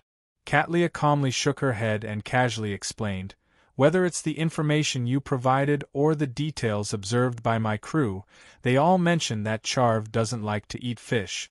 In fact, he even hates it. This may have something to do with him having a fishbone stuck in his throat when he was a child." Because of this, Cattleya finally chose the mushroom tactic, which could effectively destroy the enemy's strength and minimize the risk on her side. The mushrooms that could reproduce by devouring flesh and blood in the dark had been eliminated by Admiral of Stars from the very beginning. This was because they could allow Beyonders with sharp spiritual perception to directly sense abnormalities, as though they were facing poison. In addition, Beyonders who believed in the primordial moon had a high chance of having a deep understanding of herbs, plants, and fruit. Just by looking at them, they should be able to identify dangerous mushrooms. The only way to hide it from them was if the food itself was harmless and mutated through contact with other things. The mushrooms that Frank had created previously were just right for this. If the two conditions of fish and water were not present, the mushroom would be a normal mushroom. It would neither poison people to death nor cause diarrhea. It would be digested bit by bit, broken down into different components, and finally excreted from the body. At this stage, fish and water would be useless. For this, Cattleya specially got Frank to redo the experiment that had been temporarily abandoned and obtained a batch of mushrooms. She also promised to hunt an Aurora Order Rose Bishop for him in the future. "Hates eating fish," Alger muttered, feeling that he was once again unable to keep up with the hermit's train of thought. He had clearly asked if the poisonous mushrooms would cause Artisan Charv's death, but the other party had answered that the artisan wouldn't die because he didn't like eating fish and even hated it. Is there a need for this to be connected? Alger was puzzled as he muttered to himself, but he didn't ask. He maintained his silence and decided to pay more attention to the situation. After a while, a scream suddenly sounded from the house, accompanied by painful grunts and vomiting sounds. "Take action." Cattleya gave the order in an abnormally simple manner. Her figure instantly turned transparent, as though she had turned into a statue formed from countless starlight. The statue shattered as resplendent starlight surged and suddenly arrived at the door of the house, entering through the gap. The starlight gathered inside as Cattleya's figure appeared. Then, she heard the howling of the wind and the banging of something. The door frame shook as it opened. The hooded and masked the hanging man, Alger, entered the target building in no way slower than Admiral of Stars. He swept his gaze and quickly took in the situation in the dining hall. Artisan Charv retreated in horror, distancing himself from the long table. On the ground were 2 men and a woman, constantly vomiting out mushrooms. Between their chests and abdomens, their clothes had already torn apart as mushrooms grew out one after another. Upon sensing someone enter, the few of them subconsciously looked up. White mycelium had already appeared on their faces, forming clumps after clumps. Alger's masked face couldn't help but twitch. Although he was experienced and knowledgeable, making him a beyonder who had never seen such a terrifying scene, such a scene still gave him an intense visual and psychological impact. Katlia had expected it, but she never expected it to be so horrifying. She was taken aback for a moment before she covered her mouth with her right hand and whistled. Illusory ropes emerged from the ground, coiling around the 3 primordial moon believers like snakes to tie them up. Is there a way to stop it? Katlia turned her head to the shadow in the corner. After a moment of silence, Heath Doyle's voice sounded. Frank said that he hasn't figured out a way to stop it from his experiment. All he can do is cremate them. Cremate? Katlia's brows pricked up slightly as she immediately took out a handful of powder from her secret pocket and threw it over. The powder seemed to have a life of its own as it accurately landed on the 3 primordial moon believers and the various mushrooms. Without a sound, scarlet flames rose and quietly burned everything they came into contact with. Artisan Charv had long been dumbfounded when he witnessed the anomaly. After someone barged in, he had planned on using his mystical items to resist, but he quickly recognized that it was Admiral of Stars Katlia. Therefore, he rationally gave up and decisively stood in his spot to wait. He believed that he still had some value. No matter where he went, he wouldn't be killed immediately. Furthermore, Admiral of Stars never had a bad reputation. The worst-case scenario is to join the Star Pirate crew. Furthermore, this pirate admiral is even better looking than the portrait on the wanted poster. He has a completely different temperament. Charv tugged at his wolf fang necklace and put on a fawning smile, waiting for the intruder to state his purpose. Katlia glanced at him and carefully examined his appearance. She could only confirm that he was a typical Intis patient and did not see any similarities between him and the Queen. The pirate admiral deliberated before speaking. I originally wanted to get you to create a mystical item through a friend's introduction, but I realized that you were with the primordial moon believers. The 3 of them aren't that strong. They can't restrict you at all. Why do you still want to stay here? One of Katlia's main imaginary enemies for this operation was actually the artisan himself. This was because she couldn't kill him, but she had to restrain him. Furthermore, he had many mystical items that matched perfectly. He was definitely a powerful enemy, but she never expected things to go so smoothly. Charv smiled sheepishly. Their earliest experts were in Biome, and through the fragrance and powder of a certain flower, they infected me with a strange disease and made me weaker. Katlia casually sized him up and said, "Now that you've recovered, why don't you find a chance to escape?" Alger watched quietly from the side. He did not speak, lest his voice betray him. Artisan Charv chuckled dryly. While I was under their control, they told me that as long as I believed in the primordial moon, I would be able to treat my chronic ailment through a certain ritual. I couldn't resist the temptation and gave it a try. In the end, I succeeded.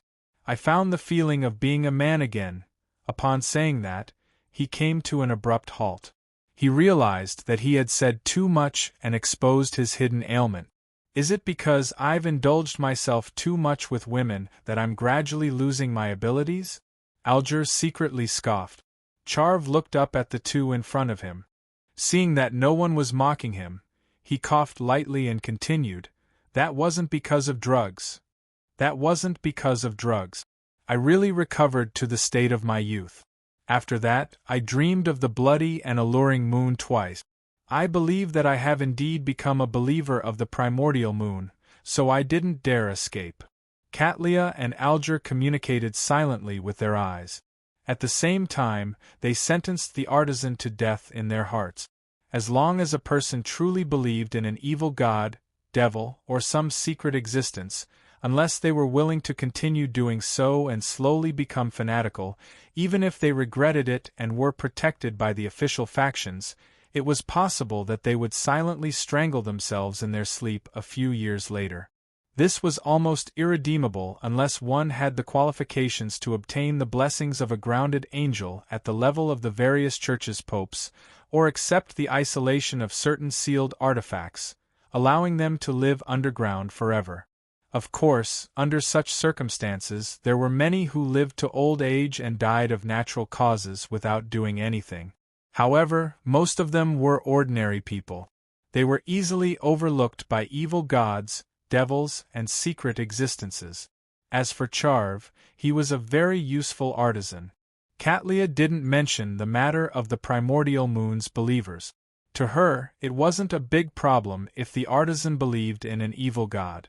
As long as they could communicate and come to a deal, as long as they didn't go crazy from time to time, they could cooperate. The other matters weren't something a pirate needed to worry about. She changed the topic. What mystical items do you have now? I'll choose some and leave a few for you. With regards to such a development, Charv wasn't surprised at all. He was a pirate, not a police officer. It was perfectly normal for him to snatch one in passing. He felt that he should sincerely thank him for leaving a few for him. In fact, with his level and items, he might be able to successfully escape if he risked it, but he lacked the courage. All right. Charv first took out a pair of grayish-white framed glasses from his chest pocket. Gargoyle glasses. As long as one's gaze makes contact, it will paralyze the person's entire body as though they have been petrified. There are two negative effects. First, if one were to wear it to look in the mirror, it will also paralyze oneself. Second, one's body will become heavy, making one's actions less agile. Isn't this the item I ordered? So it's already been successfully made. Looking at the artisan, Alger couldn't help but narrow his eyes. Chapter 947. Charv didn't notice the change in Alger's eyes as he pointed at one of the primordial moon believers that was being cremated. That cane of his was also taken from me. It's called Word of the Sea. It can release lightning at a target, and when it's brandished, it will be augmented with wind blade. Apart from that, it can also create large water spheres and corrosive rainwater. It makes the wielder no longer need to fear the pressure of the deep sea, allowing them to freely absorb oxygen from the water. At the same time, it can also be used as a wand to carry people in flight. There are three negative effects. First, it likes to sing. Every 6 hours, it will definitely sing a song, and the effects won't differentiate between friend and foe. It varies depending on the style of the song chosen. At times, it will make people lose their minds, and at other times, it will cause irritation and reduce one's rationality. Of course, even if it's less than 6 hours, as long as you wish for it, it will be happy to sing. Second, from what I just said, it can be seen that it has a certain living characteristic. Furthermore, it's one with a rather bad personality. It likes to trip the wielder when they aren't paying attention, whip them, and drag them down the stairs. Third, it will cause the wielder to be easily struck by lightning. Therefore, during thunderstorms, it's either not to go out or not to bring it along. This is a sealed artifact created from German Sparrow's ocean songster Beyonder characteristic. If he were to know that you had already made it, but allowed the primordial moon believers to take it away, you would definitely be sold to someone in need, in the form of a Beyonder characteristic. Alger looked towards the dining table and saw a black cane with silver inlaid in it. From what he knew, regardless of the negative effects, a mystical item with living characteristics was considered a sealed artifact. This was because it meant unpredictable danger. Seeing that Katlia and her companions didn't say that it was over, Charv had no choice but to continue taking out mystical items with a bitter expression. This short knife is called Blade of Poison. The effects are obvious from the name. There's no need for me to describe it further, right? Sigh. It can add a random poison to every damage. As for what it is, it's purely up to luck. Its negative effects aren't that great. It will only cause medical treatment to fail and accumulate the feeling of being drunk. Charv introduced a few mystical items before he finally heard Katlia say, "Very good. Very well, I'll leave the rest to you." Phew. Not bad. She left 3 for me. Not only did Charv not feel any resentment, he even sincerely felt that Admiral of Stars was truly a good person. It was as though he had contracted a mental illness. Katlia then turned to look at the hanging man. "You pick first." She knew that the world's German sparrow had a mystical item being made at the artisan's place, so she got the hanging man to first pick out the crazy adventurers. Alger nodded and took the word of the sea and the gargoyle glasses. He then indicated that the rest were his spoils of war. Katlia thought for a moment. "Pick another one. The rest are mine." She wasn't too interested in the remaining mystical items. This was because she already had 2 rather powerful items that matched her status. Later on, she had obtained the judge's button and the scales of luck, so she no longer had any shortcomings. Under such circumstances, considering the stacking of the negative effects, she wouldn't take a second look or make a switch unless it was a very useful or special item. Of course, as a pirate admiral, she would never find having too many mystical items. After all, a portion of them had to be handed to the Moses ascetic order, and the rest had to be rewarded to her crew. Alger fell silent for a moment. Based on the items he already had and his beyonder powers, he chose the blade of poison. Admiral of Stars Katlia immediately instructed bloodless Heath Doyle to move the mystical items that Artisan Charv had placed on the ground, as well as the remnants of the few primordial moon believers, out of the house. Then, she looked at the artisan again. Her purplish-tinted eyes reflected the artisan's figure. "Why would the primordial moon believers want to control you?" Charv's eyes shimmered. "Isn't it a very simple and intuitive matter? They want me to create mystical items for them." Before he could finish his sentence, he suddenly felt his heart skip a beat when he saw the indifferent purple eyes looking at him. He hurriedly added, "They seem to have some plan that requires the artisan's help. As for what it is, I'm not sure since it hasn't begun yet." Katlia retracted her gaze as though in thought. She exchanged a look with the hanging man and nodded. They decided not to take the artisan away today, and leave him here to see what would happen next. This also meant that they hoped to figure out the plans of the primordial moon believers through monitoring the artisan. In fact, to the hermit and the hanging man, what the primordial moon believers were plotting wasn't something they were too concerned about. It was just that one of them could use this opportunity to communicate with Queen Mystic and provide some of the latter's decisions in the Beyonder world as a reference. The other could use this matter to exchange for contributions from the Church. Therefore, they instantly came to an agreement and prepared to conduct an in-depth investigation. Of course, the hanging man Alger always believed in a certain principle. The more information one had, the more benefits one could obtain from various matters.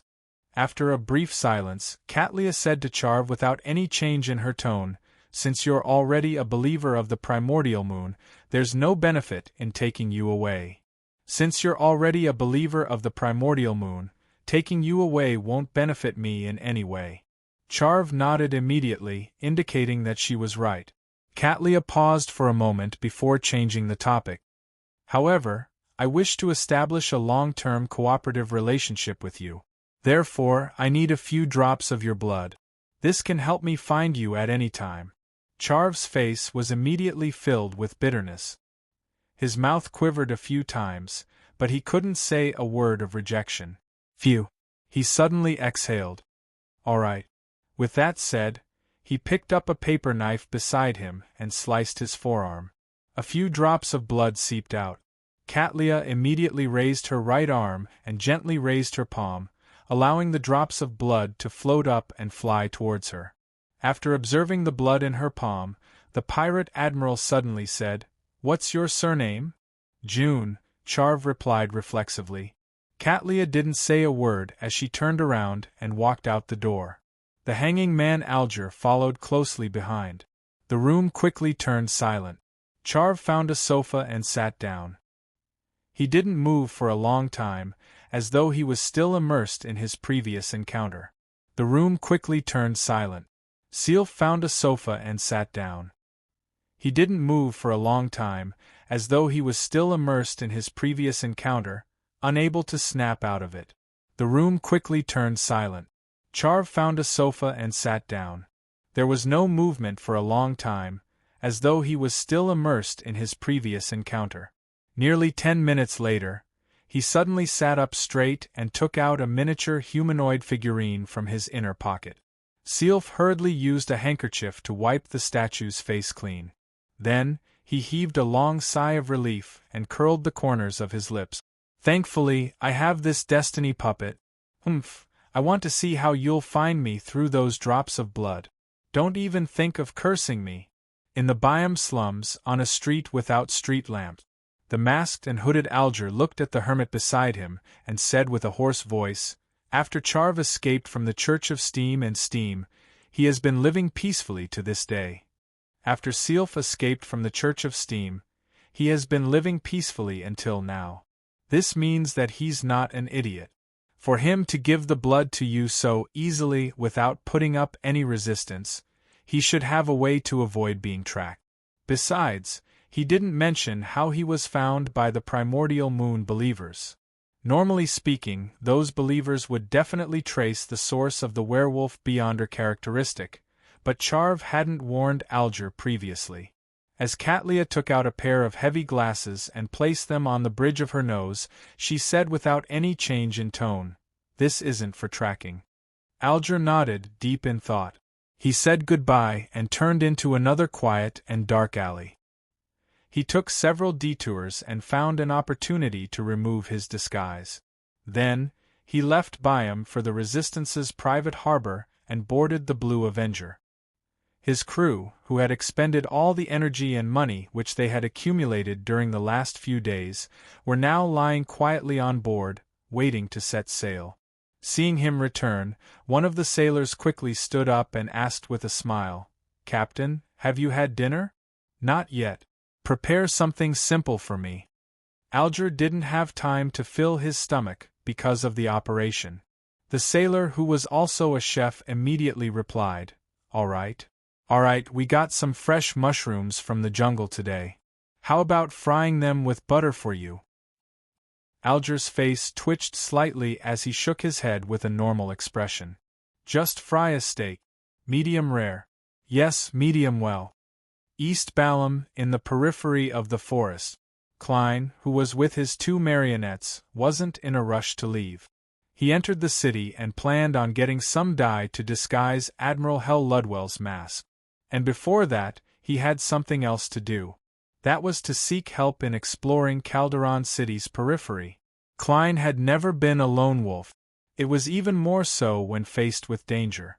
Therefore, unless he had no other choice, he would definitely share the coordinates and pay a price to invite powerhouses to help him. He wouldn't rashly enter alone. To him, being able to obtain the ingredients he wanted alive was of utmost importance. If it wasn't for the fact that it's impossible, I even wish to wait another week or 2.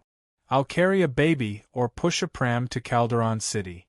Klein sighed inwardly as he took out his adventurer's harmonica and blew into it. Without a sound, Miss Messenger Rionette Tinker walked out of the void with 4 heads in hand.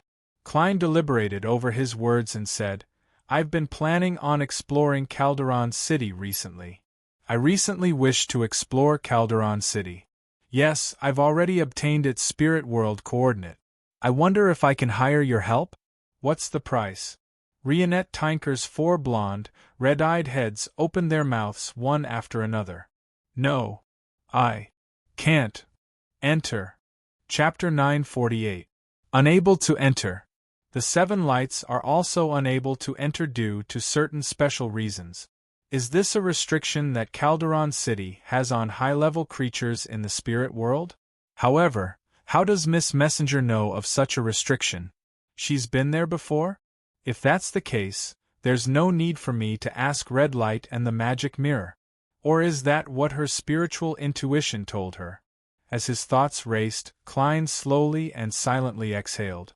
He then took out a gold coin and handed it to Rionette Tinker. I understand. Thank you for your perception. After Miss Messenger bit the gold coin with one of her heads and retreated into the spirit world, Klein's thoughts scattered as he considered who he could get as a helper. Mr. Aztec has entered a deep slumber, and it's unknown when he'll wake up. There's no way to wait. Will Auceptin is about to be born, but he's still an infant. He's in an absolute trough. Even with Hermit's method to temporarily recover a certain amount of strength while he's weak, it's impossible for him to squander it on something as trivial as being my bodyguard. Besides, once he leaves Bakeland or shows the corresponding level, there's a high chance that he will be targeted by Angel of Fate Ouroboros again. Through this snake of Mercury, I can seek help from a demigod from the life school of thought, such as Counselor Ricardo from before? This will be very difficult. The life school of thought was internally divided, and the counselors had too many things to do. Furthermore, they had to run around the world with the die of probability, leaving behind traces to mobilize the Angel of Fate. Queen Mystic Bernadette? I'm not too familiar with her. Besides, the fool has angels and demigods under him. It's impossible for a blessed like German Sparrow to seek other help. Even if it's in the name of cooperation, it's clearly a huge problem. On the surface, the fool has angels and demigods under him, but in reality, the angel and demigod have the fool who's taking a selfie with them, the chief of the City of Silver? This can indeed be done when he needs it. He can use the excuse of paying a price to order him, but the problem is that he's unable to leave the forsaken land of the gods. It's best I leave this opportunity to the Bizarro Bane, those old bastards from the Blood Clan? There's no suitable reason, and it's easy to expose myself to Lilith. Nobody knows who this dead ancient god is. If it's the primordial moon in disguise, I don't even have to consider resurrection. Klein thought of one candidate after another and eliminated them one by one. In the end, he couldn't help but sigh to himself. When it comes to times of need, friends are always too few. He couldn't help but want to set up a ritual and attempt to pray to the power of Evernight, the power of the Crimson, and the goddess's blessings. He hoped that he would be directly bestowed with the spirit world plunder's true soul and dust, or that an archbishop, high-ranking deacon, or secret ascetic would provide him with help. Unfortunately, such thoughts could only run through his mind and not be put into practice. Although Klein acknowledged the Evernight goddess and wasn't averse to his identity as an Evernight blessed, he still had a strong sense of vigilance. He didn't wish to rely on the blessings of a deity for everything. Besides, he suspected that such a ritual wouldn't have any effect. This was because, with his present level and strength, he had no right to raise conditions with a sequence 0. If the deities wanted to give it, they would naturally give it. If they didn't want to give it, praying would be useless. If I had old Neil's thick skin, I might really give it a try. Back then, the goddess was even willing to repay her bills and resolve her constipation. She really dotes on her believers. Of course, there will definitely be some repercussions. Klein recalled the past and felt a little wistful. He decided to change his train of thought. Since he couldn't get help from his friends, he could consider using an enemy. Yes, perhaps I can bring the Dark Emperor card, the Tyrant card, and the radio transceiver. I can wait at the entrance of Calderon City, and as long as King of the Five Seas Nast, a high-sequence beyonder from the Church of the Storm, or Rose School's leader, Sua, or any other demigod angel arrives, I can immediately enter the City of the Dead. No, that's too blatant. King of the Five Seas Nast and the high-sequence beyonders from the Church of the Storm probably won't follow me into Calderon City. Instead, they will guard the entrance and wait for me to leave. Abomination Sua might chase after me, but he is an angel. He won't encounter any obstruction in Calderon City's periphery. I'm just inviting trouble, After repeated consideration, Klein finally gave up on the idea of creating chaos to reap benefit. He believed that the situation outside Byam would be difficult to replicate, especially when he hadn't become a high-sequence beyonder. A person who kept walking by the edge of the abyss would fall sooner or later. Who else can help? Klein swept his gaze across the two marionettes beside him as one friend after another flashed through his mind, including the members of Tarot. Suddenly, he recalled something. Miss Sharon previously told me that the Tutmosis II mummy is a part of her advancement ritual. It's very important to her, which also means that she's about to become a demigod, a sequence 4 puppet of the mutant pathway. If she's already succeeded, I can definitely seek her help. We have a good working relationship. Thankfully, I chose to help her the last time. Otherwise, there wouldn't be any hope today. Klein felt wistful as he took out a piece of paper and a fountain pen. On Enzo's back, he scribbled, "It's been so many days since we last met. I wonder how you've been recently." As he wrote, Klein suddenly stopped writing. He felt that writing in such a manner was rather awkward and too hypocritical. Miss Sharon is a restrained person. She goes straight to the point without any extraneous words. I have to consider her character and be more honest. Klein thought for a few seconds before picking up the piece of paper from before. He flicked it and watched as it was engulfed by the scarlet flames. After a few seconds of deliberation, Klein wrote on a new piece of paper, "I've already grasped Calderon City's spirit world coordinate. If you have already become a demigod, I wish to cooperate again and receive some help. If not, please don't force yourself. I can still seek help from other friends. Sherlock Moriarty." After folding the piece of paper and writing, "To be received by Mrs. Merriam," Klein took out the adventurer's harmonica again and blew into it. Rionette Tinker, who was dressed in a dark and complicated dress, appeared as though she had never left the vicinity. She instantly stepped out of the void and appeared in front of him. Klein handed over the folded piece of paper and a gold coin and exhorted seriously, "Don't worry." He exhorted seriously, "Send it to 126 Guard Street, Hillston Borough, Bakeland. Put it directly into the mailbox." "All right." One of Rionette Tinker's heads spoke as the other head bit down on the piece of paper and gold coin. Upon seeing this, Klein pressed again, feeling a little worried. "You didn't lose the map from before, right? Do you know which borough Hillston Borough is and where Guard Street is?" The 4 blonde, red-eyed heads in Rionette Tinker's hands answered one after another, "No. No. This. Very. Easy. Find."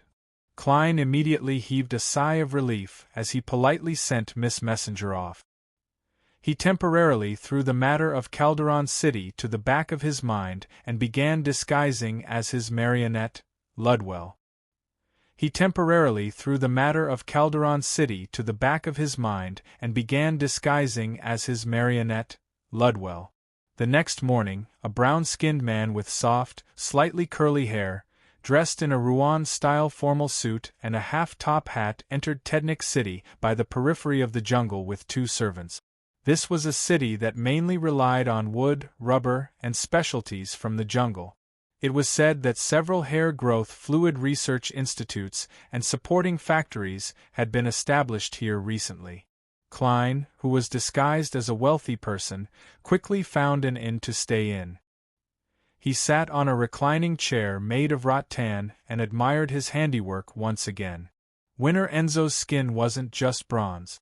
It was completely leaning toward black. Combined with his thin and soft hair, thick eyebrows, deeply shadowed facial contours and loose, pleated trousers and black and white top that were very characteristic of Balam, he looked like a standard native servant from a plantation manor. Admiral Hell Ludwell's rather gorgeous clothes had turned into something similar to Enzo's. His exposed skin had obvious burn marks, and the silver mask on his face had been dyed a uniform iron-black color. This made him look like he had been disfigured by the fire.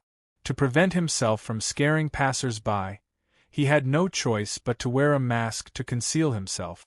Just as he finished enjoying the lunch that was delivered to his room, Klein heard stacked illusory pleas. Mail. Mr. the Hanging Man? It's also possible for Emlyn and Little Sunday. Their vampire sequence, 5 Beyonder characteristics, are about to be traded. Just as he was about to head to the bathroom, he took 4 steps counterclockwise and went above the gray fog when his spiritual perception was triggered. He hurriedly activated his spirit vision and saw the headless Rionette Tinker walk out of the spirit world that overlapped with reality with a letter in her mouth. Miss Sharon's reply? Klein first thanked Miss Messenger before receiving the letter and reading it. Sorry, I'll probably need another 1 to 2 months to prepare.